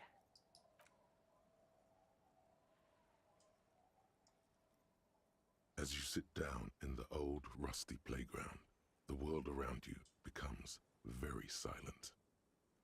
The hinges creak under your weight, dangerously so. Nothing but the sound of seagulls high above in the sky, echoing like distant laughter. Ice cracks around the blue motor carriage in the sea. Spit flies from your mouth to your moustache, your chest, the ground. No sound, though. It was close. Raining heavily here, Chief. Mind keeping it down a bit? The lieutenant must think it's rather funny. He smiles and quickly turns away. Keep blowing. That's right. Just keep at it. It will come to you. With his lips puckered, the lieutenant lets out a beautiful, melodic trill that puts even the insulindic thrush to shame. Damn. You hear the sound echo on the large body of water. Clouds race across the spring sky, and suddenly you just feel better about everything. He really went.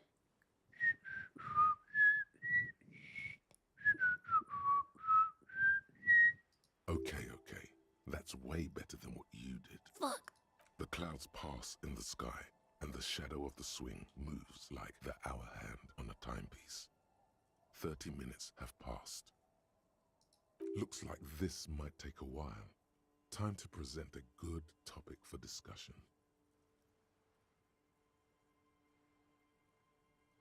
Would you rather sit on an anthill for an hour or stand in a river of leeches? Well, historically, leeches have been used to prevent and even cure many ailments.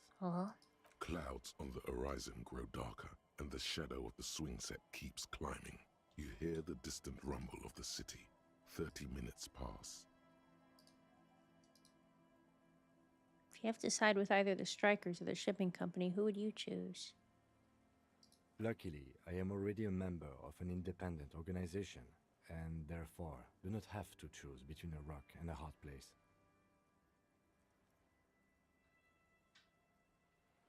You're saying you're siding with the Union. Your voice echoes on the water, strange and out of place in the environment. 30 more minutes pass. Can you make out the mark now? Detective, I've been able to make out the mark ever since we arrived. I find it odd that you haven't. It's a Capri, Model 40. His eyes turn to It you. is a simple and rugged machine, favored by working men, government offices, Firefighters, animal control people, you know, those kinds of people. Is that a number on the side? Yes, 41. What do you think it stands for? Does he know something about the driver of this vehicle?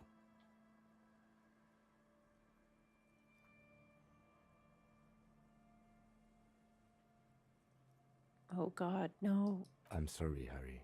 I'm so sorry. 41. Precinct 41. A massive pit opens up in your How stomach, did he not and the most understand for terrible 2 feeling fucking hours? Oh God, Harry. Oh God, Harry. What did you do? Bro, come on, man. No. Just nope. Say no to this, Harry. I drove my... No, no. Yes, your car is in the sea. Face it, so we can start dealing with this. Oh my God, it's mine. I drove my car into the sea. I'm afraid so, yes. It looks like you drove your police motor carriage into the sea after you jumped across a canal. Maybe I was in pursuit of someone? Of whom? I don't think so. If anything, you were probably drunk. Probably. Try definitely. How do we get it out? Detective, we don't. A rescue operation really isn't viable at this point. So it's gonna be there like that? I'm afraid it will have to be there like that for many years. Look at it. Parts of it might be salvageable, but overall, this machine is a write-off. I can still fix it. That is very unlikely. All the electrics are toast. That goes for the electromagnetic steering and brake systems as well. You'd be lucky to find one undamaged component in there. In a few months, there will be nothing but rust left of this vehicle. It'll be cheaper to buy a new one. Well, not cheaper. This motor carriage costs 40,000 real. But in the long run, it still makes more sense to buy a new machine than try to refurbish this. I couldn't even pay a hostel bill. Let's face it, this is a substantial loss to your district's budget. I mean, my station only has 4 other vehicles in addition to the Kinema. He's avoiding your case now. This was 20% of the station's vehicular budget. Oh. They're not gonna take me back after this, are they? People are more valuable than machines. Training a police officer is even more costly. He's trying to cheer you up now. People, yes, but not you. The badge, the gun, and now this. The lieutenant adjusts his glasses and doesn't say anything. There is also a 4th thing you've lost. A 4th thing? More precious than the gun, the badge, and the motor carriage combined. Lost forever into the deepest of seas. Well, at least I can see what's in there now.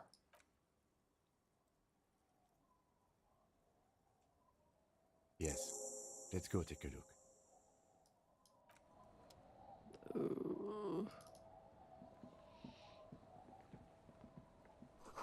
Footprints in the snow, they lead away from the accident. Oh.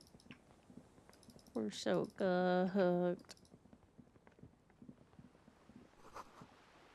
A bottle drained of all its booze is frozen in the ice. Surely I can collect it, right? Right? Oh.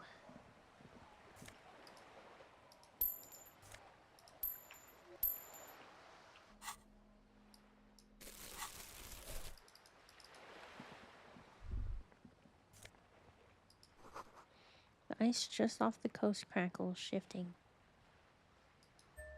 Badge. And RCM commander's jacket.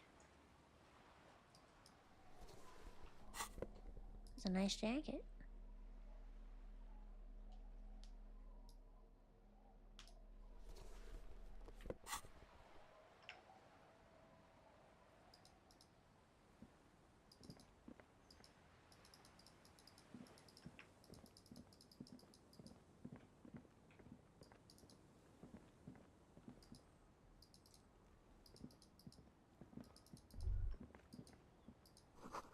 Seems the walker was either very confused or drunk out of his mind.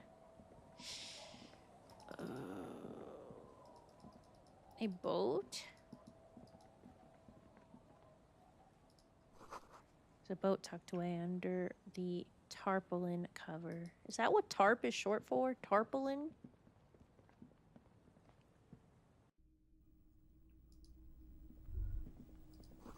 Cold breeze is enough to make the wall planks creak. I'd never heard that before. You see a dark red chair in the dim light of the room. A bow. Drama? Oh my god. Oh my god, that is dramatic, isn't it? Damn.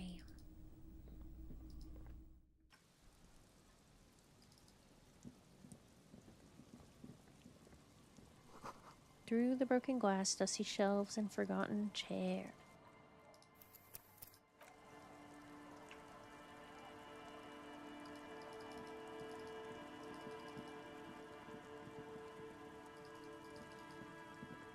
Dude, yes? How you doing?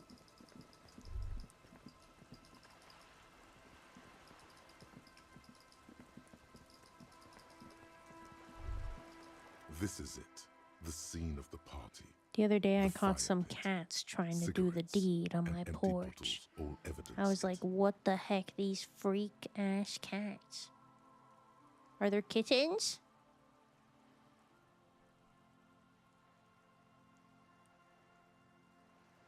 Are you a poppy?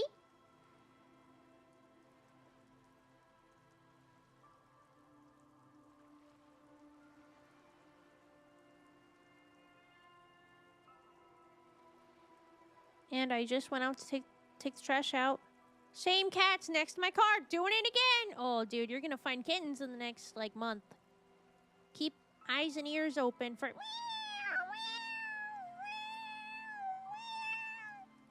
Or a really fat-ass cat.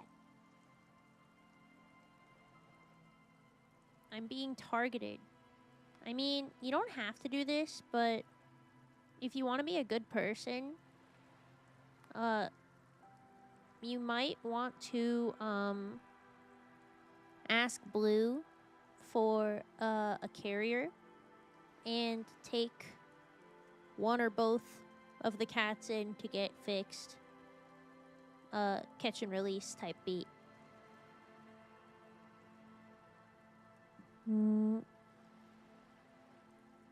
It's the right thing to do, but it's also not your obligation.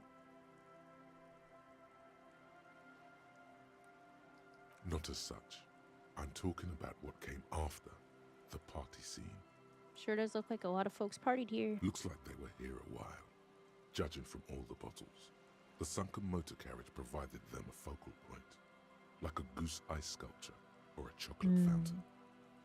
I don't get how people can let their cat out freely. Can't just be letting it run around freaking it everywhere. I mean, if you don't want to, like, get into drama with your next door neighbor, you can take the other cat and get it fixed. De-sex it. That's what I meant by fix, I think. Like, you either spay or neuter it. I've never heard de-sex. That, I'm guessing that's like a not American term. Looks like we had a couple of partygoers here. Looks like it. Looks like they had a great time. Hey, let's keep moving, detective. Somehow, he doesn't want to dwell on it. Okay. We call it de-sexing. We call it getting them fixed. Honestly, just gonna leave a note on her door like, hey, your cat is having sex. Give it the birds and the bees talk. I can't tell if you're joking because I genuinely think you should communicate this to the owner if you're not going to get the other cat fixed, but also, I don't know. I never know what to do because I obviously have my own opinions about these things and, like, what I think people should do, but I'm not your mom. I can't tell you what to do with your life. Wooden planks of the bench do not look overly comforting. You don't think the other one's a stray? We Tenant can sit on looks benches down the after street. we've solved the murder. It has a jingle jingle in its walk. Yeah, that's the balls. You can revisit the bench if you ever need to pass the time when Lieutenant Kitsuragi is gone.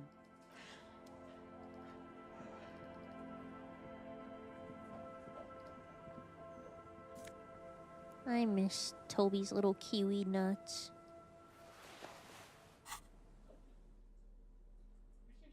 Kingdom of Consciousness, Moralist Pants. You forgot to fetch it. Where's your toy?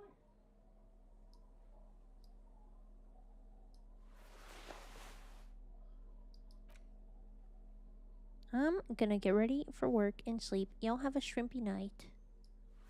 Have fun straight shrimping it.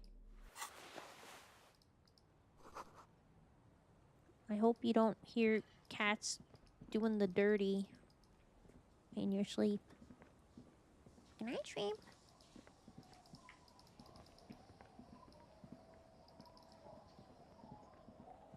I imagine if you taught a cat about the birds and the bees, they'd be like, I like birds. I like bees. I like to eat and pounce birds and bees.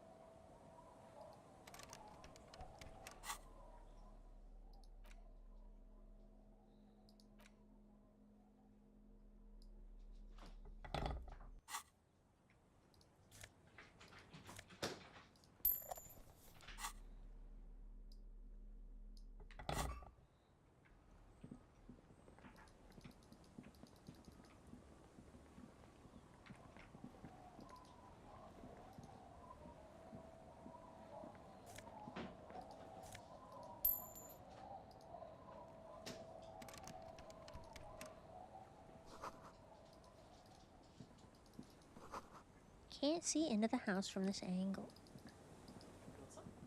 Oh, no thank you. What are these doing in the fish? Boots? Oh my god. What? Huh? Franco-Nigerian cavalry boots. Good old calf-length cavalry boots.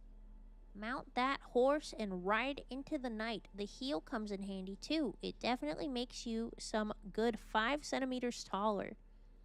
But could it be that it also is making you sharper, more perceptive to your surroundings now that you've gained a new perspective? My god, I've been wanting a new perception item. Eee. My god, he looks kind of dapper in them too. A police badge on which you see the photo of a man. You. Some seaweed is stuck to the back. I found my badge. At least something good came out of all this. Study the badge. Encased between 2 durable plastic sheets is a bluish card with lines of information and a watermark in the shape of the street grid of Revachol West. You see a photo, a name, a rank, a document number, the date of issue, and in the lower right corner, your precinct. Look at the photo. The man keeps winking at you with his green-gray eyes. I would wink, but I can't wink with this model or any model. But the badge is new. You used an old photo for a new badge. Good choice. A newer photo would look different. 8, maybe 10 years. Oof. The guy in the picture is rather good looking.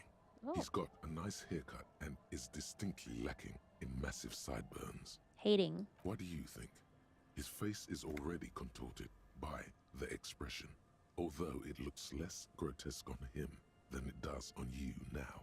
It looks better on him because he isn't in as much pain while producing it as you are now. Although there's already a hint of that pain, certainly. Mm-hmm. Don't be fooled. The bad times have already begun. Wake up the past and tell it to stay away. The bad times are here to stay. The badge in your hand shines as you rotate it, catching light. You see lines of information on it, and a shining watermark. Harrier the boy. Harrier? That's long for Harry. So you are Harry. Evrard was half right. Probably not a lot of people know your full name. Whoever told him you're Harry Dubois didn't. What kind of name is Harrier? It's a wartime name. Revolutionary. The kind mothers give their sons during troubled times. Like Undying or Boxer or Ironhide. A name like armor. But I don't want it to be Harrier Dubois. Why? It's a cool name. I like it. Besides, you're Harry anyway. No one's ever called Harrier. He's not going to call you Harrier. He'll keep calling you officer when he's angry with you, and detective when he's not. The badge in your hands shines as you rotate it, catching light. You see lines of information.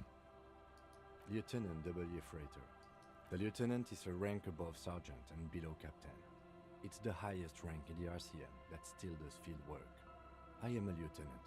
The title of Freighter is added to your rank when you decline a promotion to a higher rank. In your case, captain. You have declined twice, thus you're W. Freighter. Declined? There are many reasons one would do this. The rank above you in your precinct's decomptage might be taken, or sometimes promoted officers do not want to replace their superiors, out of respect. And sometimes they just prefer the type of police work available to their current rank. In your case, lieutenant. Heavy-duty case-solving machine.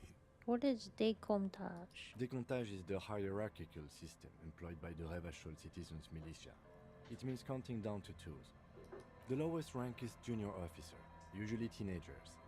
Then there are the patrol officers, then sergeants, lieutenants, then a captain. That's basically it, except for a few kinks. Kinks like satellite officers and the additional freighter rank I already explained. The long and short of it is, you're his superior. Satellite officers? You are given the title of satellite officer if your partner is quickly promoted through the ranks and you rise with him. You don't seem to be a satellite.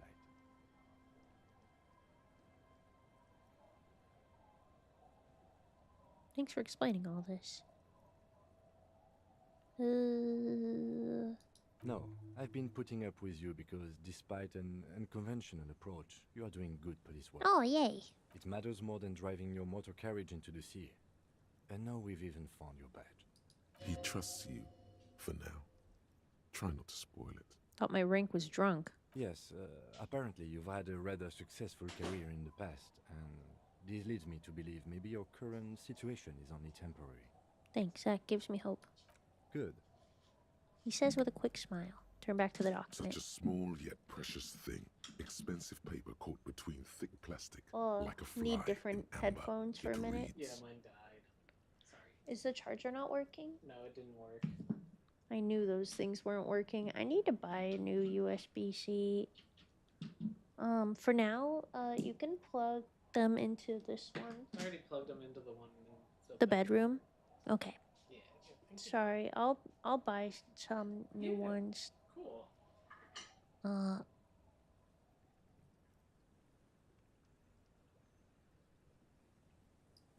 That's just the serial number. Revachol, Jamrock, Precinct 41, with some numbers thrown in there for good measure. 4 months ago. I'm guessing that's when you were promoted to the rank of Lieutenant W. Freighter. A new badge usually comes with a new rank. You seem to have been doing well then.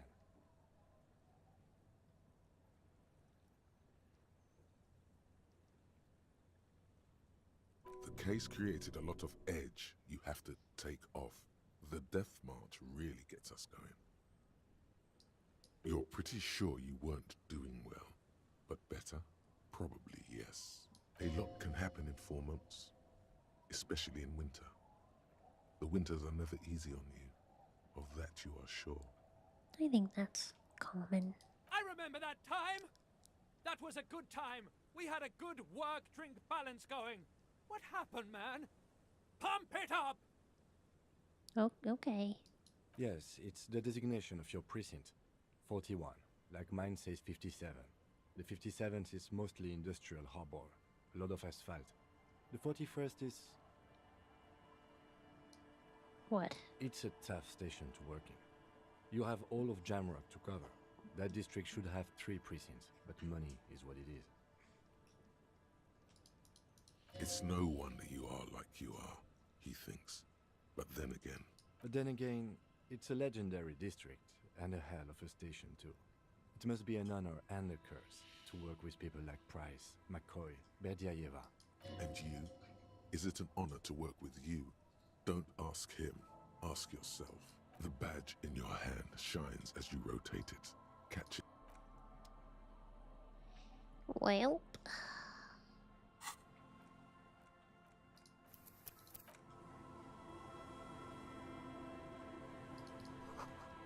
Boat floating freely in the water, unmoored.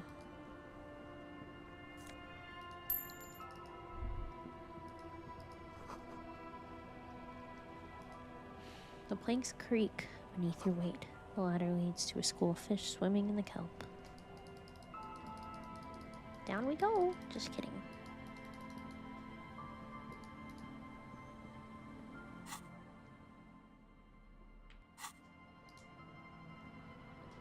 Hi, officer. A woman in a raincoat stands on the quay, considering an overturned boat. A sword in a scabbard hangs from her hip. Anything I can help you with? Depends. Where are we exactly? A fishing village on the seashore. This place doesn't really have a name. It's sometimes called Elysium. Why? The sign on the street leading here is illegible. Has been since they built this place. The wind rattles her earrings. I have questions. The first is, what's your name? The name is Lillian. People call me Netpicker. I think I have time for questions. And that was actually the second one. It's how we spell key in British English. Yeah?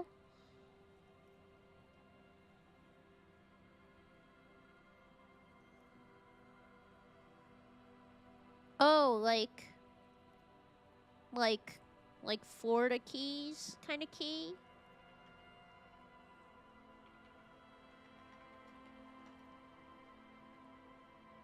A low elevation small island formed atop a coral reef, often composed of sand, sediment, and shells.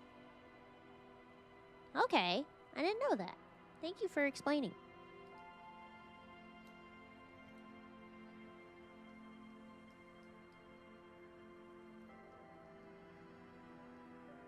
Indeed, you're always confused as to your whereabouts. Ask her about the cool sword. Helps to break the ice. Nice sword. Does it come with a story? Unfortunately, the factory sold this one with a 3-year warranty instead of a story. Smiles at her own joke. It's to intimidate folks mostly. It is imposing. It's a regular mass-produced sword, like a shovel or an axe.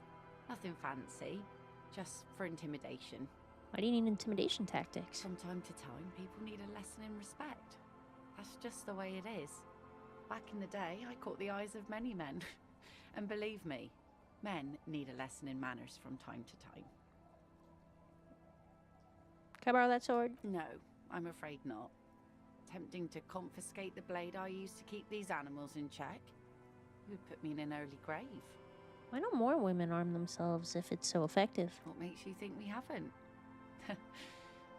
The truth is that almost everyone in this life is scared and tired and stupid and too dull for that.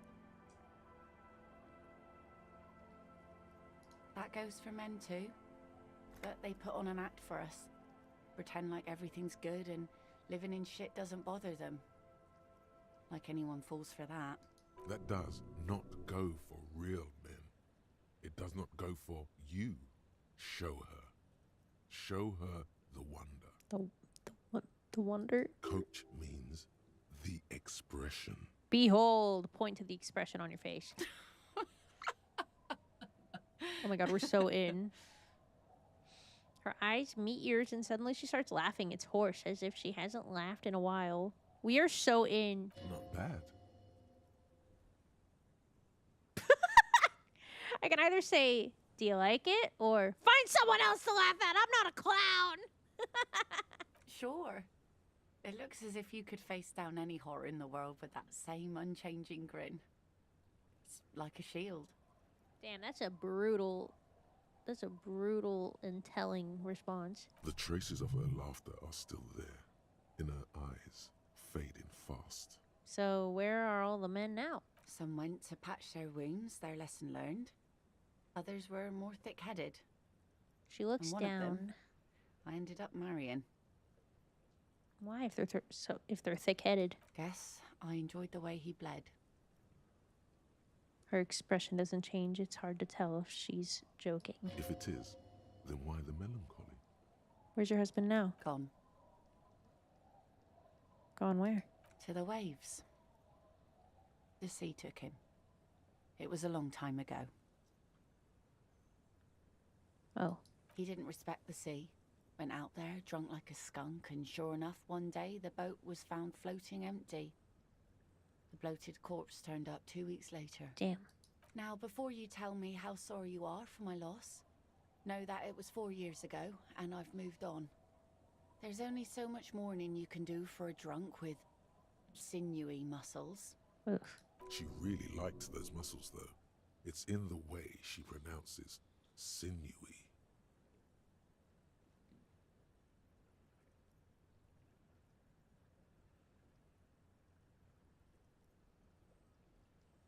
Should have thrown yourself in the waves after him, nod sagely. Oh? The kids too, right? Working class people don't have that luxury. That's for rich folks. We just go on. I buried my man, mourned for a month, and that was it. Life didn't really change that much for me and the kids. Not for the worst, at least. This is neither a touchy nor a very interesting topic for her. She looks like she's ready to go on a date with another, better, drunk. Ask her. Both of you could need some action. Do it! Hit on the widow! It's the right thing to do!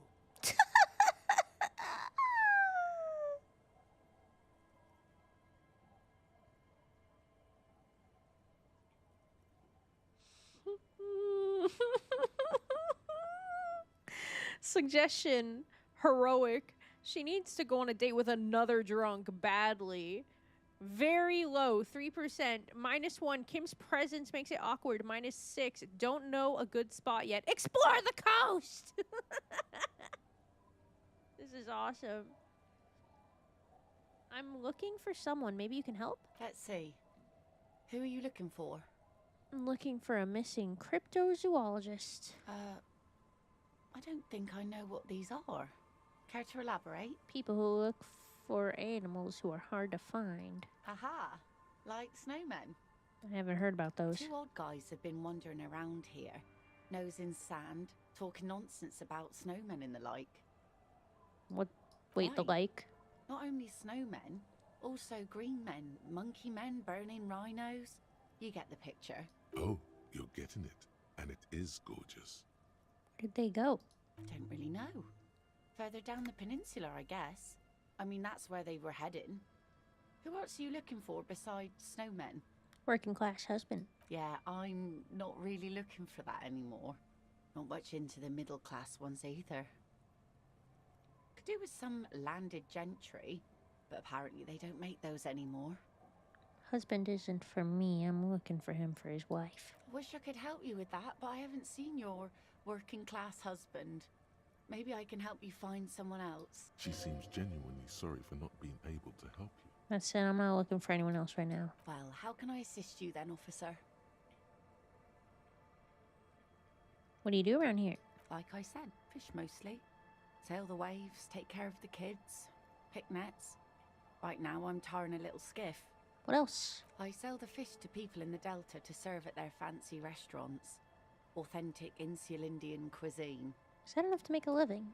Sometimes I also walk to the beach to see Hi, what Goomba. the sea has given up. Welcome in, welcome in. The sea is full of surprises.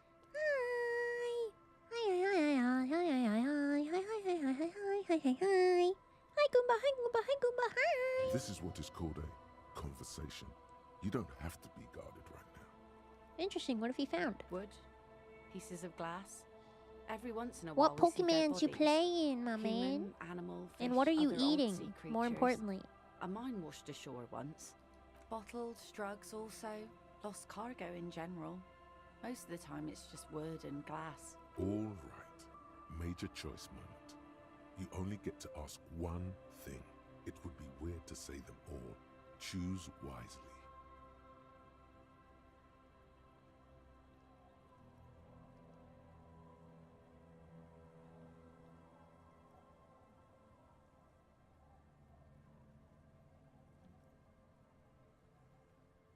Human bodies? Well, you're barking under the wrong tree then, officer. I have no interest in floaters. Seen enough of them in my life already. Very unattractive bunch. Pokemon Champions. A lot of people playing Champions recently.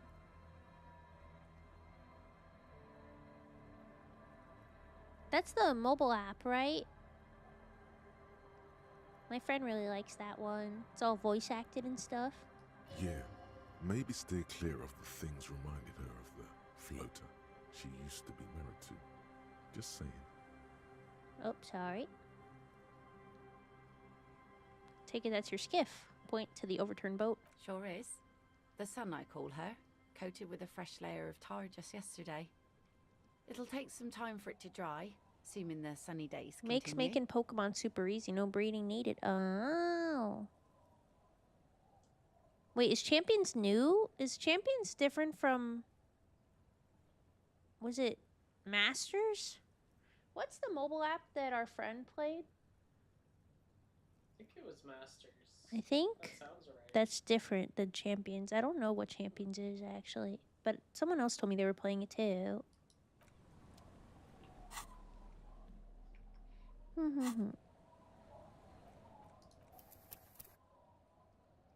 Two-ish weeks old? Oh, yeah, it is different than the first one, I thought. Sounds cool. I like breeding Pokemon, though. Every time I say that, though, people are like, hey, yo. It's silly. Like I'm saying I want to breed with Pokemon. It's fucked up. Oh, but when Brock says he's a Pokemon breeder, no one bats an eye.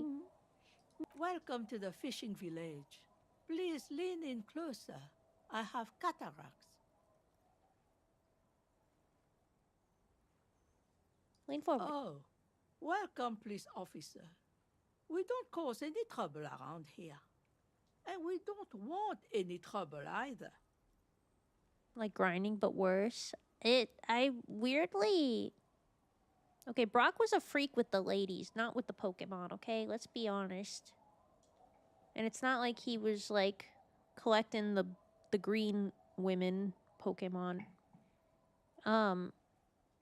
It's, for me, breeding Pokemon is, like, the ultimate passive, like, activity I would do. I would just, like, bike up and down the same roads and do some casual Pokemon eugenics for hours, days. There was even a time I was in a giveaway group on Discord and would just give away my breed jacks. It was really fun, actually. You can give away eggs and trades, and it still has their OT, like their trainer ID, when they hatch it.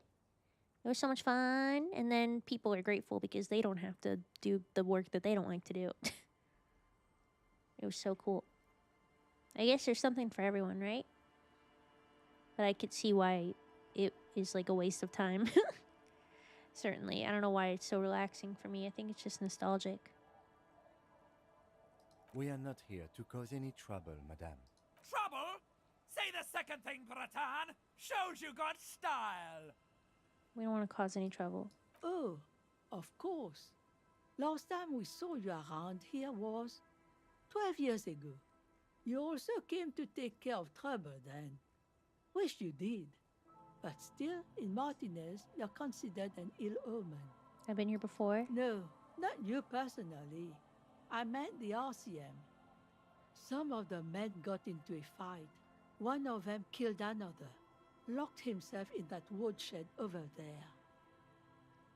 He was brooding, needed some help opening the door. You got it open for him and took him to think about what he'd done in a more secluded place, somewhere more quiet. She says it as if he was on some kind of spiritual retreat. Kind of ill omen we talking about? Oh, the usual. Dark tidings. Black hound. That's you, all right.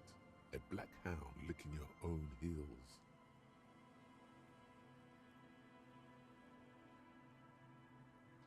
I'm an ill omen, all right. You're not. No one around here considers us an ill omen. People would have told us. Maybe they are afraid. Why? Because you're an ill omen. But you're still welcome here. As long as men with guns aren't chasing you. And maybe even then. Because that's the kind of fishing village we've built. I'm sorry there's not a lot of room to park the motor carriage. And not a lot of houses. Or a lot of people. My kids are long gone. Searching for treasure. So are others. I found a pretty good place to park my motor carriage. Ah, look at me ramble on. What brings you to us? Where could someone stay around here? Stay?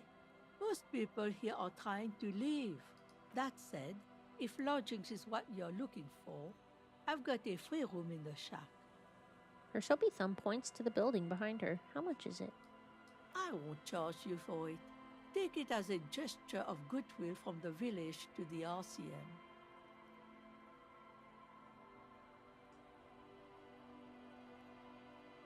There's this guy guard who makes me give him money every night just so I don't die out in the cold. That's exactly how they get ya. That's why we built our own cinder block houses on the seaside. So we don't have to give money to those crooks. We might not look like much, but they are ours. Why isn't anyone using the room? My kids grew up and left like they do. The house is long empty now. I live in the small side attachment. It's easier and cheaper to keep warm.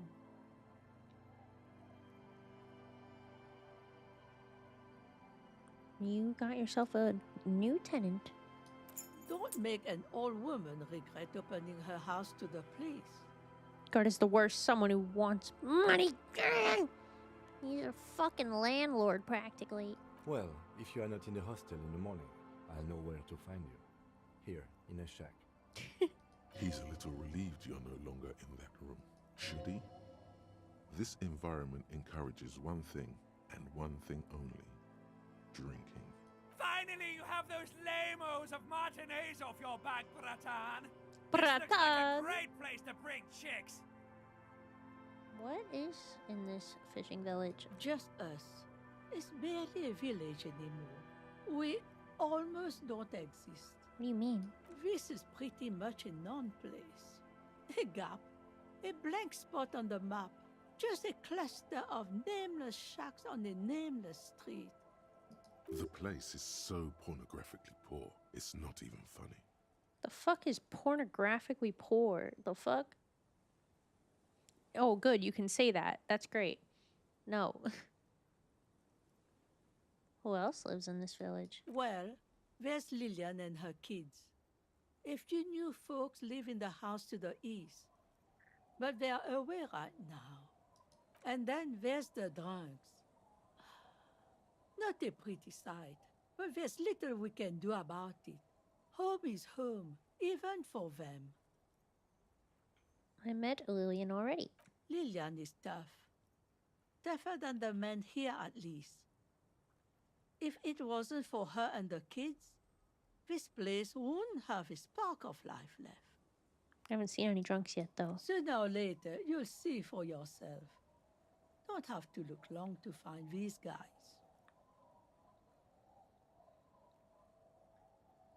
Over there, you can find more of the same.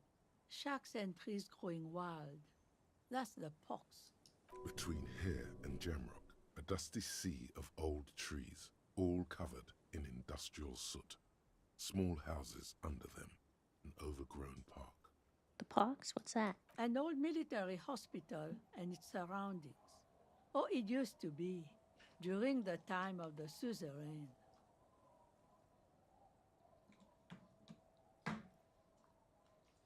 After the war, it was turned into a goodwill hospital for shell-shock veterans and folks looking for some quiet in the old sanatorium gardens. Now the area is crisscrossed with nameless streets and makeshift cinder block houses, shacks as far as the eye can see. The goodwill ran out. The staff left and the place was shut down. It's long gone by now. Is there a way to make a little money around here? Here? For you? No, officer. The only money we have here is some coins the drunks tried hiding from their women and then forgot about. There's another topic I'd like to address. She nods, rinsing another piece of cloth. What's further down the coast? Not much.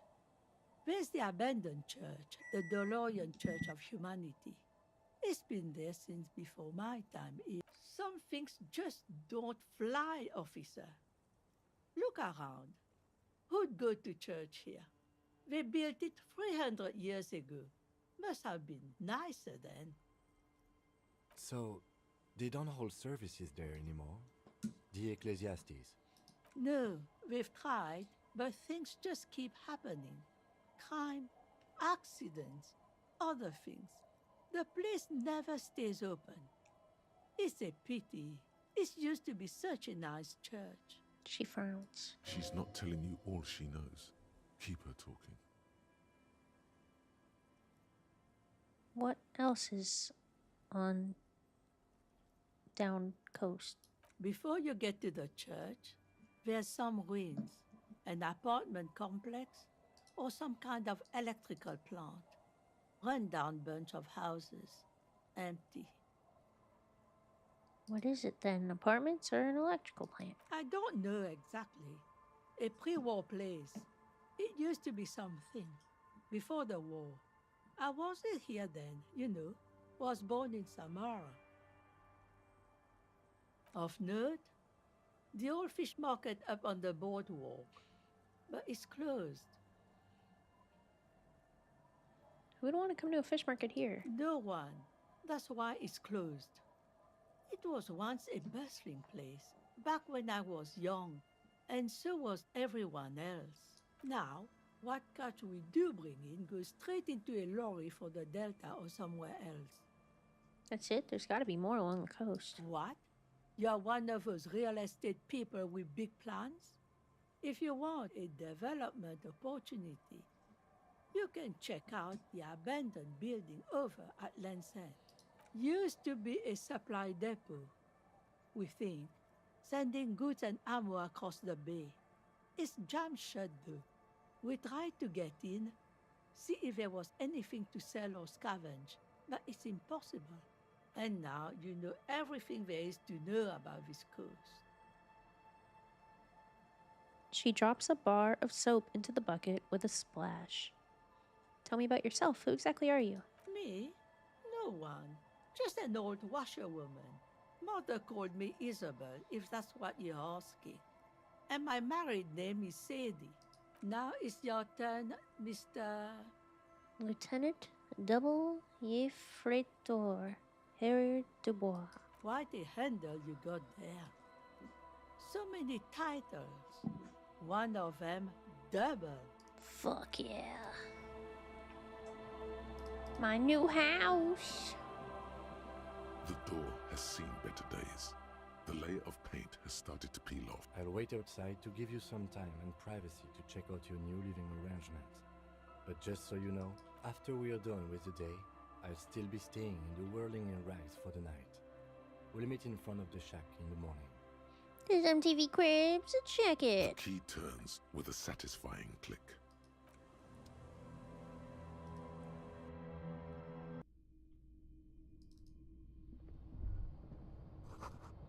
This intricate heat engine hums quietly, giving off a pleasant warmth. Floorboards creak under your step. Old science fiction magazines, books about birdwatching, an almanac from 39. A brisk coastal wind still howls against the window of the shack. Occasionally, the waves crawl in under the foundation, producing a low hum. The room feels muffled, like you pulled your hat over your ears. Sounds Outside, nice. It is cold and windy, but you're inside, it feels safe and warm. I don't know if you've ever been like on a boat or like in the undercarriage of a small boat, like how you can kind of crawl into like there's like sometimes like a little sitting area inside boats where you can like shut a little door. But that's what that reminds me of, and it sounds so nice right now, honestly. I like boats. My neighbor took me on a boat ride a few times when I was younger because they had like a fishing boat, like a little like speed boat fishing boat thing, and I was like, this is the coolest fucking thing ever. What is this place to you?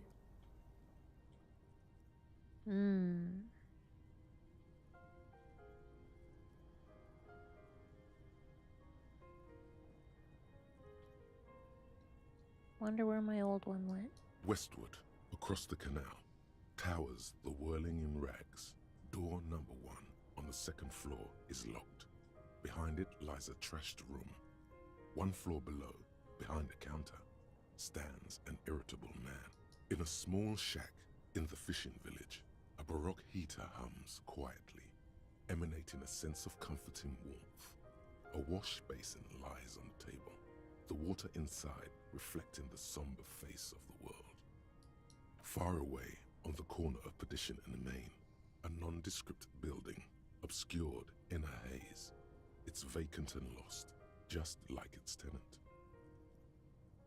There is no going back. Outside, the howl of the wind has picked up. The waves crash against the stilts again. It's as if you think the thought, but in someone else's voice. Look under the floorboards. On the table, you see a bowl of water, a rough soap, and next to it, a small hand mirror. A straight razor soaks inside the wash basin. The water reflects back a vague image of your face. Nose bulbous and red, hair unkempt, wrinkles lining the eyes and forehead. The stash is gigantic. You'll be looking like a pansy without the chops. A fucking pansy. Not a fucking pansy. Honestly, he looks a little nasty, but I don't know if he'll look less nasty without the facial hair. It might make him look even scarier. But there's no harm in trying. Hand-eye coordination.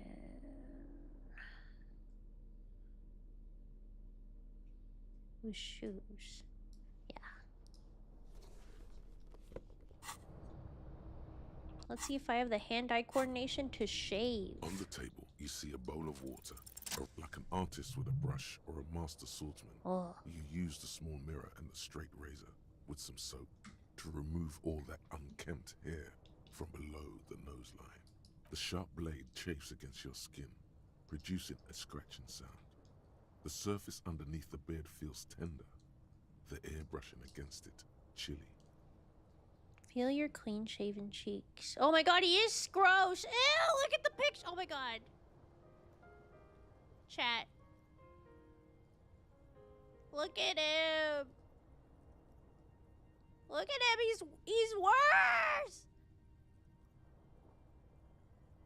How does he already have a 5 o'clock shadow?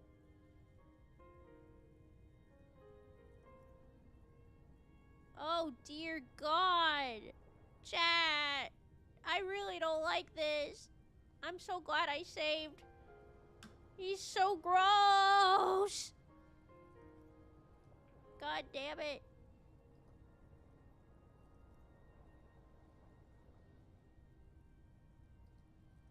Feel your clean shaven cheeks. They feel so smooth, surprisingly so.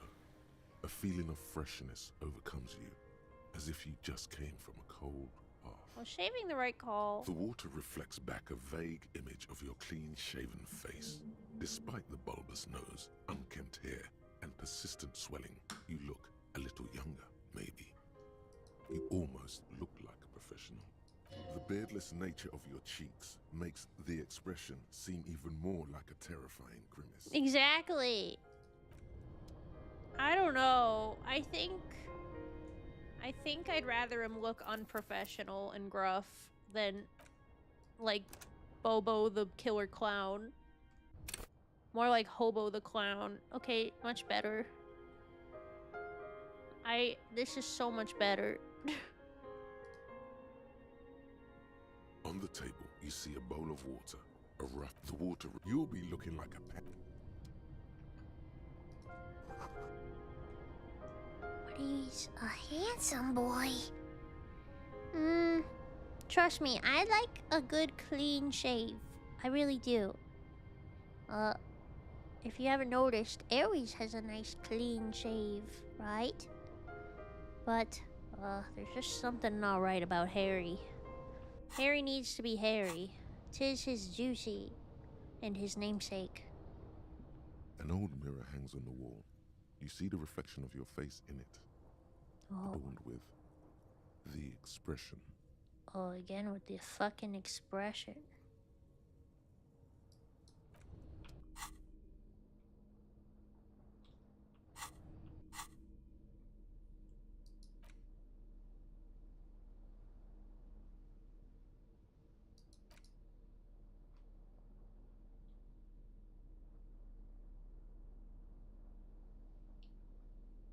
I wonder if, wait. Earlier I saw something that said fast travel. Can I actually fast travel?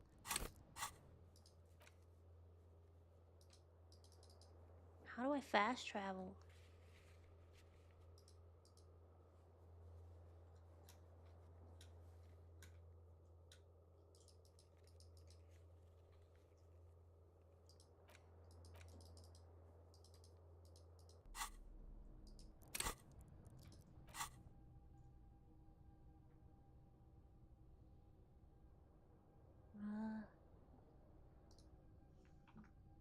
How?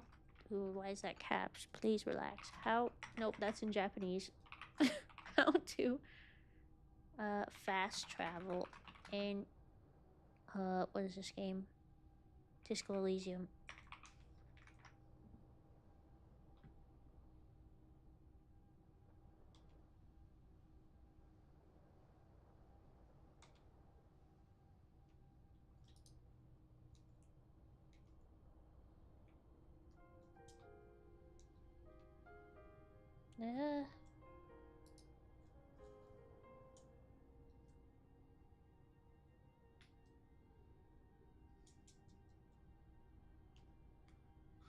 Do standing in the approximate spot to enable fast travel. In the fishing area, there's a shack you can rent. I stand around there.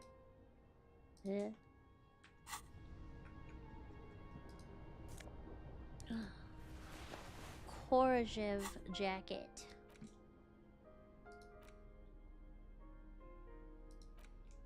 This swanky checkered jacket flatters your form in a way that makes you feel the fun kind of serious. Has a really nice roomy pockets too. Damn, you look fly as hell, man. This is what I'm gonna wear when I ask out my lady friend. I'm gonna look so fucking cool. Look at this. There's probably a buff to like shaving where I like am extra fucking likely to get a date. Sharp, right? Snazzy, thank you. He doesn't have to speak to it if he doesn't want to, but something Aries has talked to me about a lot is his frustration when men don't like clean up for like a date or like a meeting or any occasion. Oh yeah. Like when men don't like put in a little bit of effort in their appearance. Yeah, no. Or fashion. There's no shame in like not being like peak done up every like bit of existence for like I don't know, your day to day, but it's just kind of interesting because there's like a bunch of societal pressure for women to like always like keep up appearances and stuff, so it's like really like I feel like just kind of awful when like dates and stuff when you see like a woman who's clearly like all like done up, dressed up, like makeup like did and everything, and then he's just like, yeah, I'm me, you know, I showed up and that's my part. I'm wearing my basketball shorts and slides. Yeah, it's like I don't care about that kind of thing. I'm just like, what the why? I arrived. Don't you want to like I don't know, don't you want to like meet the occasion in any capacity whatsoever? Or are you just like, nah, I'm here. I guess they just are indifferent. Yeah, and that indifference, I don't like it.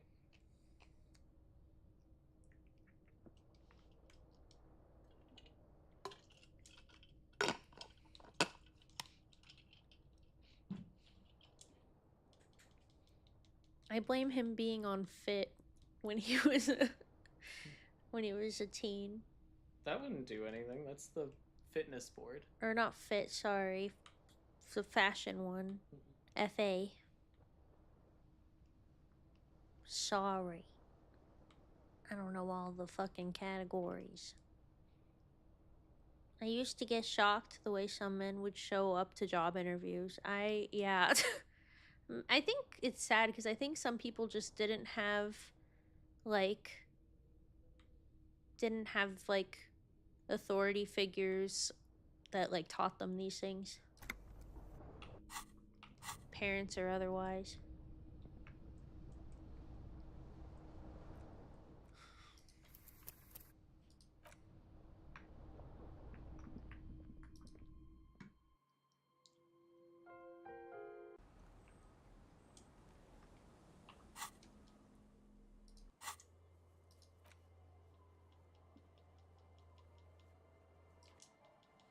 Oh, there is fast travel. Wow.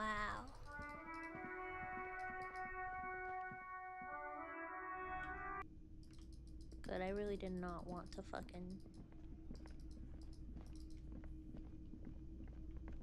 Again? No, I don't care about you. Goodbye.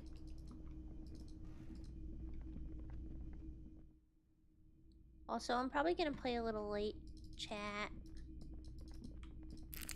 Ah, I didn't want to do all that. God damn it.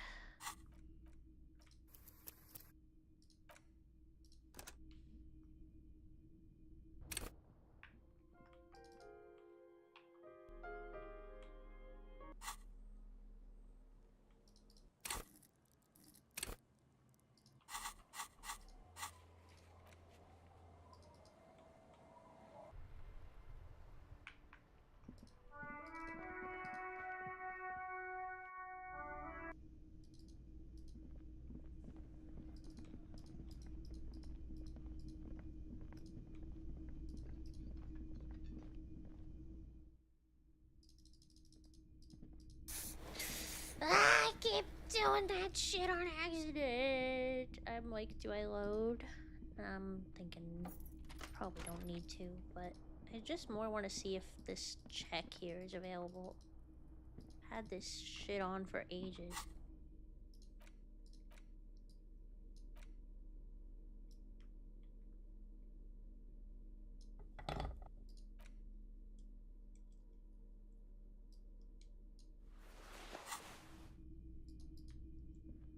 A mirror hangs on the bathroom wall. Interfacing. In it, your face, adorned with the expression. Interfacing.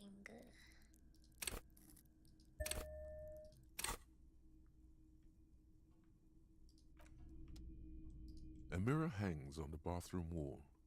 In it, your face. The faucet is quite terribly mangled, but you just might be able to twist its parts into place. You handle the chain cutters deftly, applying just enough pressure. The faucet regains a recognizable shape. Told you that you needed those chain cutters. Everything is connected. Everything has a purpose. Oh. The mirror begins to clear slowly without you having to wipe it. Okay, I kind of do want to do this, but again, I used that fucking meds on accident. I'm like, grrr. I love the music in that room so much. Good night, y'all. Good night, good night, good night, good night, good night, good night, good night, good night, good night, good night, good night. Good night, Neo. Good night, Neo. Get some rest. Thanks for being here. Good night, good night, good night, good night, good night, good night.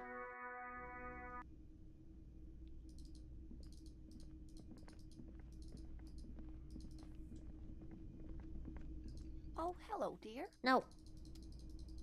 Get out of here. Get out of my life.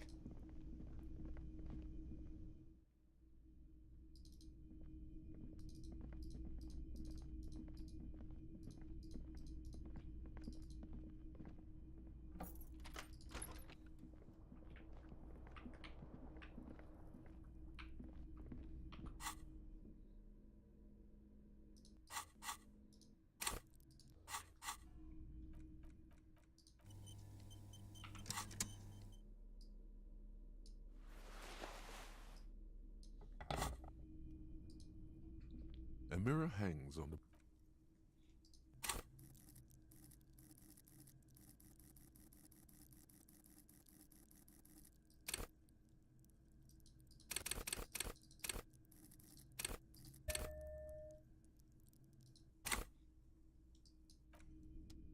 A mirror hangs on the bathroom wall. The force you hadn't told you. The mirror begins to clear slowly without you having to wipe. Okay. Now we're going for electro whatever the fuck.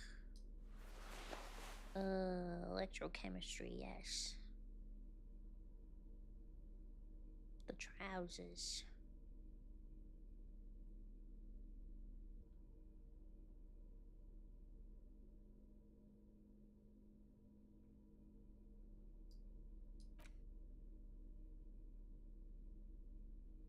Do Australian people also call them trousers? And call your undies your pants? Or just like European people or British people or whatever?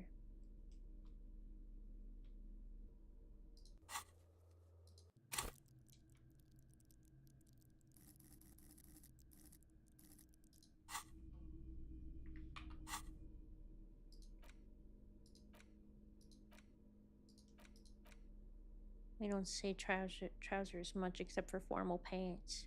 Yeah, it's kind of the same thing. Like, I don't almost ever hear trousers here, but it is sometimes used. We just say undies. Oh, you're normal.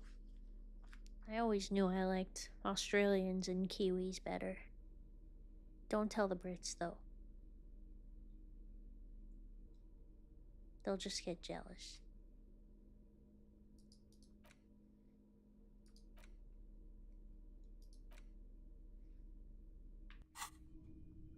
A mirror hangs on the bathroom wall. This doesn't look good. It's barely covered in steam anymore. It's your face and it's still not happening. It won't come off that easy. 8 plus 2 plus 5. So I would, even if I had, wait, 12, 14. So I would need to get 11 or 12. That's pretty high.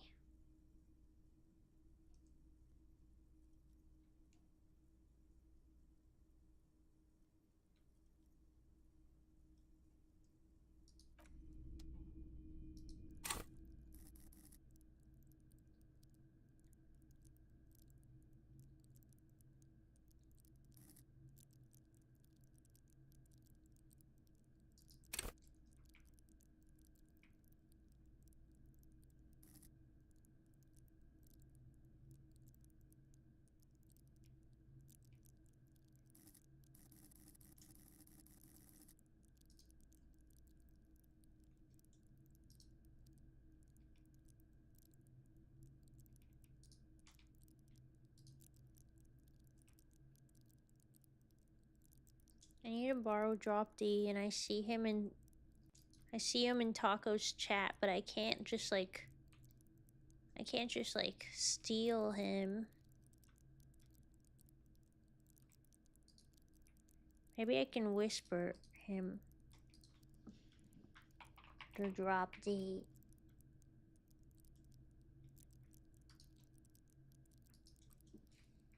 I have the memory of a walnut. Please remind me the most useful stats in Disco at your leisure. Thank you, thank you.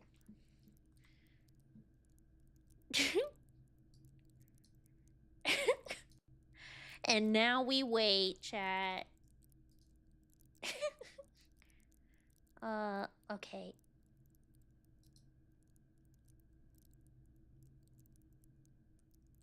I wish you can set Twitch chat to like ping you when you got a whisper or something. Anyway. This might be the last time I'm in this beautiful room.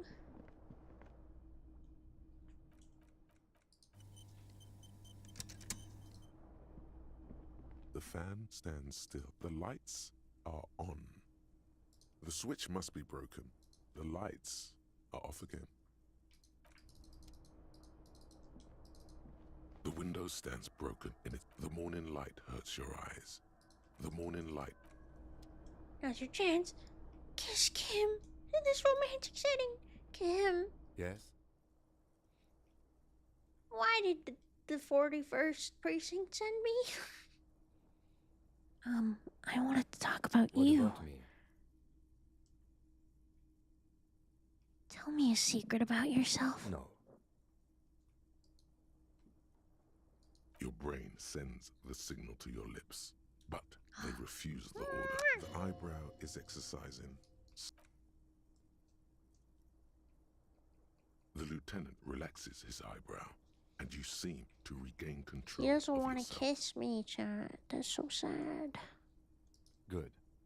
Let's change.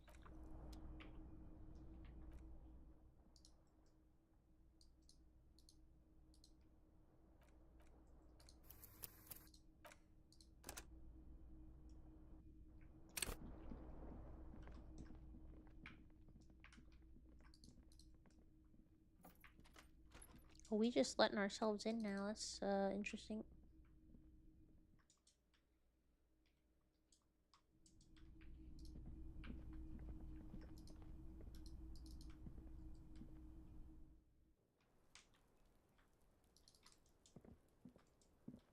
The same small, heavy door. No lock inside.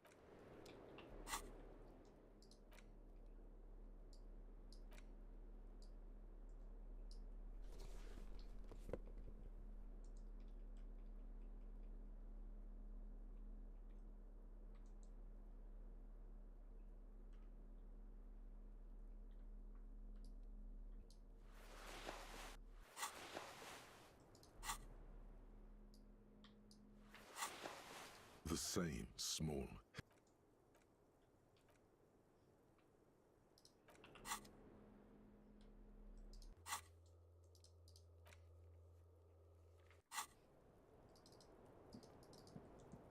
Officer, it's a fine day for questions. The Hardy Boys gave me a recording. They say it proves the deceased intention to commit rape. It sounds like the boys would have preferred my saying it did happen. I didn't want to get caught up in this. She is not at all worried the tape will contradict her statement. What does that recording say? We are in the process of listening to it, but have... She nods, exhaling and... I don't want to see what happens if I play it here.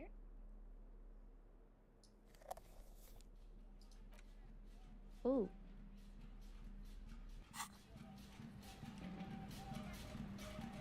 Officer.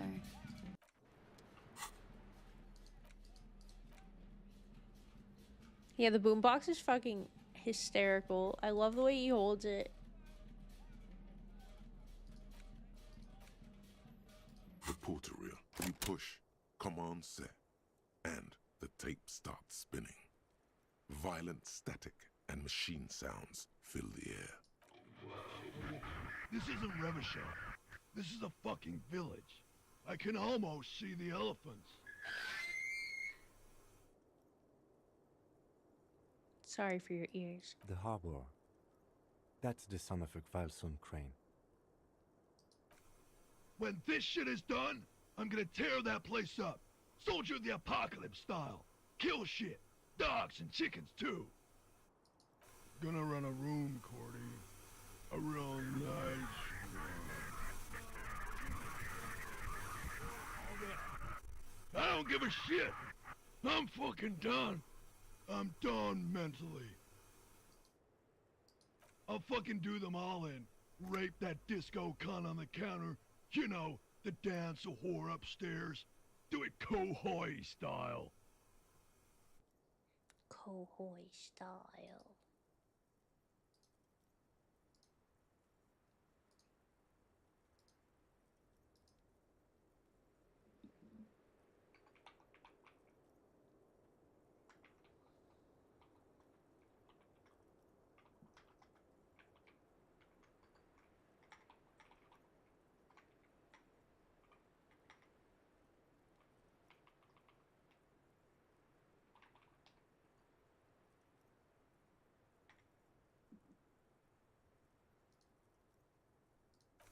Never did get that taste out of my mouth.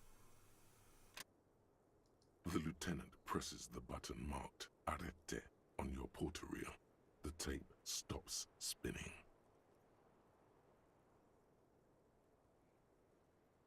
What was that at the very end? Silence? End of recording. What do you think? It seemed authentic enough. Hi, Drop D. Probably recorded off the shortwave, then edited to seem more incriminating. He sounded like he was on patrol around the harbor walls. Aren't I so helpful? Yeah, Drop D hit me with the typo in the group chat scold emoji because I wrote states instead of stats. Therefore derailing my live stream to the point where I didn't even mention it out loud.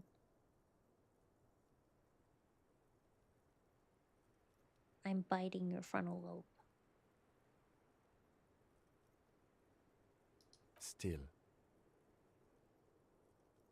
The lieutenant looks at the tape. You're familiar with this look now. His look is suspicious. There's more going on here than we know. Who's this Cordy? One of the other mercenaries, I think. The one he was talking to. A friend of his? A village on the Samaran Isola, in South Safre. Grad committed war crimes there, the kind of thing he talks about. Think he was there? Who knows? Maybe the tattoos would have an answer. Or Okay. maybe Kohoi is just merc talk for atrocity, slaughter. Okay, what now? I think we've got a few more questions for class here, don't you? This seems to contradict her testimony, at least to some degree.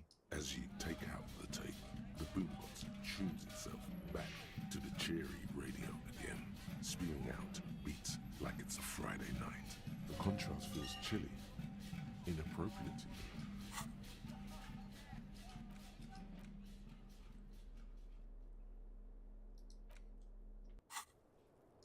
Officer. She puts her coffee cup down with a soft ring as the porcelain meets the metal table. This does not surprise her. Did he? I never said he was a good man, or that he had good intentions. Only that he was never bad to me. On this tape, he specifically identifies you as a target. Where did they get this recording exactly? It's intercepted radio chatter of the deceased, recorded via a de-encryption station. It's authentic enough. Does he say he's gonna do it Soldier of the Apocalypse style?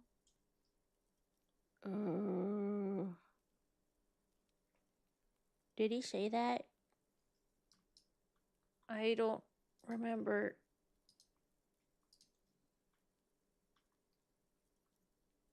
We have VODs for this.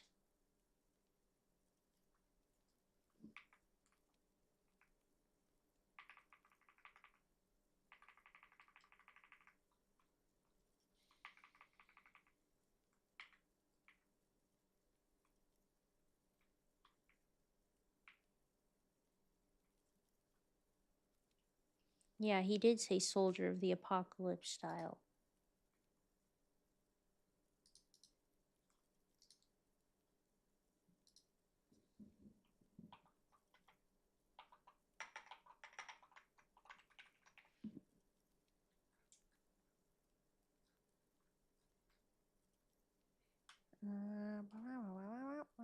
Perception, shivers, inland empire, conceptualization, and volition. Okay.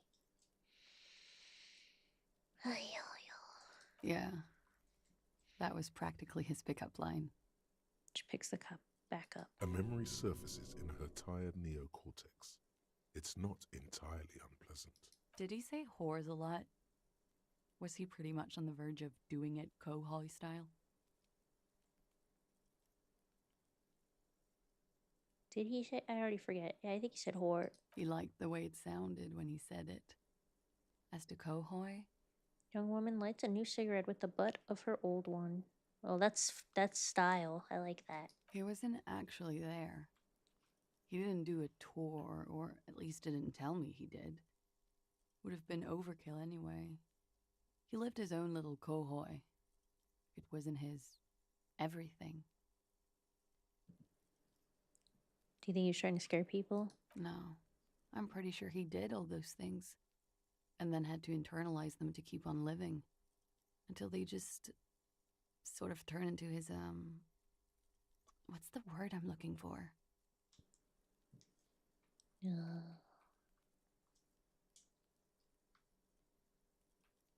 Persona?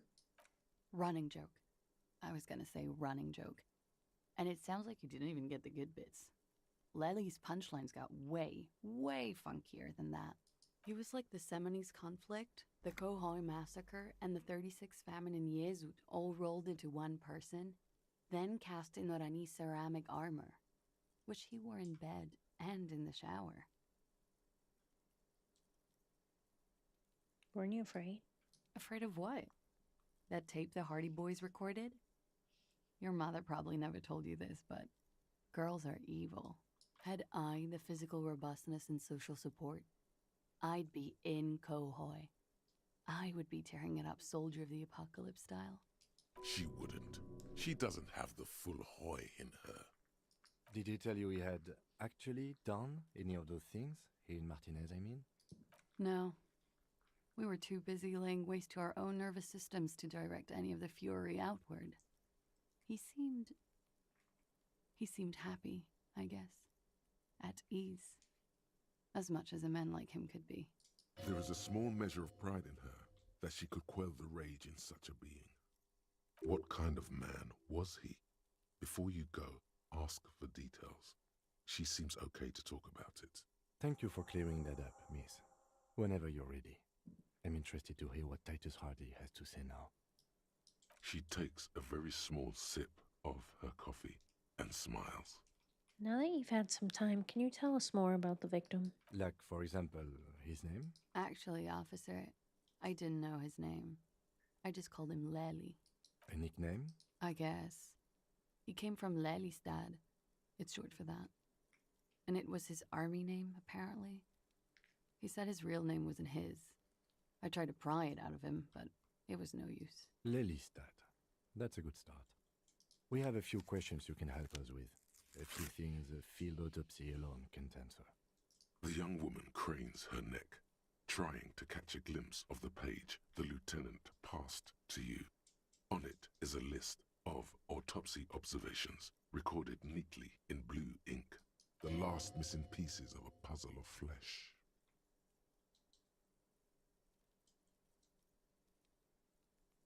Where is Lelystad, the place I mean? In Oranje, officer. It's, I think municipality is the term. A nowhere town there. You were almost right, officer. That means his race was occidental, not mondial. I'll update the form.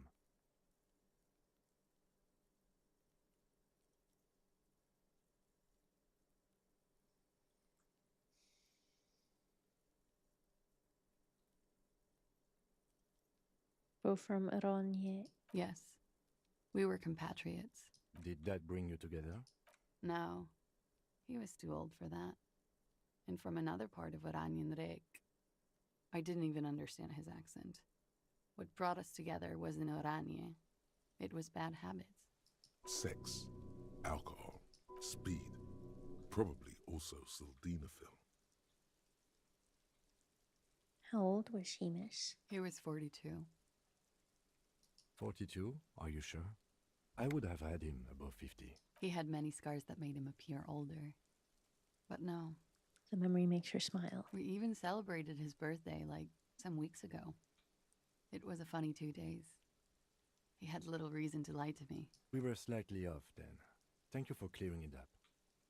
The lieutenant makes a correction in his notes. The adversary one.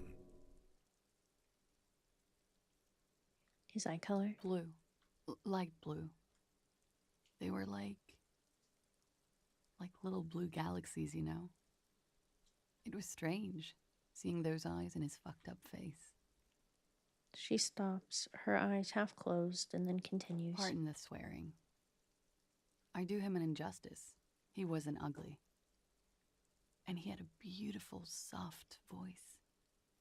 Very surprising, what with all the scarring. It was quite something, watching him speak. He had a combat wound on his chin and mouth. The fuck? Oh, did I just complete the internalizing? Okay, hold on.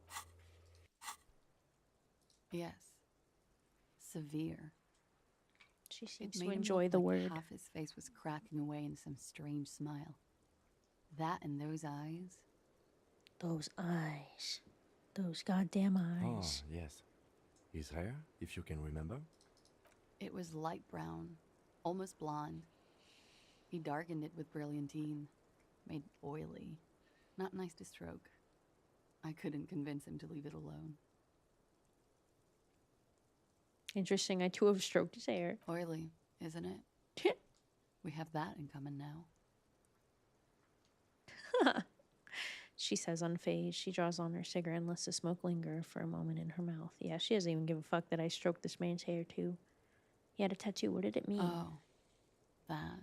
She smiles. It's clear she liked it. He liked it. Quite a lot, yes. It was a map of his service history. Sure, service history. It was mostly for showing off to chicks, though. Showing off to chicks, how so? How? Imagine him lying in bed. Freakish musculature laid out on the sheets. Scarred, of course. Tattooed. The sheets are dirty for some reason. He's smoking and drinking, of course. And his chest and shoulders and arms are studded with stars. Tens, hundreds of them. Maybe even thousands. And the woman goes like, "What was this, baby?" She points at the air with her sharp-nailed finger, picking out an imaginary tattoo star. And he says, "That was too hardcore. Don't ask me about that." So she goes, "Okay, but what's this, baby?" And he's like, "Saw some bat shit there. Killed some loincloths." She lowers her voice comically. And so it goes. Star after star. Port after port. Third world country after third world country. And he's done horrible things in every single one of them. You were the woman in this? Oh, yeah. She nods. Can you tell us precisely what these mean? Hand her the photo. This is gonna suck. No, thank you. She does not take I've it. seen enough of him dead. I was gonna say. I can tell you what they meant without looking at them. She pours herself some more coffee. Yeah, it's crazy to be like, here, look at this, after she's been staring at it for a week. Go on. He was a blue-eyed boy with thick arms, from a small town. He was also poor, and the government of Orania needed some people killed, so they turned him into a grotesque killer. For money. He went to Killer Academy in Vredefort. Then he killed some people on the Seminine Islands. Islands, too. All of the islands. After this, he came to Revachol and got killed himself. Good story, thanks. It is when you're high. It can be very exciting then. You have the tools to deal with it. It's not a very nice story to remember when you're sober. A change of topic? She smiles faintly. Did he enjoy his death? Why do you ask? She seems unsurprised. Just have her answer the question. Don't give explanations. Please answer the question. Just a feeling I have. Indulge me. Well, it's wrong. He had too many drinks to down and too many bad things to do. Couldn't tap out just yet.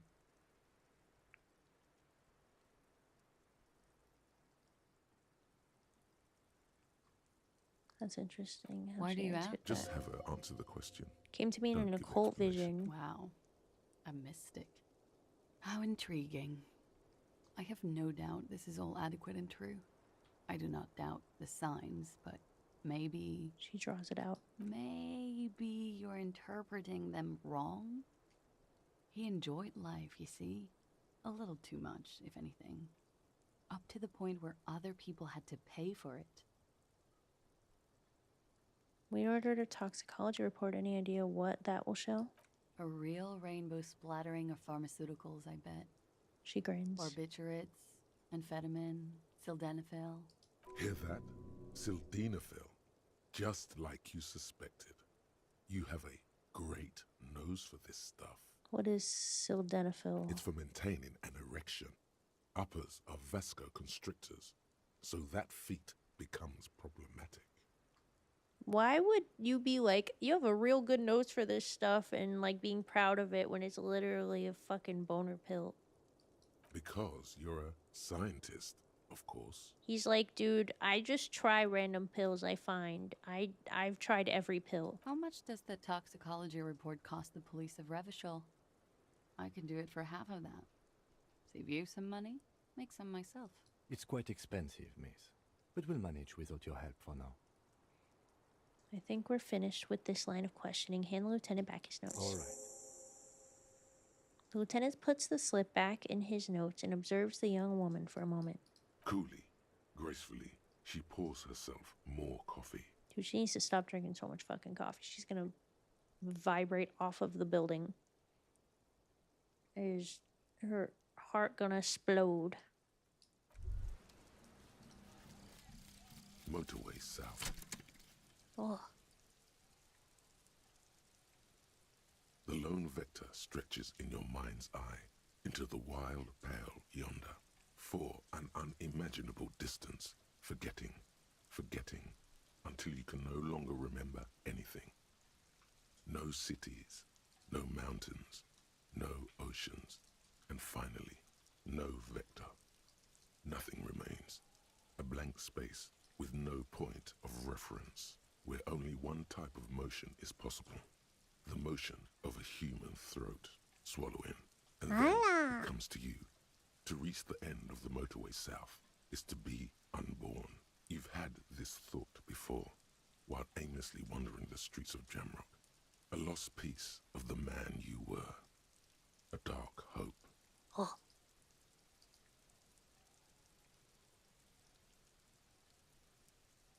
Oh, +1 Inland Empire, all intellect white checks unlocked. Oh. Dude, fuck yes.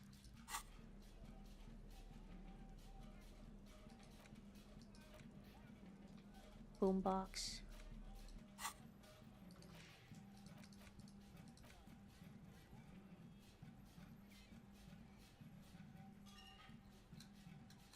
God, there's so many freaking thoughts one can have.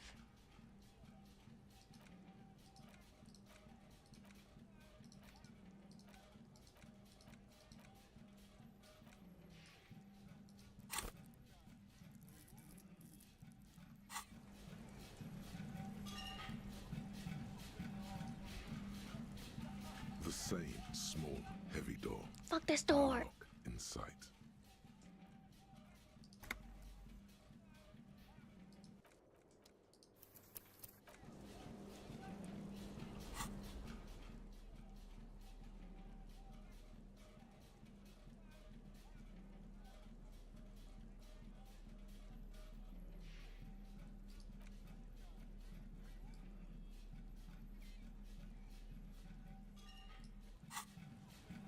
The same small, heavy... Oblivion.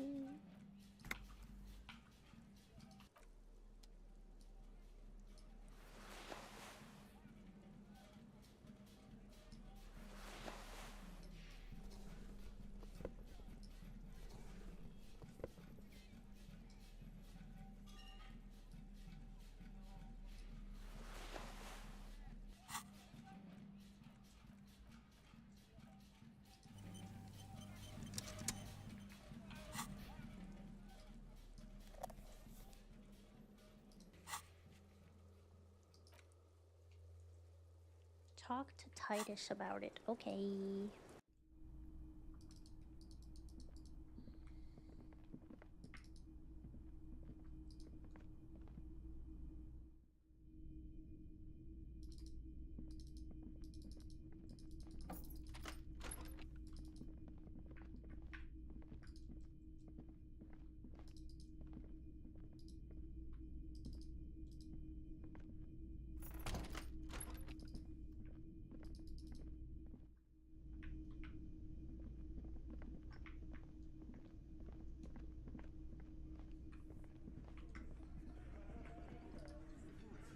Again, you find yourself looking at that big old window.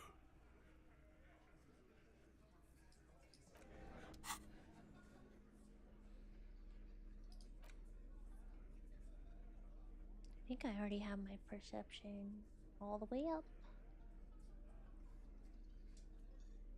I wish I could tell everything at a glance without having to mouse over everything, but tis what it is. Again, you find yourself looking. There's a yellow ribbon tied to one of the branches. Light yellow, faded with time. A tiny splash of color in the blackness of the thicket. Hanging from it, a bronze key. Ooh. Someone hid the key in the bush and attached a yellow ribbon to make it easier to find. It's close enough to the latch up there. One can slide it open and just take it. Someone's Surely not hid a a key coincidence. in the bush. Point at the window. Can you let me slide by so I can grab that thing? I don't know about that. I'm comfortable here. Don't think any sliding would really help right now. Sorry, fucko. Looks like you're gonna have to go bush diving. Good fucking luck with that. I'm gonna enjoy this. With a loud thud, the old man stands up, pushes the window open, grabs the key from the hawthorn branch, and slides it across the table to you. The key is brass. Workshop spare is etched into its bow. The Thank you, quiet old closes man. the window and sits back down in silence. Come on, man. We were just having some fun. Where's the harm in? I'm tired of listening to your shit. Thank you. Does anyone know why this key was hanging in the window? Don't thank me. I don't give two shits about your key. Does anyone know why this key was hanging right outside the Unibox window? Didn't even know it was there. Boys. No idea. Never even seen it. Someone must have hidden it there before this room became our place. I wonder what doors does it could open? open the door in the kitchen. The blue door. It says workshop spare. Maybe there's a workshop there? It's worth a try. Okay. Yippee! That's been freaking bothering me. I'm so excited. Oh, because it goes in my keys. Of course. Come on. Get moving. The man ponders. You see, the key fits the dimple lock. It takes a bit of effort to turn it after all these years. But then, the lock clicks. Dust rises before you like mist. A tomb? Haunted by regal spirits from distant ages. Has to be. No. Smells like engine grease and cut wood. A workshop. Yippee! Oh my god. Pinball machine. This pinball says Franconian. The theme is horses and swords. This pinball is white Deora. The back glass shows a female figure in mourning. A note, NB, the spare key is tied to the bush outside the corner room window. And money! Over there, in the corner. Pinball machine? Not just any pinball machine. This is the pinnacle of pinball. Cornelius Gordy and the Mountain Goats. It's lit. You can't wait to get your hands on it. He did not just say it's lit. Cam, are you seeing what I'm seeing? Point to the machine. The pinball machine. Gordy's Goats. A classic. You've played it? A little. Feels like a lot. Too much to play it again. Let's take a closer look. Ah, great. The lieutenant sighs. Cornelius Gordy and the Mountain Goats reads the golden lettering on top of the back box.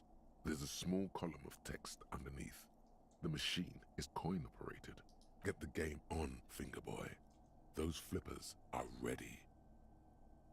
Lean closer to read the text. Above the painting of a mustached man climbing a hill, a column reads, inspired by the legend of Cornelius Gordy, taken on the world's tallest peak, Corpus Muindi. The Mesk legend holds that when the nation is in danger, heroic Gordy shall return and save his people.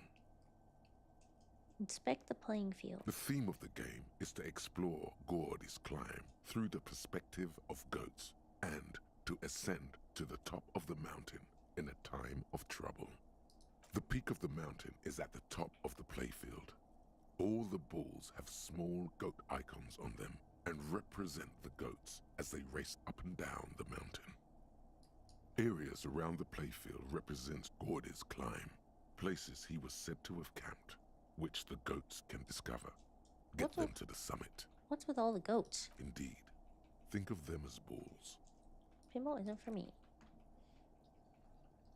Until I save. Now it's for me. Do you think it'll have a real mini game, or I just have to press like a left bumper, right bumper option? Not just any pinball machine. Ah. Cornelius Gordy, get the game on, Fingerboy. Those flippers.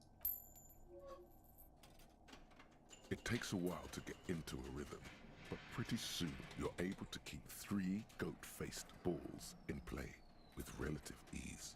Go, go, Fingerboy. I feel sorry for the goats. If they only knew the kind of guy old Cornelius really was. What kind of guy was he then? The kind of a guy who uses the word savages a lot when he continues his travels. A masked nationalist. Racist mountaineer? An avid huntsman too. He was often photographed in his dining hall, surrounded by wall-mounted hunting trophies from every continent. That is not cool. He also hit his wife. Oh. And kids. Other people's kids too. Oh. Sometimes pets. Jesus. Hateful little man. But you seem to be having fun. I'm pretty good at this. Your game is definitely improving. The jolly goats are flying all over the board, and although a few plummet to their deaths, you're never left with less than 3. Suddenly, a special passage leading to the summit slides open at the top of the board. This is where the balls need to go. Concentrate and aim for the narrow passage. Maneuvering a goat ball into a position for a perfect hit isn't easy. More fall to their deaths. But finally, the opportunity presents itself. One of them gets through. Tiny hammer shatters something inside the machine. Something glass. The words "pale rupture" light up on the speaker panel, and the machine starts filling with a thick, milky fog. Uh-oh. Something's happening. Congratulations. This is where the game ends. It's a cheap way of getting more money out of the players. A stupid, nihilistic finale. There's so much fog, you can barely see anything. Some is actually leaking out of the machine, and one by one, your goats start slipping, disappearing into the milky nothingness. Lucky goats. The fog looks soft and inviting. This can be navigated. The balls leave almost imperceptible disruptions in the fog. Use them to calculate where they hit next. You're down to your last goat, going mostly by sound. Eyes are useless at this point, but that goat is something special. 5 times you snatch him back from the jaws of death. It can be done, just watch. I am. I've seen it before. Played it too. You will eventually make a mistake, and then it's all over.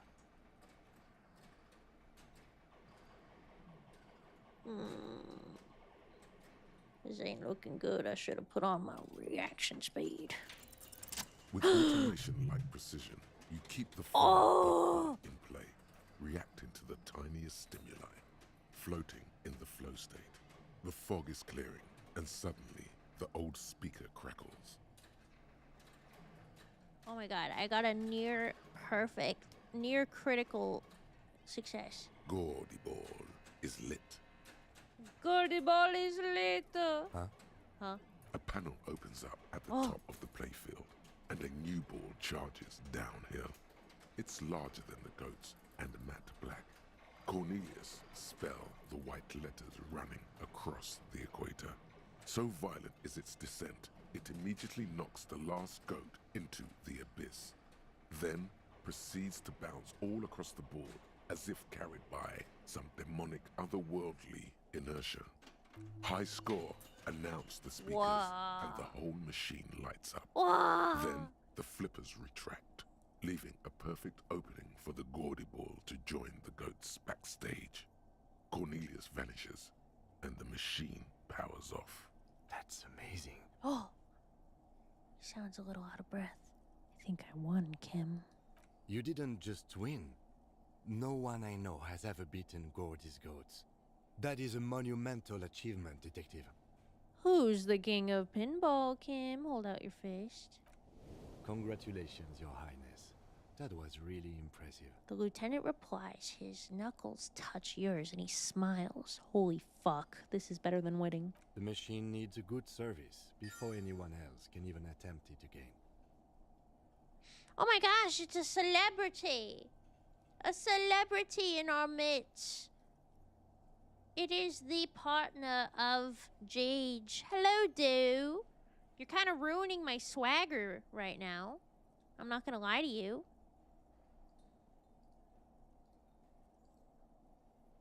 But, I can turn that shit off, I guess. What's going on, buddy? Need maximum width. Oh, sorry, I can widen more. Yes. Good times. Once again, the machine becomes one with the dust and the darkness. Oh my god. Life has left it, unlikely to ever return. Damn. Okay, that's a hard save right there. That was so epic. The machine is dead and silent. It needs serious maintenance before anyone can play again. Damn. Dude, I just made this machine ran All through. these mesmerizing machines, just waiting to be plugged back in and played. Run your finger across the dust of the white Deora machine. Feels like it might jump back to life any moment. The lights illuminating the How are you, dude? Welcome in, welcome in. What's white Deora? Some kind of inane pinball theme. Probably related to Messina during the DeLorean age. The history themes are the worst. I'm good. Hope your stream's been awesome so far. I've had a lovely day today. It was my friend Peachy's birthday, so we played a little bit of Untitled Geese game, the co-op version. And then I've been playing Disco Elysium all day, and I'm even streaming a little over what I normally do just because I'm having so much fun. Hope you had a good day as well.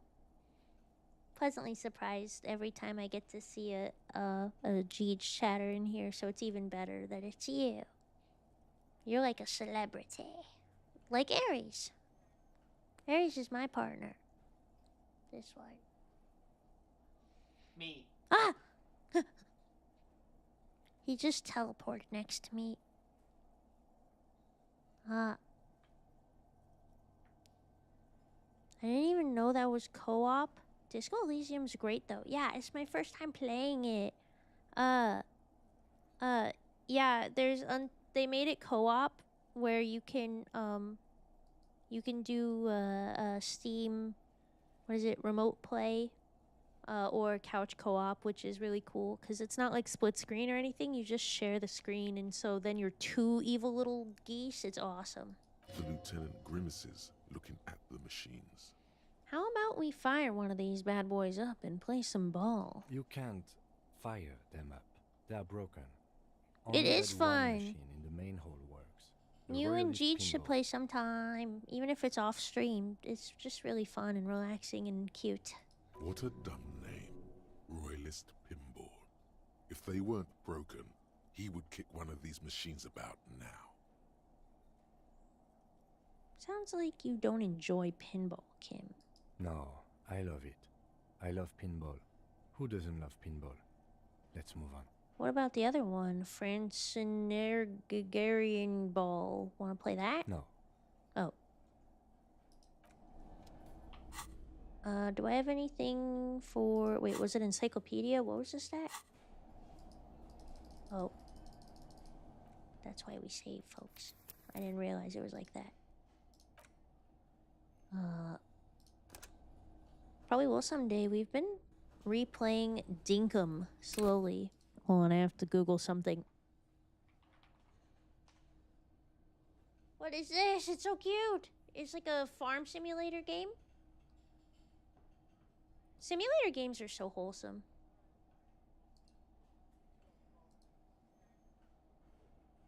This looks nice.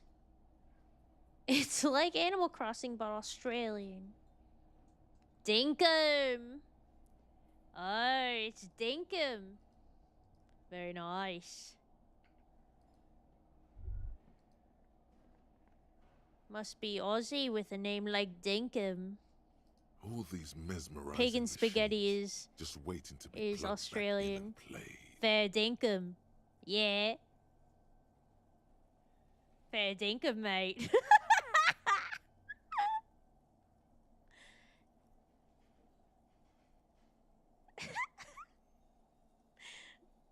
Feels like it might jump. Some can. The lieutenant grimaces. You can't. What a dump. You can't. What a dump. No, I love it. No. It's strange that he doesn't like pinball. Kim here is a Zeolite. Didn't you guys These like people are invent incredibly pinball? dexterous. No, don't be saying all that.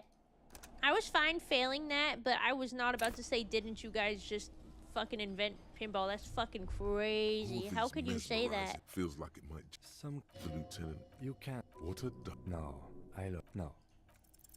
Kim, pinball, Kitsuragi. Kim Pinball Kitsuragi, aka Kimball? Oh my god. Night and day. Oh my god, was that a crit? No, it wasn't. Okay. Exactly. That's what he's known as. His reputation precedes him. You're Kim Pinball Kitsuragi. So now he remembers. He looks at you in the silence of the workshop, then takes his glasses off and cleans them. Fine, I'm Kim Pinball Kitsuragi, aka the Kimball. You remembered.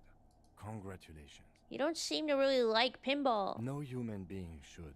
It is a game that requires no skill and a childlike affinity to flashing lights and to fantastique, science fiction, and historic romance franchise. Historic romance franchises. Ah, dang, how long have you been playing disco today? Today? About 5 hours. In general, I'd have to check my Steam. It says 25 hours. Which checks out. I'm so mad I missed it. Well, the VODs are on Twitch and YouTube. If you want, I can link a playlist on YouTube. There's no ads on YouTube. What? Who said that? I didn't say that. That would be against my contract to say things like that. But unrelated, let me put a link in the chat, and you don't have to check it out, but you can if you want to.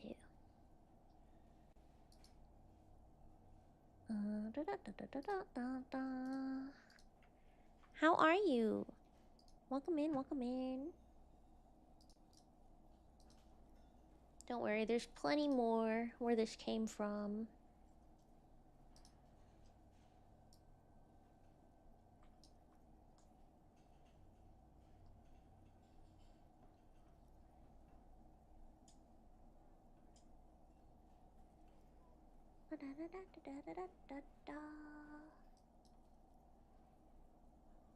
But yeah, I'm guessing you just mean like you missed today's stream, and that's okay.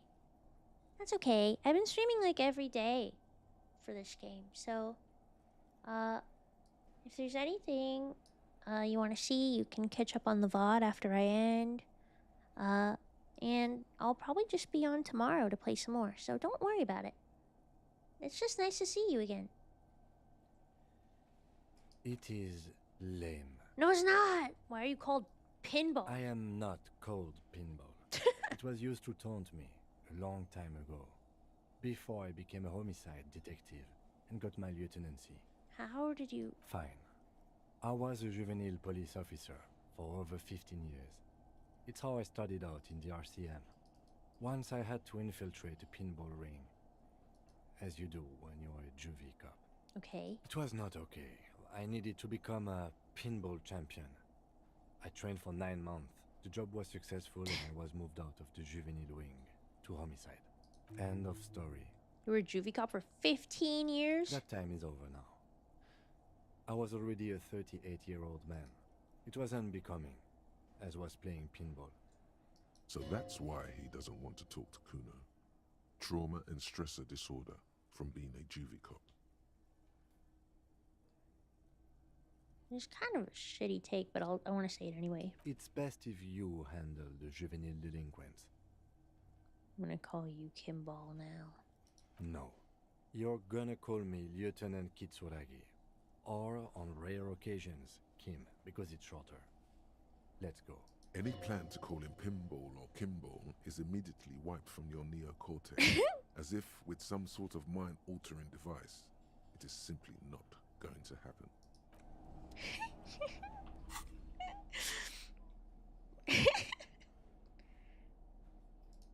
Oh, I snoozed the ad right in time. You got another 5 minutes, guys. You're lucky.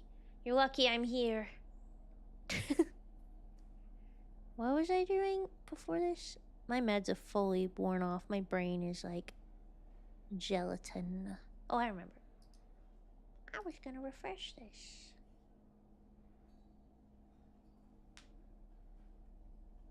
Surely we can call him Kimball in the bedroom. That seems like a surefire way to get a hard stop for the evening. A solid red light situation. I feel like that's a no-go. Unfortunately for all of us involved.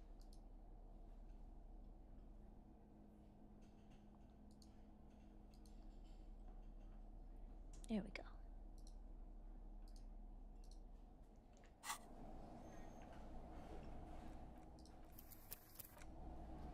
I saved so many times, is what I was trying to say. This small elevator is dimly lit by a bulb that's been glowing for ages. The latticed cage is open, inviting you to step inside. Look in. Smells of nougat and sweat. Your head brushes up against the ceiling. There is a control panel to your right, and just enough room for 2 people to fit in. Ah. The maintenance card under the control panel reads, Last maintenance, 10th July, 88. Oh my god. There are large rectangular buttons, monter, descend, and an international call for emergency assistance. That third one appears to be broken. It says the last maintenance was in 88. That it does. I say, let's brave it. This was maintained a long time ago. At the end of the last century. Look on the bright side. If it fails, we will only sustain minor injuries. I'm talking 3, maybe 4 months in the hospital. Maximum 5. Seems like a small freight elevator for transporting machinery. For that, it's pretty quaint. Alright.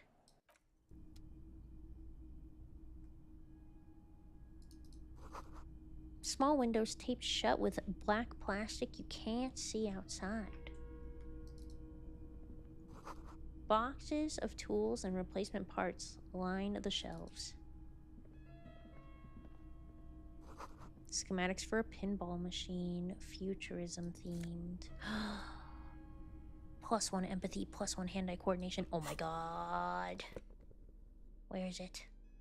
Oh my god, pinball maker's coat. Oh, I'm so cool now. Holy shit.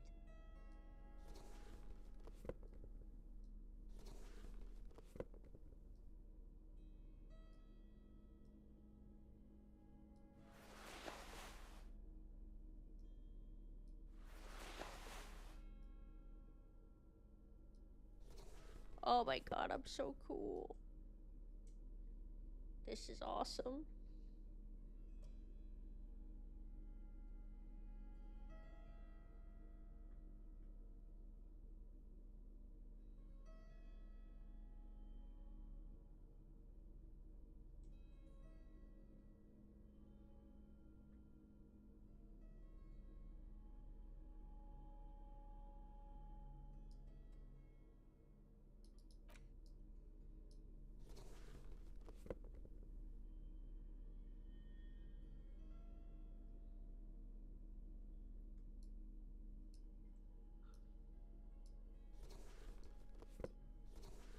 This is awesome.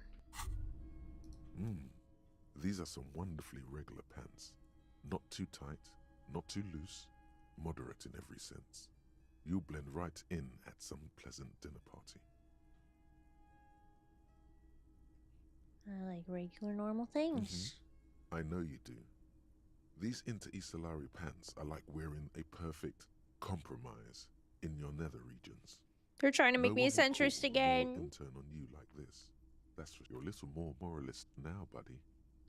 A little more normal, even if you didn't want to be. I didn't. Oh. God forbid I want to wear pants that don't make me feel horrible. Pinball machine has been taken apart and So gutted. this is where they brought 40 pinball machines to fix them up. A long time ago. Everything is covered with dust now. The lieutenant looks around the dusty, crowded room, inspecting the tools on the shelf. Looks like they gave up on fixing the pinball machines at some point. At some point, 20 years ago, 15 maybe, before pinball went out of vogue. This used to be a pinball workshop. Looks like it. I'm guessing Martinez North 22 used to be a pinball arcade before it became a hostel. There are machines left over. He taps his foot. A creak. Some dust falls off a shelf. Downstairs in the hall, next to the main door. One of them even works. I've seen one of the hearties bang away at it. Remember the dice maker? Then that means... Whirlin' and Rags was once the East Delta Pinball Arcade. That's all left over from that. Ah, yes, as the novelty dice makers said. Oh. This has absolutely nothing to do with the case, I'm sure. But I do like a nice little connection. I do too. But then it went bankrupt. Your skin crawls from making the connection. Could this mean the Whirlin' and Rags really is part of the doomed commercial area? If that's true, then our cafeteria manager is not going to like it. He looks we around. should tell him what we found up here, omitting that suspicion. I'm gonna include that suspicion. He does not appear to be the kind of man who likes his establishment to be part of a neighborhood ghost story about bankruptcy. I'm gonna tell him twice as hard. Stupid superstition. But still, it would be interesting to see what the cafeteria manager thinks of this. It's not a ghost story. It's a curse, and Gart ought to be made knowledgeable so he can perform counterspells. Absolutely. Counterspells. You clearly see footprints in the downy carpet of dust covering the workshop floor. Jackpot. These, unlike everything else here, are new. Someone's been here within the last week or two. 3 weeks maximum, from the dust coverage. It could easily have been 1 week too. You know, officer. He looks at you. This is so good it makes him forget the whole Kimball memory. This isn't bad at all. It was a good idea to see where that door leads. Commendable work bringing us to this place. Okay, what does this mean? It means someone snuck through what seems like a secret route, behind Classia's room, in the recent weeks. This may prove to be significant. Let's have a closer look then. Large prints, most likely made by Boots. The size is hard to determine. Soul could be bigger than Vamp. The souls have left a pattern, uniform, horizontal lines. Never played this game, but I love the emotions paintings. Oh my god, me too, me too, me too. The artwork is just gorgeous. I don't know what you would call them.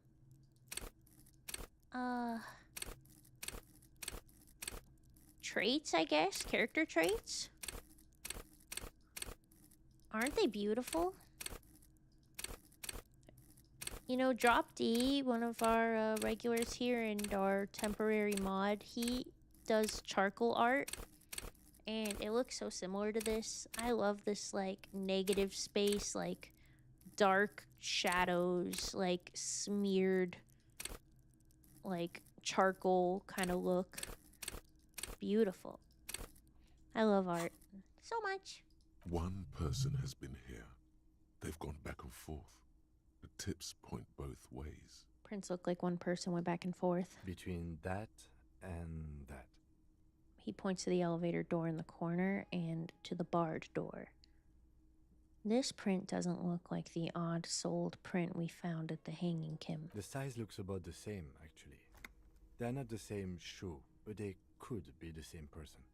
This doesn't look like the worker's boots from the hanging, does it? No. These little horizontal lines are different. They look custom-made to me. Or some kind of foreign print. Hard to say. Get up. Everything around you is quiet. The prints crisscross the workshop floor.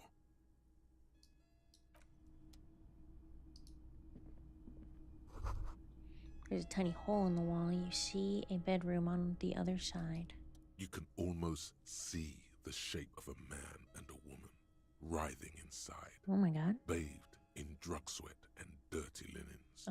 Bottles lie around everywhere.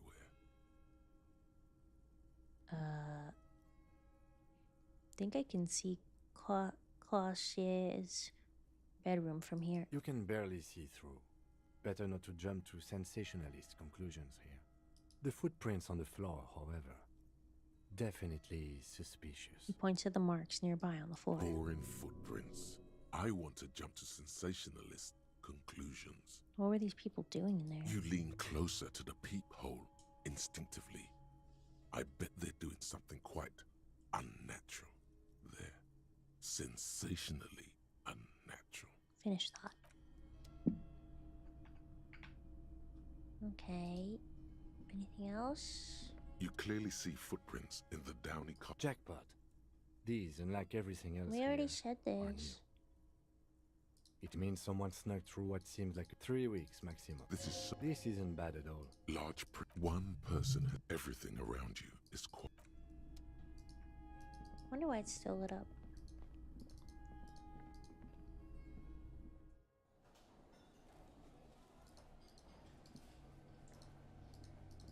Well, that was awesome.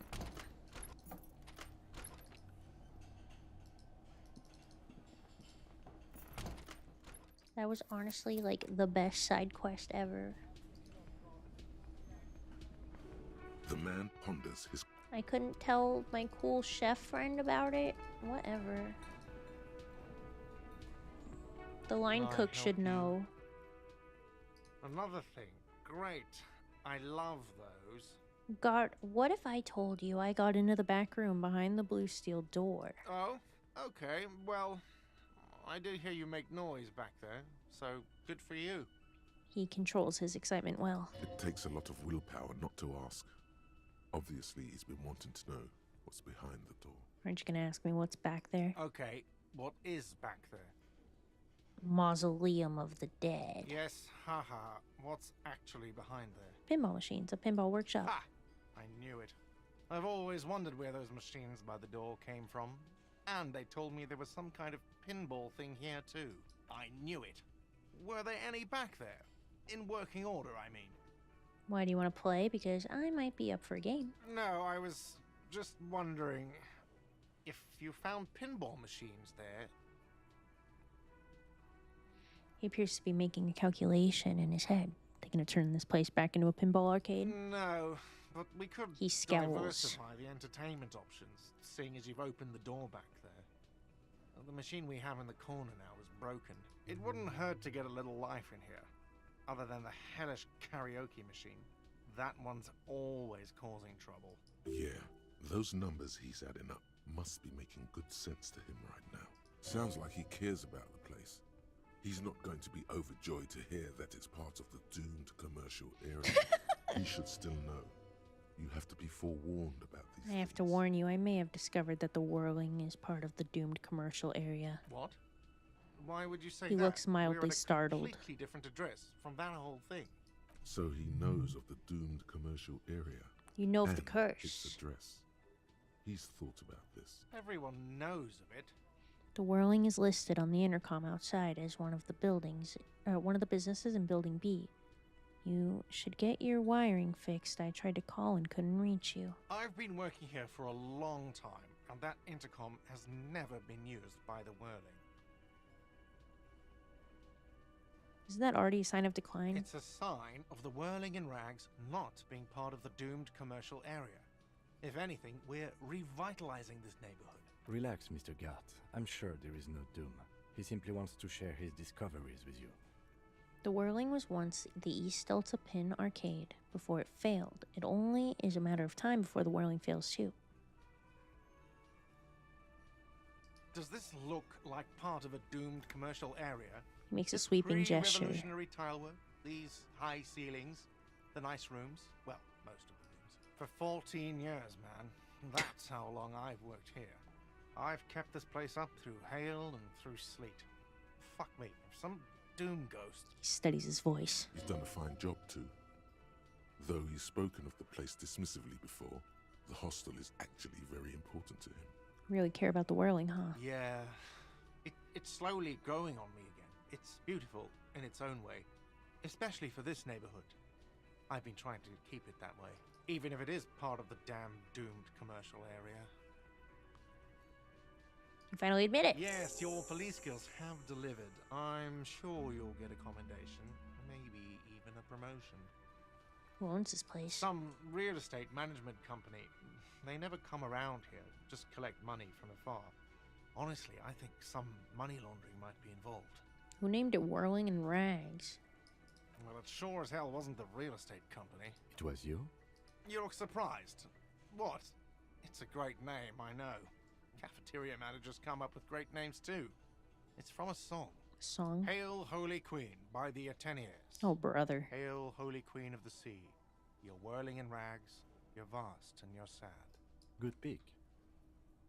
The lieutenant nods. What about the other cafeterias you manage? What about them? One is a basement dive frequented by chain-smoking communists.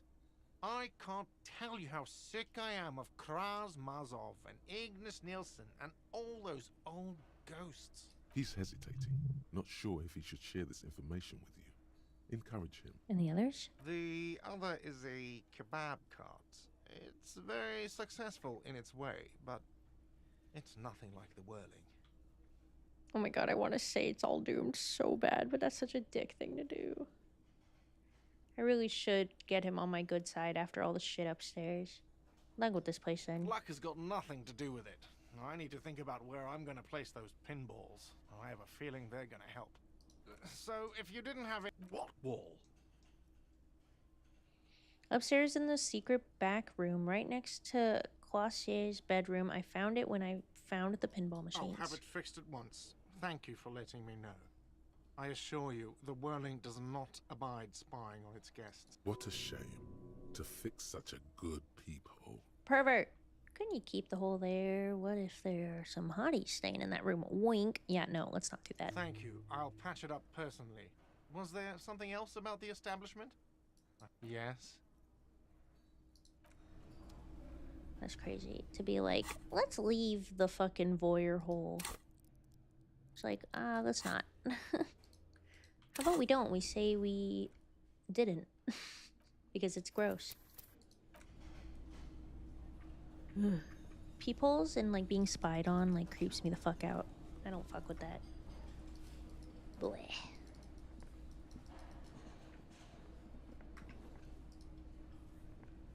I've got nothing to say to you. Okay.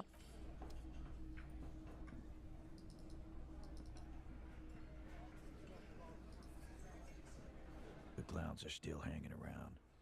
What is it now?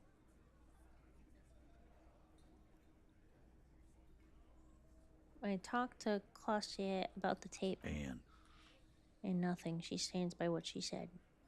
That fucking fucker. You're the worst cops in Revachol. I gave you gold on that tape. It was just locker room talk. It's not evidence. It was dark stuff, but it didn't prove anything, and it didn't change her mind. That one. Dark. Dark is when you start a goddamn death rock band. He said he'd rape her. Shakes his head in disbelief. What did she have to say then? Fine by her? This is what people are supposed to be like? Fucking whoop-de-doo. She did not say whoop-de-doo. Did not come as a surprise to her, and she definitely wasn't scared. God, there's so many freaky ass ways to answer this shit.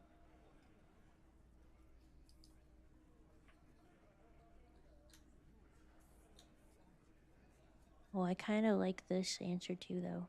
She said she'd like to be a little door gunner herself if she could. Yes. In fact, I think she thought it was a little funny. Funny? No good goddamn psycho whore. Alright. All fucking righty then.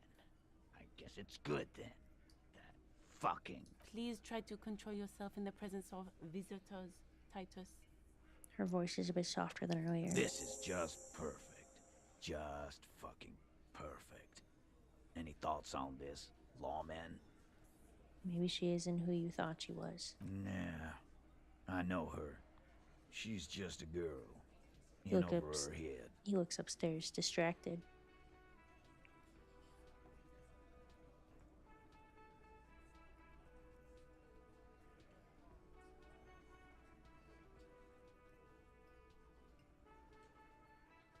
She's not some helpless girl. She handled her mercenary well enough. Handled him? She got into some stupid shit with that guy. Shit we had to take care of. Yes, we heard all about it, and the fact still stands. You were more disturbed by the tape than her. Be straight with me, Titus. What really happened? I already told you. We fucking hanged him. There's less gusto in his voice now. His men too are growing increasingly silent. Come on, Titus. We know you didn't hang him. He was shot. I know you're tired. So am I. Why don't you just... I'm thinking that she shot him and they all covered it up for her. You know what? I am tired. I'm tired of you and the whore upstairs. Next time you see her, tell her Titus said, "Fuck on!" Throws his beer can down. This is the petulant rage of someone who's at the end of their wits. That lying, scamming. We're done. This is over. You understand? Your little investigation is over. Yeah. There's silence in the room. Elaine starts saying something, then thinks best not to. On the floor, beer drips out of the can into a small puddle. No one does anything about it. What is this quiet funeral shit? What we need is some beers in us. Bartender, 20 beers for the Dock Workers Union. Why do we make it 40, huh? Why do we make it 100 beers? You're not loud enough. 100 beers? Now we're talking. Hoppity hop over here, cafeteria manager. The window might be closing. The more beers they get in them, the less cooperative they will be.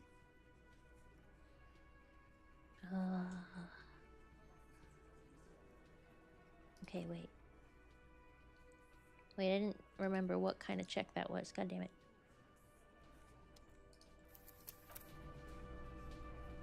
It's you again. What is it? He seems pissed.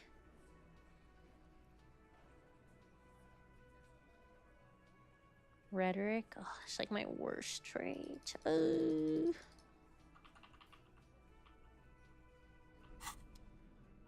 God damn it.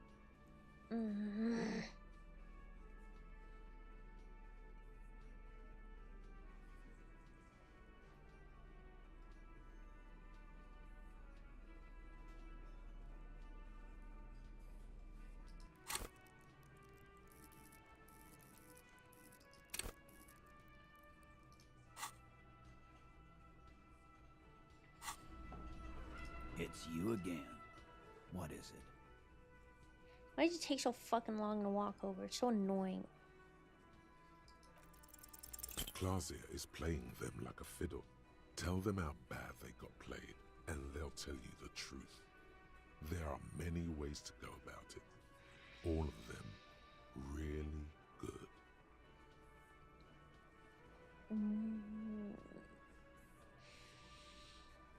get at least 2 5s.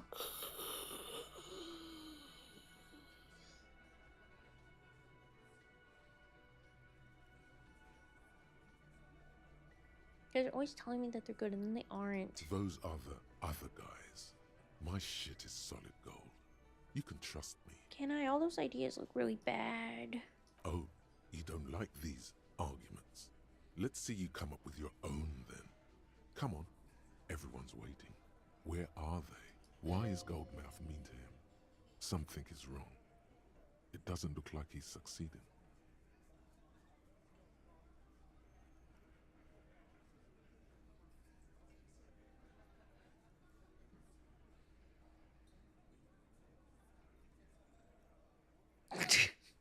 What fucking story? I'm gonna tell you a little story about Kim here. What fucking A story? story that fits the occasion, of course. I invented a wonderful allegory for all this. Oh, fuck yes. No, there is no story. See, Timothy here got himself into a jam. I didn't. Let's not do stories. Let's do questions. No, don't listen to him. This is gold stuff. Now let's get didactic. Kimmo got to thinking he could trust this bad chick because she was hot, so he asked her to lie for him. She promised she would, then ratted him out. Almost cost him his job. So you got played, huh? Titus glances at the lieutenant. Good. You got his attention. Now reward it with a metaphor.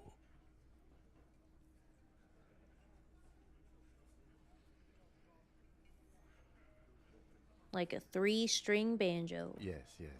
3-string banjo. The point is, this allegorical Kim should have just told the truth. You need to man up and take charge, little guy. Shit's gotta be equal in a couple. Listen to your buddy Titus here. He points to himself. Nothing like this would ever happen to a hardy boy. Thank you. I'll try.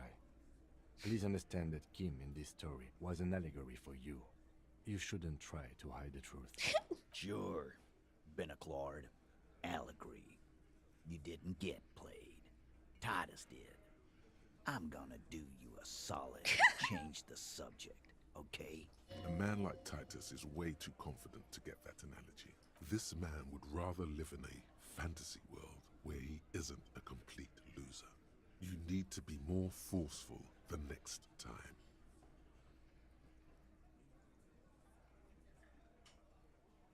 Okay, we can try to level it up real quick and see if that helps.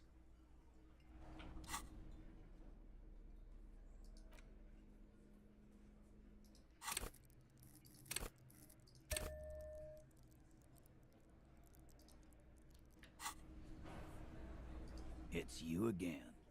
What is it? Get your ass over here. We have shit to discuss. Come on. I don't know what went wrong the last time. You have so many good ideas here. Make them all see their puppets on a string.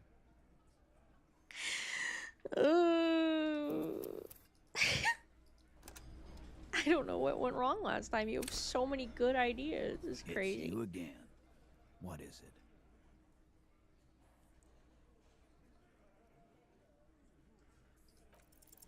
Convince Titus thank God. He's being manipulated. You should know by now. Titus Hardy will never falter. One of his boys will. Fat Angus, the powerful guy, Mr. All Muscle. The time has come. Put him in the pressure cooker. Just remember, it's about more than Glasia. It's about these men and Martinez, their district, their responsibility. Outside, in the midday sun, ruins. The pavements are cracked and the benches peeling. Newspapers blow in the wind. That's it then, case closed. We're going home, Kim. Huh? The lieutenant raises an eyebrow. He'll get it. Go on. Write it down, Kim. And Martinez, they just kill you because they don't like you. Got it. Kill you because they don't like you. All because... Of some... because you're a foreigner, because you work for the wrong people. Goddamn right. This is Union Town. You work for the company, we will kill you. Fuck, Dennis. We don't kill you if you work for the company. Half the harbor works for the company. Work for the wrong company, and they execute you. They just hang you like the Dark Ages. Make a display of your corpse. They just hang you, shoot you, whatever. They can't even remember. It wasn't that. It wasn't. We didn't shoot him. That's it. That's the weak one. You flushed him out. Now go in for the... Officer, you will be next if you don't shut up. The old man reaches for his belt, but his voice is strangely calm. Firearm. A glass 08 Oh, shit. or a 38 caliber pistol. Either is small enough for you to have missed. He's onto you. He knows what you're trying to do. Steel yourself. Push on. Just ignore Theo.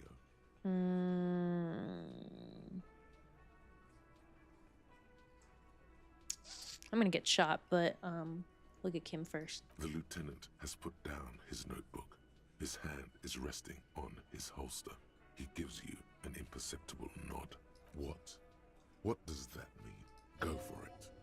The lieutenant has his eyes set on the fat guy. Push Angus. We're almost there. Okay. We didn't kill him. We didn't even hang him. He was dead when... Oh, and I said, or what? You're gonna kill me like you killed him? For no fucking reason? And then he said, we didn't kill him. We didn't even hang him. He was dead when... Shut up, Angus. He was dead before you hanged him. Betty! Little Say guy. one more thing to the cops and I'll... The little guy hits Angus on the back of the head, a loud slap.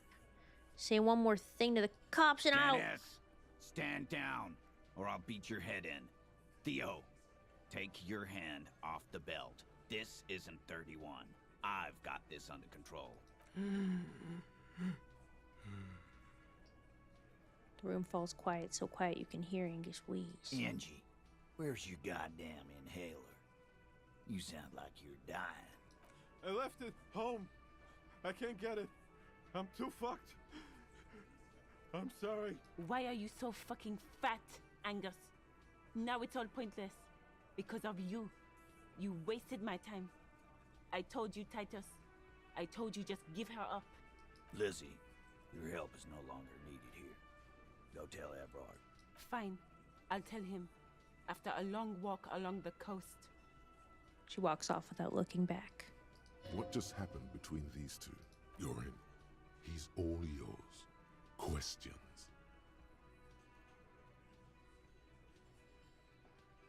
We did it. The lieutenant gives a smile only you can see. So you didn't kill him, he was already dead. He nods. You hanged the corpse to cover up the real cause of death. The bullet in his head. Another nod. Why? Because the girls asked us to. They were in some shit. Did she kill him? Cop, I have no idea. The girl says she didn't. He doesn't think she did. Or at least he hopes she didn't. What happened Sunday night? Classier came down. She seemed really out of it. Drugged up, even more than usual. Bug-eyed and gurning, you know? Not in a fun way. It looked like she'd redosed after something went down. I've seen that look before. She was scared. I knew someone had died. It's like, you see something fucked up and you take a bunch more drugs because you don't know how to cope because you are on drugs. And then you're really, really fucked up on drugs and you're traumatized. How do you know? I've done this job for 10 years. I've seen it before. It's the politician in the motel room with the dead hooker scenario. Only in reverse. Good analogy, boss. The rat-faced man snickers. You don't get to talk yet, Shanky. You're still on the bench. You keep taking it easy too, Angus. He turns back to you. What happened then? We went upstairs. Sure as day the Merc was dead. There was a bullet hole through the window. Fucking... Scratches his dirty chin. sheets and bottles everywhere. Tibbs patched the window. And the corpse. We hanged. Who's Tibbs, the eighth Hardy? Nah, he's my brother. He's in the window replacement business. Oh. Right He's grateful he hasn't gotten his brother into this mess. If Claudia, I don't know how to say this name. Claudia didn't kill him, why cover it up? You may have noticed our girl's in some shit of her own. I didn't notice anything. What kind of shit are we talking about? That can't show up on police radar kind. There are people after her. From the old world. Where she came from. These people, who are they? They're powerful. Connected to the moral intern. She's clearly afraid for her life. Says if she showed up in your systems, she'd be ghosted away. He looks out the window. And why would you help someone like that? By taking on a murder? Why would I? I guess we abide all sorts of runaways and losers here. It's a Martinez thing. He shrugs. Who killed the merc then? Any leads? Not yet. Just some ideas. She says the shot came from outside, behind the window somewhere. So that's a clue. What are you thinking? I'm thinking someone's past caught up with them. Either hers or his. Hers, you mean? I mean the people after Claudia. Maybe the shot missed. Maybe it was meant for her. I like that. Been thinking the same thing myself. Yeah, ideas about his past too. My dude. One of those mercenary buddies of his could have done it. They got guns, training, years of bad blood, probably. Or it could have been someone else from Crenell. Pauses to think. Tell you what I'd do. Check out the coast for vantage points. Maybe consult with a ballistics buddy of mine. That's what I'd do. If I wasn't too busy doing this clown dance with you. He's calm now. Threw all that turmoil away and became himself again. Whose idea was it to hang him anyway? Hers? In a manner of speaking. What do you mean? We had help from another girl. It was her idea to hang him, and I liked it for political reasons. It sent a good message. It's hers, isn't it? The missing 8th Hardy. That's the other girl. The big guy turns to Glenn, who's about to say something. The blonde shuts his mouth before a word escapes. I'll say it again. All the Hardy boys are right here, cop. That woman is just affiliated with the Hardy boys. You don't know her, anyway. You know, it's okay for there to be a Hardy girl, Titus. We're Hardy boys. And that's it. His face sets like concrete. He shakes his head solemnly. Also, I haven't been wearing my cool shades and sunglasses ever since I became wide. This is so embarrassing.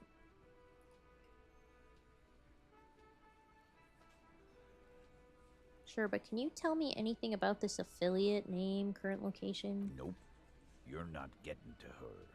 It's Claudia you want to talk to. Thanks for this, Titus. I'll go talk to her for the last time.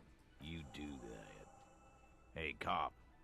Before you go... He grabs his beer and swirls it in his hand, then thinks of something. Suddenly, the wind picks up outside. You hear it rattling the large windows in their frames. It carries newspapers, circles the whirling in rags in a warm column. She, Claudia, came to Martinez to hide. Many of us did. This is where you wash up when there's nowhere left to go. The Union takes you in. Now, she refused that protection. But you would still prefer if we didn't take her away. that's right. If we didn't take care of the people who end up here, this place would just be a couple of ruins and some cargo containers. Man, that goes Hardy. We'll take that into account. The lieutenant slides his notebook into his coat pocket. He turns to leave. Oh, that went so well. Damn, I'm such a fucking detective today. Oh, dude, you just know these two are narcs. They're gonna fuck up our rapport with everyone. We're gonna find her dead next. I'm not ready for all that.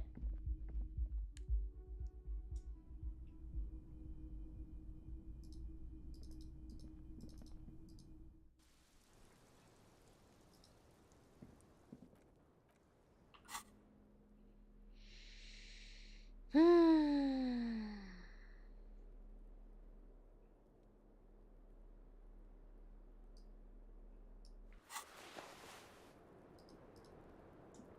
same small, heavy door. No lock.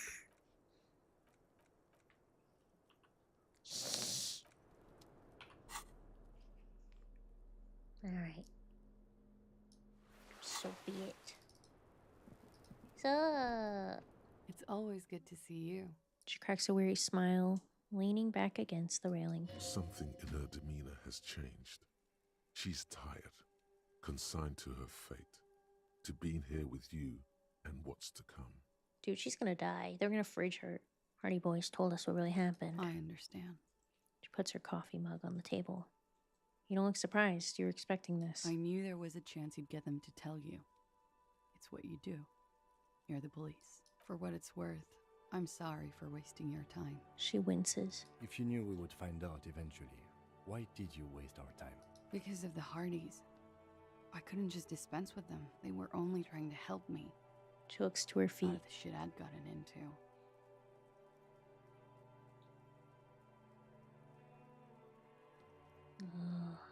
It's not a good enough reason. You're right.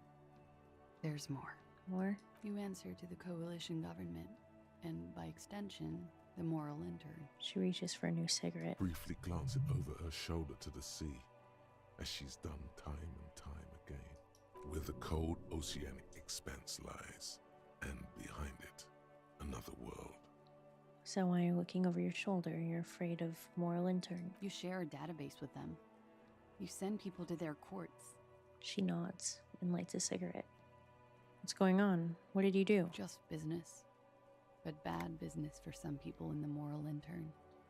If I show up in your records, officer, they will find me. They will... What happens if they do? They will kill me, sir. If you file my name, take me in for questioning, enter me into the moral intern mill, well, then I'm fucked. For nothing. This murder didn't have anything to do with me. Here we go. For once, you seem to have her off guard. She has us off guard too, though. What did you do to have these people after you? It's not nice, but it's not illegal. Not here in Revachol, or even in Oranje. What exactly did you do? Industrial espionage. I joined a business collective She's a with the spy. intention of betraying them. I did my job well enough to be asked to do it again. Dude, I can't trust her. With a bigger company. The kind you really, really don't fuck with. I took their ledgers, 2 decades worth of accounting. I need the names of the companies involved and who hired you. He taps on his notebook. The job was Lewis-Duin County Savings Bank. They sound small, but they're part of the Lewis-Scott conglomerate. That was the second job. The first was some printer company. You wouldn't know them. But she really destroyed them. She still feels it. As to who hired me for the job, I don't know. But they're after me too, along with Lewis-Scott and their friends in the MI. Once you're done in the competitive intelligence circuit, you don't have allies. You're radioactive. I'm sure there are people who have done much worse than that. Sure. I'm not a war criminal, but it was bad. People lost their jobs. Good people too, not just C-suite. She shakes her head at the thought. A lot of people got hurt. She concludes. But that's just more of my shit you shouldn't have to deal with. You're solving a murder. That can wait. Look into her eyes. There's more. What did you do? One of them killed themselves because of me. That's not easy to deal with. How do you deal with anything? It's all just... How do you do it? By not remembering a single goddamn thing. That would do the trick, yes. She's almost devoured the cigarette she lit. She looks at it sadly. Around her, a drop in the atmospheric pressure. Not long from now, it will get dark, and the air will start moving faster, circling the box she stands on. She's already imprisoned here for what happened, and she's prepared to never leave, even after his death. What happened here the night he died? We were there. Together. In bed, I mean. She points to the window. The silhouette of the bed is visible. Tell me exactly what happened. Okay. He was in a kneeling position.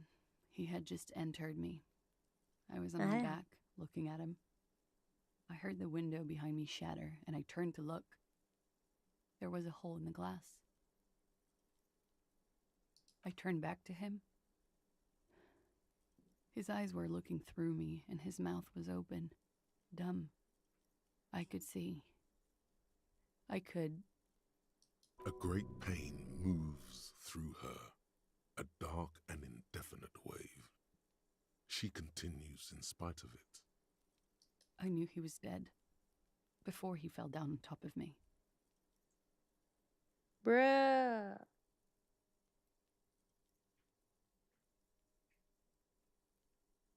I want to, like, state the obvious, but I don't want to spoil what just happened verbally. You were right. He did enjoy the moment of his death. Holy shit, dude.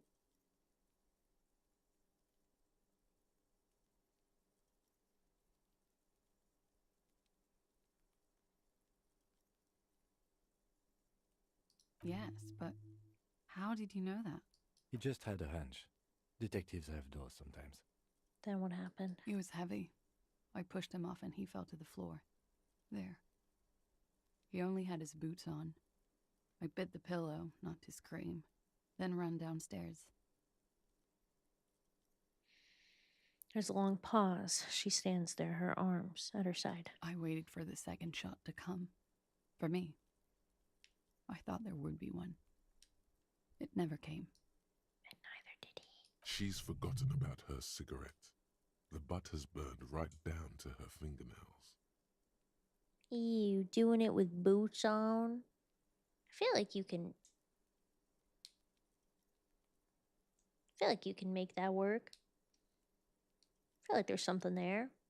Not ideal. I feel like there's something you can do with that. Ye of little imagination.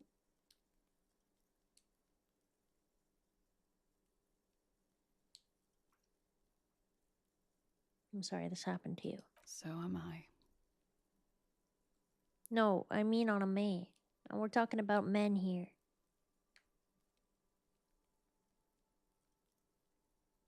Her cigarettes, the cigarette has singed her fingers. She throws it away and immediately proceeds to light another one. This woman is made of coffee and cigarettes. What time was this? When did it happen? It would help us if you could be as precise as possible. 11:30 to 12:15. I don't know the exact time. Around midnight. It's okay. Were you inebriated? Not as much as usual. He'd done a line, plus other things. I was drinking. Okay, I've put more thought into this. If he was, like, in his undies with boots on, not so much.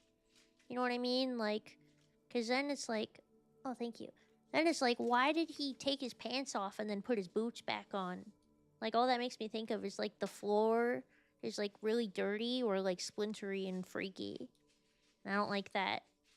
But, like, if this is, like, a spur-of-the-moment situation and the pants and the boots are still fastened, I feel like you could work with this. You know what I mean? Like, I don't feel like that's an instant deal breaker. Wait. Titus said she was gurning her jaw off much more than usual. But you're correct. Fancy lady boots are different. Any situation, pants or no pants, are perfect for lady boots. Boots and nothing else. You've heard of Pooh Bear in it, you know, where you just have the t-shirt on, no pants. This is like Pooh Bear in it with like the Pooh Bear wearing like Timbs.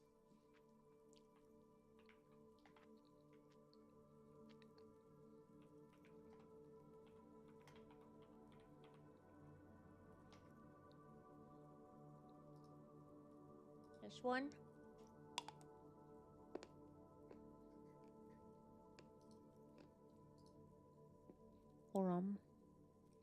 Talking about pulling the Walter White. Walter White. Okay, wait. I'll put that up next. I like mine better, but yours is really good too. This is what Aries shows me.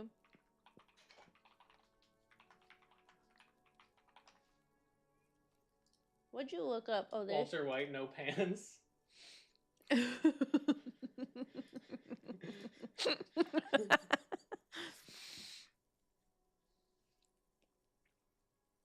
Iconic. Well, yeah, here's your character that only wears shoes. There you go.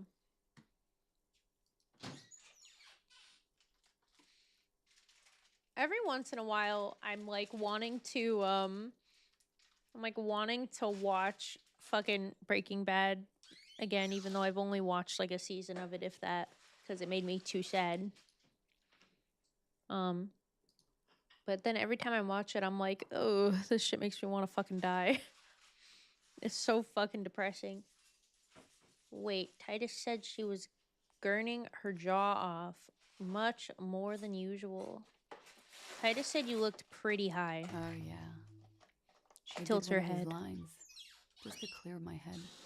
Really? It's so good? I even know that it's pretty damn good. It's just depressing. It just makes me so sad. Like, everything is... I guess it's just like the bleak outlook where nothing ever is going to get better, if that makes sense. It just feels like so damn fucking, like, relatably dystopian. It's like medical debt, like fucked up like marital situation, like struggling with like a child with disability, like having to like deal with a cancer diagnosis, like dealing with your fucked up like stupid high school chemistry job or whatever the fuck, like and you just know like he's still gonna have cancer, he's still gonna have like marital problems, like he's still gonna like struggle with like his family fucking hating him, and now he's also like on the criminal radar, and also like his like weird narc DA brother-in-law is gonna be on his ass too. Like it just feels like so fucked up. Like there's nothing like positive ever happening. It's just like cool and like funny and well told storytelling. It's just like get ready to be fucking depressed the whole time and it's not gonna get better. I probably relate too much to the ego he has. I hope you just mean like his ego is relatable a little bit and that you're not saying like I'm basically Walter White, because like he's like going through a manic episode the entire show. So like if you actually feel like that much of a god complex and like anger issues, you probably want to get looked at for mania and bipolar and shit. He's like constantly angry. Why is my model not tracking? Please wake up. Bunbun, please. Bunbun. Speak to me, Bunbun. Oh God. Wake up. I'm reloading her. Yeah, I'm basically Walter White. Spips, no! That's so cool. He's such a cool guy. What is this, like the new Fight Club? Like, I'm basically Tyler Durden or whatever the fuck his name is. He's so cool. No. Also, why did I spawn in with my ears down? Typical male ego thinks they're smarter than they are part. Okay, fair enough. Fair enough. Like, this would be my big brain, like, angle on my fucked up impossible life. Like, I can get behind that. Yeah, I'm basically Anakin Skywalker. He's awesome. Please don't watch past episode, like, what? 2? 1? Because there's some fucked up shit he goes through. I don't want you to feel bad.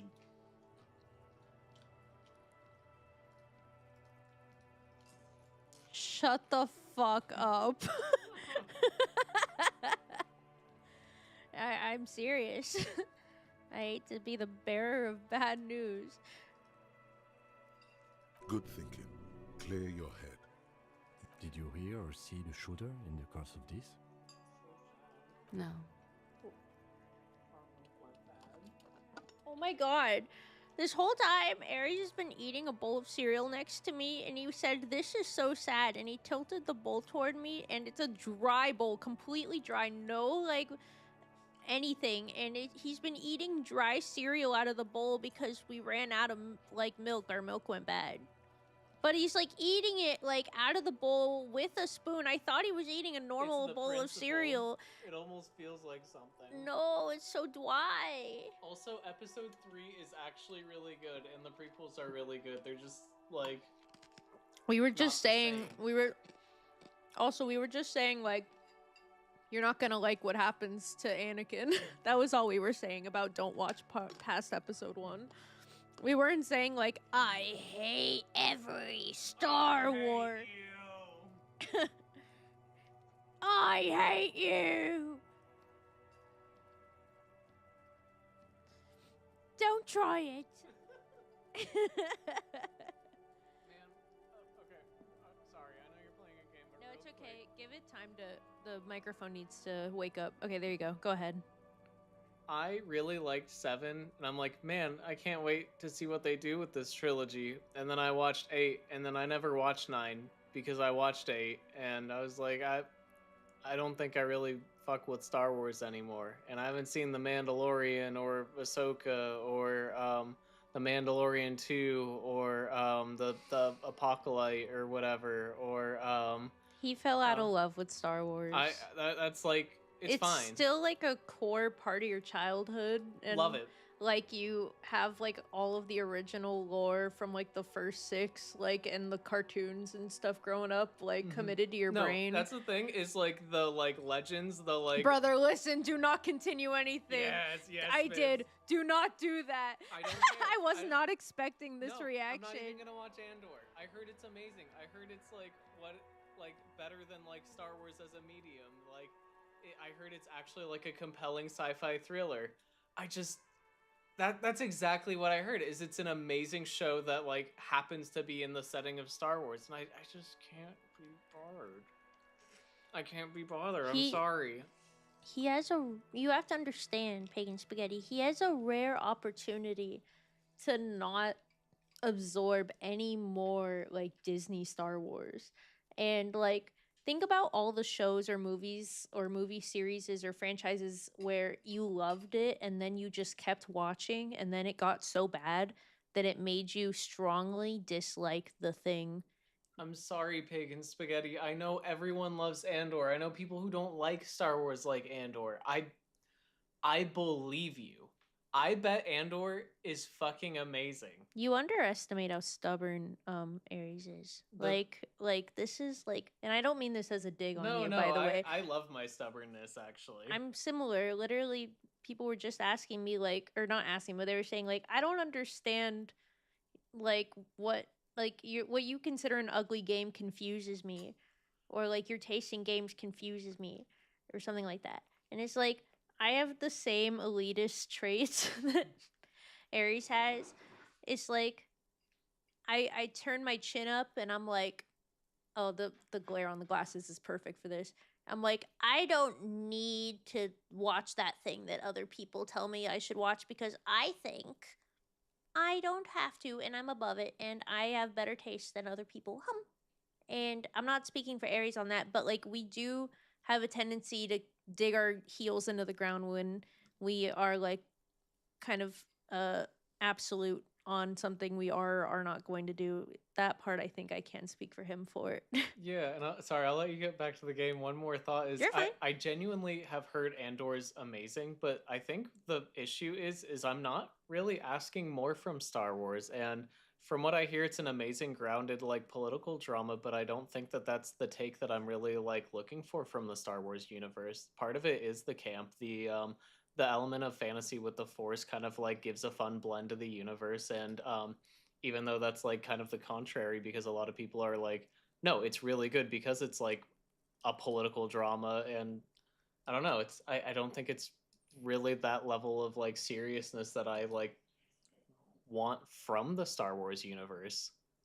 It's kind of like when people talk about like, Gundam as an equivalent, and they're like, yeah, without all of the new type space magic crap, you know, I want like a grounded political drama. It's like, I don't know. It's fine. It's cool. I love political dramas, but I think I like my sci-fi with a little bit of like campy space magic. You lost me on where that ties into Star Wars. I like the Force. I like the lightsabers. I like a little bit of Why is the childish. Is Andor like really like gritty and serious? It is like a pre-rebellion, rebellion, like birth of the movement, like type of deal. Why would that lack the space magic? I don't think there's any sort of space magic in it. I think it's, there's no Force stuff? From what I understand, it's like strictly a like political drama. Oh. Which sounds really cool. Snork me. I'm just not asking for that from the Star Wars universe. And I think that might be a like... You dodged a bullet with Acolyte, I'll say that. I heard it was really a really expensive bullet too. It's after Order 66. Like, now this is truly just like childlike nostalgia taste, so like forgive me, but my idea of pre-rebellion is playing The Force Unleashed on my Xbox 360 again. And like bringing down a Star Destroyer and then starting the rebellion like in like 5 cutscenes. That's the dream. One video lives rent-free in my head. It's the your feelings for her are not real. Wait, which part is that? Wait, which freaking quote is that? I'm not a Star Wars head. How much do you know about the Gear Wars? Ow. Oh, sorry. From The Force Unleashed 2, that shit went so hard. Bro didn't even remember. Yeah, no. The Force Unleashed and Force Unleashed 2, did I just kill Bunbun a little? You just surprised me because, like, you used your knee or your foot or something to, like, scooch my chair in, and it scared me. I put my knee down and I accidentally pushed you didn't even, like, nothing collided. It just scared me. I was just like, whoa, I'm rolling. I didn't even play it. No, it's okay. Sorry, I forgot the quote. I think we talked about this recently, that I am not good for any quote, but the Force Unleashed games are really over the top. They're really like choony, and everyone likes them though. They're so Forced fun. Unleashed. They're I've never so heard fun. someone talk shit on the Forced Unleashed. People like it. It's great. He's scratching my table. He wants right. to cuddle you. I'll leave you be. I'm gonna play some Cyberpunk, but thank you guys for listening to me ramble. Thank you for coming to our Aries talk. You better pet that dog too. I swear to God. You can press X to pet the dog. What the fuck? That's what you have to do in like every game now. Why'd you say that? I said it like a Redditor. Why? I don't know. That was crazy. Bye, Aries. Yeah, fuck that guy. Bye, thanks for letting me chat. I'm gonna play Cyberpunk now. Bye. Get rid of this man. Nothing. I was trapped. I was stuck in my room downstairs. I got some clothes on and crawled back up, drew the blinds. Blood was coming from Fuck his that mouth. guy. Yeah. Not a lot. Just a We little. hate him. Yeah. Not Aries agreeing, going, yeah, like in the background. Like, yeah, who do we hate? He was Yeah. still on the floor, slouched. I couldn't be there with him anymore. So I ran down and out of my room, into the hallway, down the stairs. I knew there would be people there. Run, woman. Run past them and out into the streets where it's dark and people move. To the lorries at the intersection, as far as you can. She pulls on the cigarette, looking up at the sky. Her hair ripples in the breeze as she stands there, silent. I'm gonna go now too. Thanks for scratching my talking shit about Star Wars itch. I'm not even like a good hater. I feel like you're it's a better. decent hater. It's apathy. No, you do care. You don't fool me. I know. Good night, I Spips. wish I loved it all. Like I wish I liked the last decade of content. Fine, you got me. Or I Good guess night, not good Spips. night. You're in Europe. but Good morning? good morrow. No, I do care. Yeah. No, both of you care. You're just a hater, and that's okay. You like being a hater. Good morrow, Spippy. Yeah, it's morning. I have to study. Oh, do what you gotta do. Lock in, man. Sounds like me when my World of Warcraft bank got deleted. Yeah, he's like, I don't care. I'm apathetic. Lies. Lying. What happened after you ran downstairs? Sylvie was tending the bar. A lot of Also, people I were know. there. The Monologue. Hardys were at the table in front of the stage. I think the Union box was full. Okay, go ahead. Go ahead. Oh yeah, just want to say I know you're not going anywhere, but I'm going back to my game. So if I want to talk to you, bye, Bacon Spaghetti. Thanks for chatting with me too.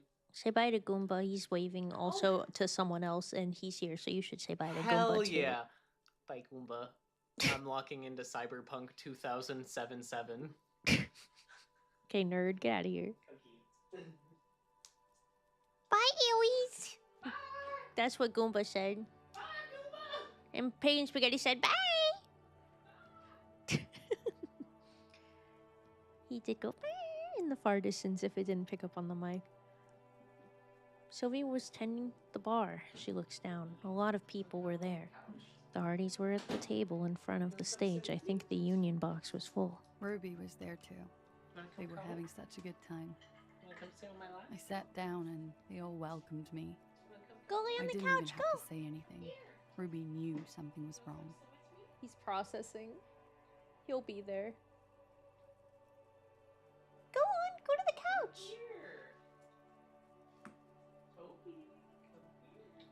I think he didn't want to leave here for a second. Where are you? Where's my pup? Go see him, go. Oh, you want pets. He's like, why aren't you at the computer still, Mommy? I'm sorry. I'll be there soon, okay? Go see him, go. Go on. Invite him. Toby, come here. Hi. I might have to stop soon for my puppy. Maybe when this whole line of questioning's done, I'll wrap up. Ruby was there too. They were having such a good time. She pauses. I sat down and they all welcomed me. I didn't even have to say anything. Ruby knew something was wrong. Ruby? Before we continue, who is Ruby? Ruby. You know, the leader. Oh. The leader? Of what? The Hardy Boys. The Hardy Boys. She says as if it's self-evident. Thought Hardy was the leader of the Hardy Boys. Well, nominally, yes. Ruby's the one they go to when things happen, like things they need taken care of. She's the organizer. This Ruby, in her phrasing, is entrusted with great power. She trusts her. So do the others. Okay, let's go on. What then? Well, Ruby said let's talk upstairs. I showed her the room. I've known these people since December. They know my situation, but I can't leave a paper trail. Ruby was the first one I told. She said she'd take care of this. It's what she does, you know, take care of things. Her I helped VA her is get the body to the amazing. bathroom. We used a belt to pull him up under the shower, to keep him upright. To mislead you, they were tampering with the body. Yes. To produce lividity, matching a hanging? Yes. We completely missed the tampering. Looks like you got there in time. What was this, 20 minutes after death?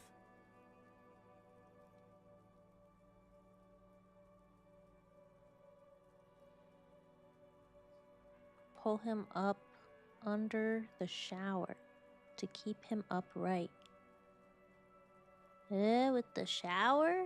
I don't even know how I would get that. Different ones for each version, so I don't know which one it is. Oh, this is Final Cut. We're playing Final Cut. In English.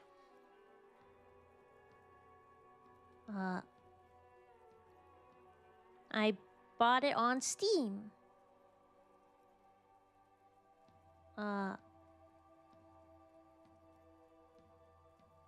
Oops. Visual calculus. Oops. Great. About 20, yes. Ruby explained it would make the blood... You know what he does. She looks at the ground, then raises her light brown eyes to meet yours. Then what did you do? Ruby went outside to talk to Titus and the boys. I was just looking at Lely in the bathroom. I had to put his clothes back on. His armor, too. It was tough, but I've seen him take it off and put it on many times. It I took bet. Ruby maybe half an hour to come back with Titus. I'd gotten him ready by then. They carried him out. I knew what they were going to do. Make it look like a hanging. Ruby said they would. What did you do while they were hanging him? Ruby said to wait here. She also said I wouldn't see her for a while. That we should lay low or something. So I did. This Ruby. Where's this Ruby now? I don't know.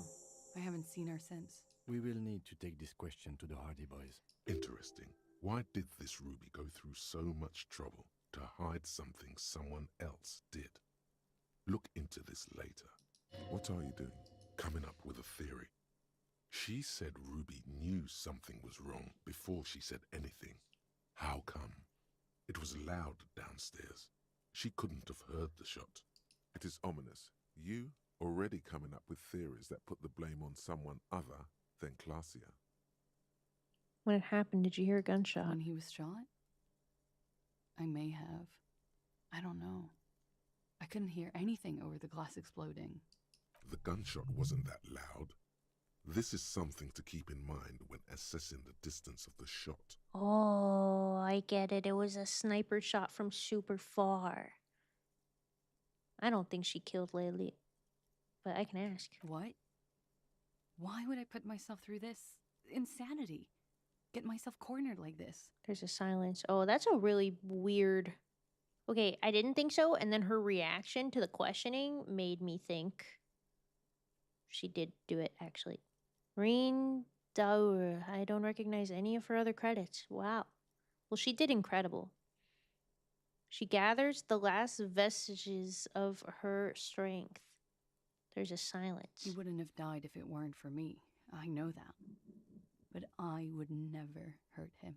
She's talking like she's guilty. All kinds of crazy things happen when drugs are involved. Yeah, true. Sweet, sweet drugs. It could have been a desire murder. Maybe an act of jealousy. Oh. He was a serviceman. He must have had a gun lying around, close to her hand. A military weapon using jacketed ammunition. Now you guys suddenly have theories pouring out, when they're obviously just stabs in the dark. I don't know. She seemed pretty guilty. Downstairs people have this crazy idea that you killed him. I'm sad to hear that. They must have said it in some fit of frustration or under pressure. They couldn't have meant it. I've talked to them after it happened. No one has implicated me. She's getting scared now of you, the downstairs people, all of it. It's okay if you did it in self-defense. I did not kill him to defend myself from rape. I told you before. That wasn't what happened. Desires drive people loco. She simply shakes her head. Drugs were an integral part of your relationship. Perhaps they contributed to its end? What does that mean?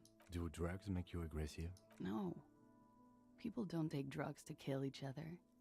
They take them to feel okay with each other. I thought Ravishal would be more enlightened about this. Especially since you've taken them yourself. The lieutenant gives you a sideways glance.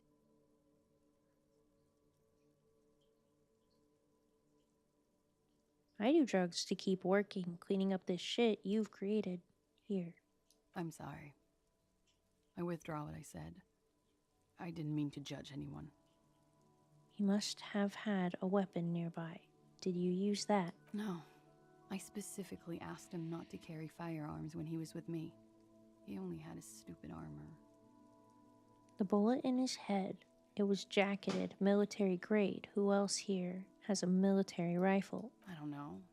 His friends have rifles. Maybe those psychos did it. Coalition military have rifles. I'm not a munitions expert, and I did not shoot him. Yeah, it would be difficult for her to, like, shoot him with a rifle at, like, first person. Unless her whole sex story is made up and is meant to cover it up, I'm not sure. I'd like you to answer some other questions, miss. Like what?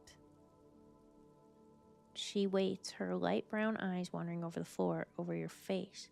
Could the people after you have killed him? That's the first thing that went through my head when I heard the glass break. And? I thought they'd found me. They've killed him to punish me. All last week, I've tried not to talk to anyone or be seen with anyone. She looks at her cigarette. So they wouldn't be hurt. I've come to understand, however, this is paranoia. What happened didn't have anything to do with me. Maybe it did. I just don't know. She shakes her I don't head. know anything. We can't go after Loose Cap. Not yet. There are other, saner leads. I don't ask you to, Lieutenant. If there's one thing I know, it's that you'll get nothing from there. Why did you call the cops if you're hiding? Because I'm an idiot. The answer comes fast. Which is an indicator of truth. Idiot. She's nothing of the sort. So you would have us believe, but you're not. You have to understand, the people around here, no one was making the call, and he kept rotting.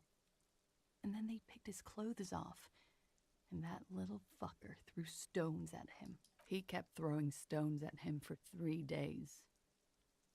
I could hear the Oh thud, my God. thud. So I called you. I hope with all my heart it's not the last thing I do in Ravishol. I believe her when she says this. Oh God, that was a lie too. Who made the call then? Huh? She did, of course. Don't be paranoid, man. It's unbecoming of a police officer, and it makes you sweat. When was the window changed? Last week.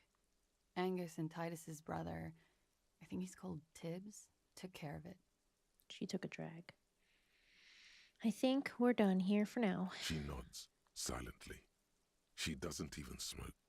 Just picks up the cold coffee and holds it in her hands. Lieutenant glances at you, then at the door. He's thinking, are we done here? Or should we arrest her? She's a flight risk and she lied to you. She should be taken into custody. Manipulating your skill set, lied about making the call, question mark?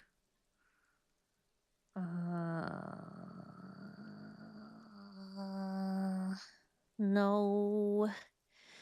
No, we can't make the arrest. They'll kill her.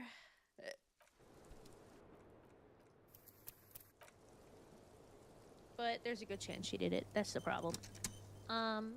Officer?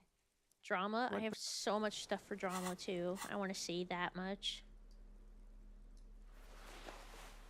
Put on all my drama clothes.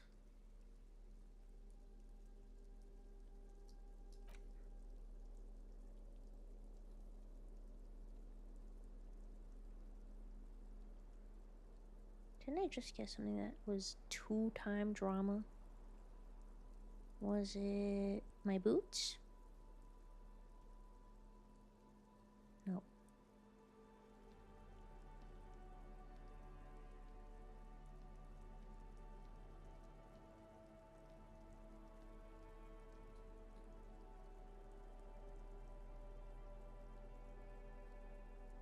I swear I just got something that was like super drama. Super duper drama. Ew.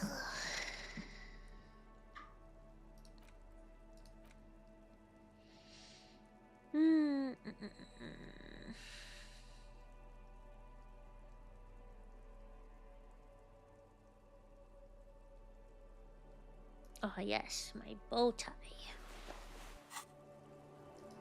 Officer, what brings you up here in the rain? In God's name, wake up. But we are awake, sire.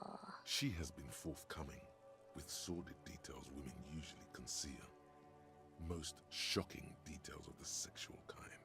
Oh, come on now. Walk. You've been breached, so you say. But give us one example of deceit. Just one example. Remember doubting she made the call. She said she made it to the police. There iseth no doubt. The lady, try not to sweat so profusely in her breast. It looks like this one's not waking up. You left. I'm trying that again, because I really want to know what she says, and I'm probably not going to arrest her. Probably.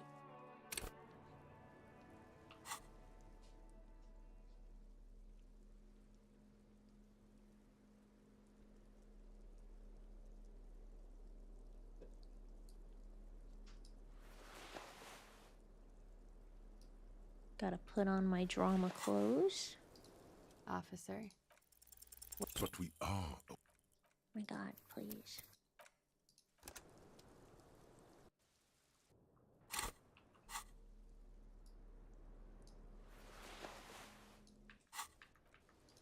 Officer. Who? What? Dear Lord, you've been lied to. She could have killed her lover and lied to everyone. She's not the most fair and just at all. She's smoke and mirrors and will-o-wisps. She probably didn't give you her real name either. Why would she? Arrest her immediately before she further entangles you in her web of lies. Take it easy. Don't overcompensate with this course correction. Ask questions first. See? Kim, why have we not arrested her yet? There may be grounds here, at least for an extended detention. A little whimper. The young woman hears you. She's looking around. You know, I think you didn't make that call to the station. I did. What is this? I called your desk or whatever it is. The numbers are all over town. Call 8-100-2 for emergencies. Craig, what the fuck? Get off me! There was an older woman on the other end. It sounded like she was smoking. She took my complaint. She coughed. Smells like sour fuck in here. Fuck you! That is the emergencies desk number. Anyone could know that, sire, by looking around and calling the desk. I don't believe a single word she How says. could you? My swagger, what have you done to me? What time did you make the call? Thursday night. It was late, sometime after 12. It checks out. Anyone could know that number, and that someone coughed. It means nothing. But I know the time of the call, too. I know I have not been 100% truthful with you. The fuck are you playing? Have you never heard of Disco now. Elysium before? It's very well liked mystery game. You sense a little hesitation there, or maybe even fear. The stress was on the wrong syllable. Welcome to the wake-up club, brother. Your name isn't Claudia Amando. I agree. You wouldn't give us your real name, not when people are after you. Also, I'm gonna be muted for a second while I cycle through a lot of this stuff. It'll just be a couple minutes, BRB. Okay. Okay, it's not. You log your work every week. It's all transmitted to Common, sir. I couldn't just beg you not to enter my name. So I lied. Like I lied before. Like I did at LCSB. I have to lie all the time. I'm so tired of it. No. It's submerged in a plastic buoy on the coast, in the reeds. It just doesn't say Claudia Amandu. It says Anouk Mea Smith. Falsified documents? Passport and visa. Given to me by my employer. I can't even use them. My employer probably leaked the name, Mea Smith, to hurt me. Why would they do that? I didn't show up to a rendezvous. They don't take that lightly. I didn't show up because I was afraid they'd do something to me. The job was finished. I'm just a liability now. She fears an arrest right here and now. This has been an awful turn of events for her. West of the boardwalk, in the reeds, on the coast there. I put it there when I first arrived. Haven't been there since. I'm not sure I could even find it now. It's useless. The lieutenant makes a note of it. You're welcome to it. It's in the reeds northwest of here. past a broken sewage pipe, right near the waterline. It's Katarzyna Lazie.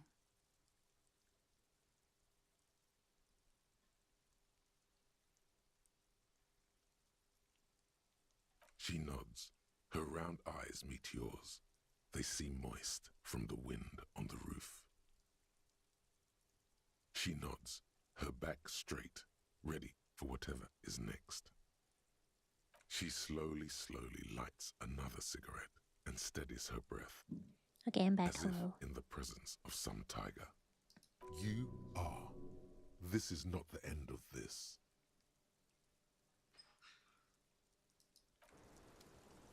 I am saving, and I'm not going to arrest her, per se. I just really liked that line of questioning. That was really interesting. Let me think. So, honestly, welcome back. Thank you. Wait, it's just different now. This is green. Window is pristine on the inside, unlike the one next to it. Light from the desk lamp reflects off the glass. Visual calculus. What do I have for visual calculus? But Krieg, Bunbun, do you need help up? No, bitch, I'm up. Damn. God forbid I take a little dirt nap. Sorry, that was rude. Krieg, this game is basically like a detective story, but every dialogue option or like text option you choose.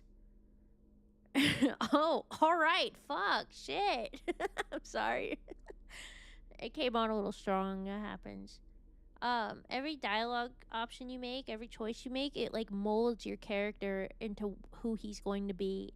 So like you can like go crazy and do a bunch of drugs and you'll be that kind of cop, or you can be a communist, or you could be a hyper capitalist, you could be a centrist or a liberal. And the dialogue's really good, and it's like all voice acted, and it's really, really excellent. It's a really good game. It's like one of those like cult followings. I only know Oonga Boonga. I would be a horrible talker. What do you mean? How so? I don't want to be this kind of animal anymore. What is happening? Are you guys referencing something? I'm not smart enough to understand. What was my check again? Visual calculus, that's right. It's the blue one. I would just kill the people I question. Oh, I guess you do kind of lack any tact.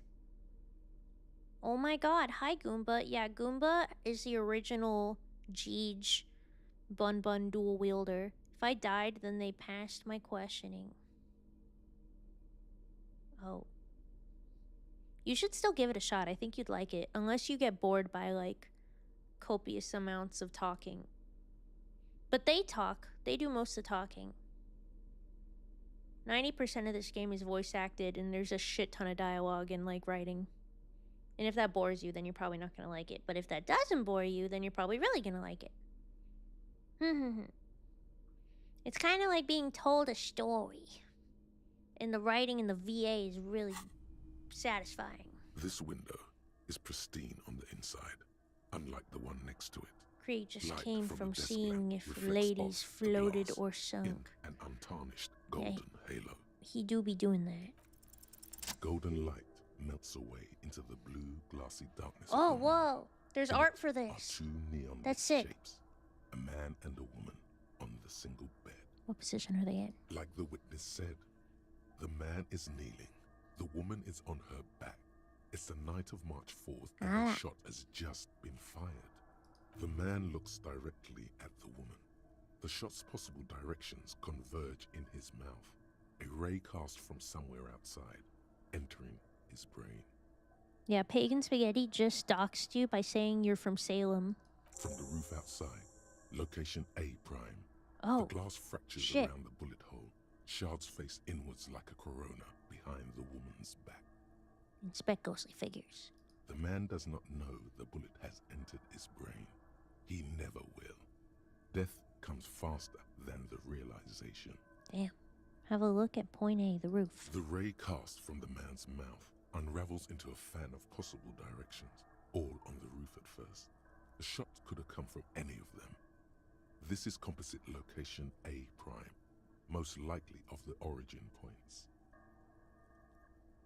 Shouldn't there be a gun residue outside? There could have been. Then the rain and slush and wind washed it away. This was more than a week ago. So I'm, 80% sure the roof is where the shot was made from? 72%, with a weapon that fires jacketed ammunition, likely a rifle. This is a good short distance, but not too short. The perpetrator aimed with their back against the railing, or possibly kneeling for precision. This would explain why it only took them one shot. Krieg said, "Why do I want to make out with this man's vocal waves? Because good voice acting tickles the ears, bruh. The lights were And on the in soul, here. and the penis." Outside it was dark. It was like shooting fish in an aquarium. A well-lit aquarium. Goddamn. The victim opened his mouth to let the bullet in. Neither of them would have seen anything outside in the darkness. Too busy with their own bodies. I see, so the man was facing the window. Could the shot have come from inside the room, a closer point? Point X would contradict the woman's testimony, rendering the entire proposition void. These figures would be wiped out, detective. Are there any arguments against A prime, the roof? None that you've found thus far, but that doesn't mean there aren't any. Could there have been another point of origin further away? That's a 28%, yes. Oh. In this model, the shot could have come from a greater distance. Nothing excludes the possibility. Should we extrapolate to include every possible point of origin in Martinez? Extrapolate the radius to include all of Martinez. According to your map of the district, this shot could have come from a wide angle of locations, starting with the northern edge of the abandoned boardwalk, ending with an islet in the bay. Let's call them B prime. More precisely? B prime for boardwalk, B double prime for Land's End, and B triple prime for the islet, detective. There may be smaller points in between, but those are too fine to zoom in on. B prime, the boardwalk. 700 meters away. The likeliest of these B positions, 20% chance. A skilled sniper could have made the shot, provided he had a safe sniper's nest. Even with the light on inside, we're talking military training. At that distance, the perpetrator would have had to take wind direction into account. B double prime, Land's End. 1.2 kilometers away. The least likely of these positions. Let's say 3%. A truly skilled sniper could have done it. Possibly from a tent. No, too far-fetched. B triple prime, the islet. 1 kilometer away. A point beyond the docks. I think on it's an this one. islet in the bay. The fort is This ruined, was my but the original perpetrator opinion. may have found a stable spot on the beaches surrounding it, where the concrete crumbles into the sea, as you saw in the coin-operated viewer. Okay. Oh, we saw it in the viewer. The shot would have been a small miracle, 5% likelihood. There is an extremely narrow field of view from the bay to the window, between Rue de Saint-Ghislain 10 and 33A. The angle would have been extreme, and access to the islets is questionable. Kim, do you think the shot could have come from further than the roof in Martinez? From where, precisely? Let's say B prime, boardwalk, B double prime, Land's End, B triple prime, islet. I see you have given this a lot of thought. Are those the locations you've singled out in addition to the roof? And what is the likelihood, in your opinion, that it came from a further distance? Much less than the roof, but still. Okay, well, we should see if there is gunshot residue or sniper nests if we go down the coast. Rule these spots out one by one. It would be the diligent thing to do. Until then, personally, I'm going with the roof version. It fits the hidden path through the whirling. A simple hypothesis. I'm not talking about Kim motherfucking Kitsuragi. We were talking about the narrator. Silly Billy. I would jump this man's bones. Yes? On the other hand, like I would fuck this old man. Anyway, sorry. This is where we end. On that note.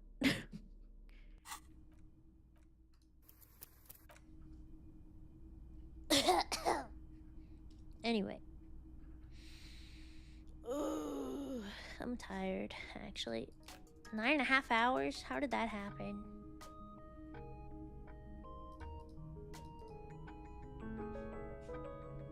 Great button to end on. Yeah, I think so. You got immersed. Yeah, I was locked in, man. Tomorrow we will play some more, no doubt.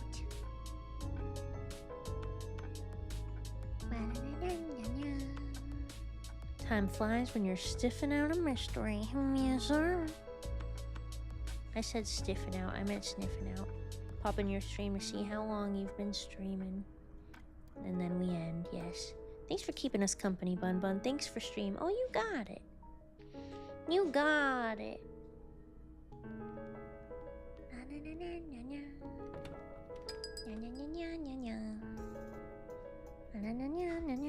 Okay, take care, Bun Bun. Bye, Mellow. Thanks for stream, Bun Bun. Thank you, Goomba. Oh yes, get your check-ins in.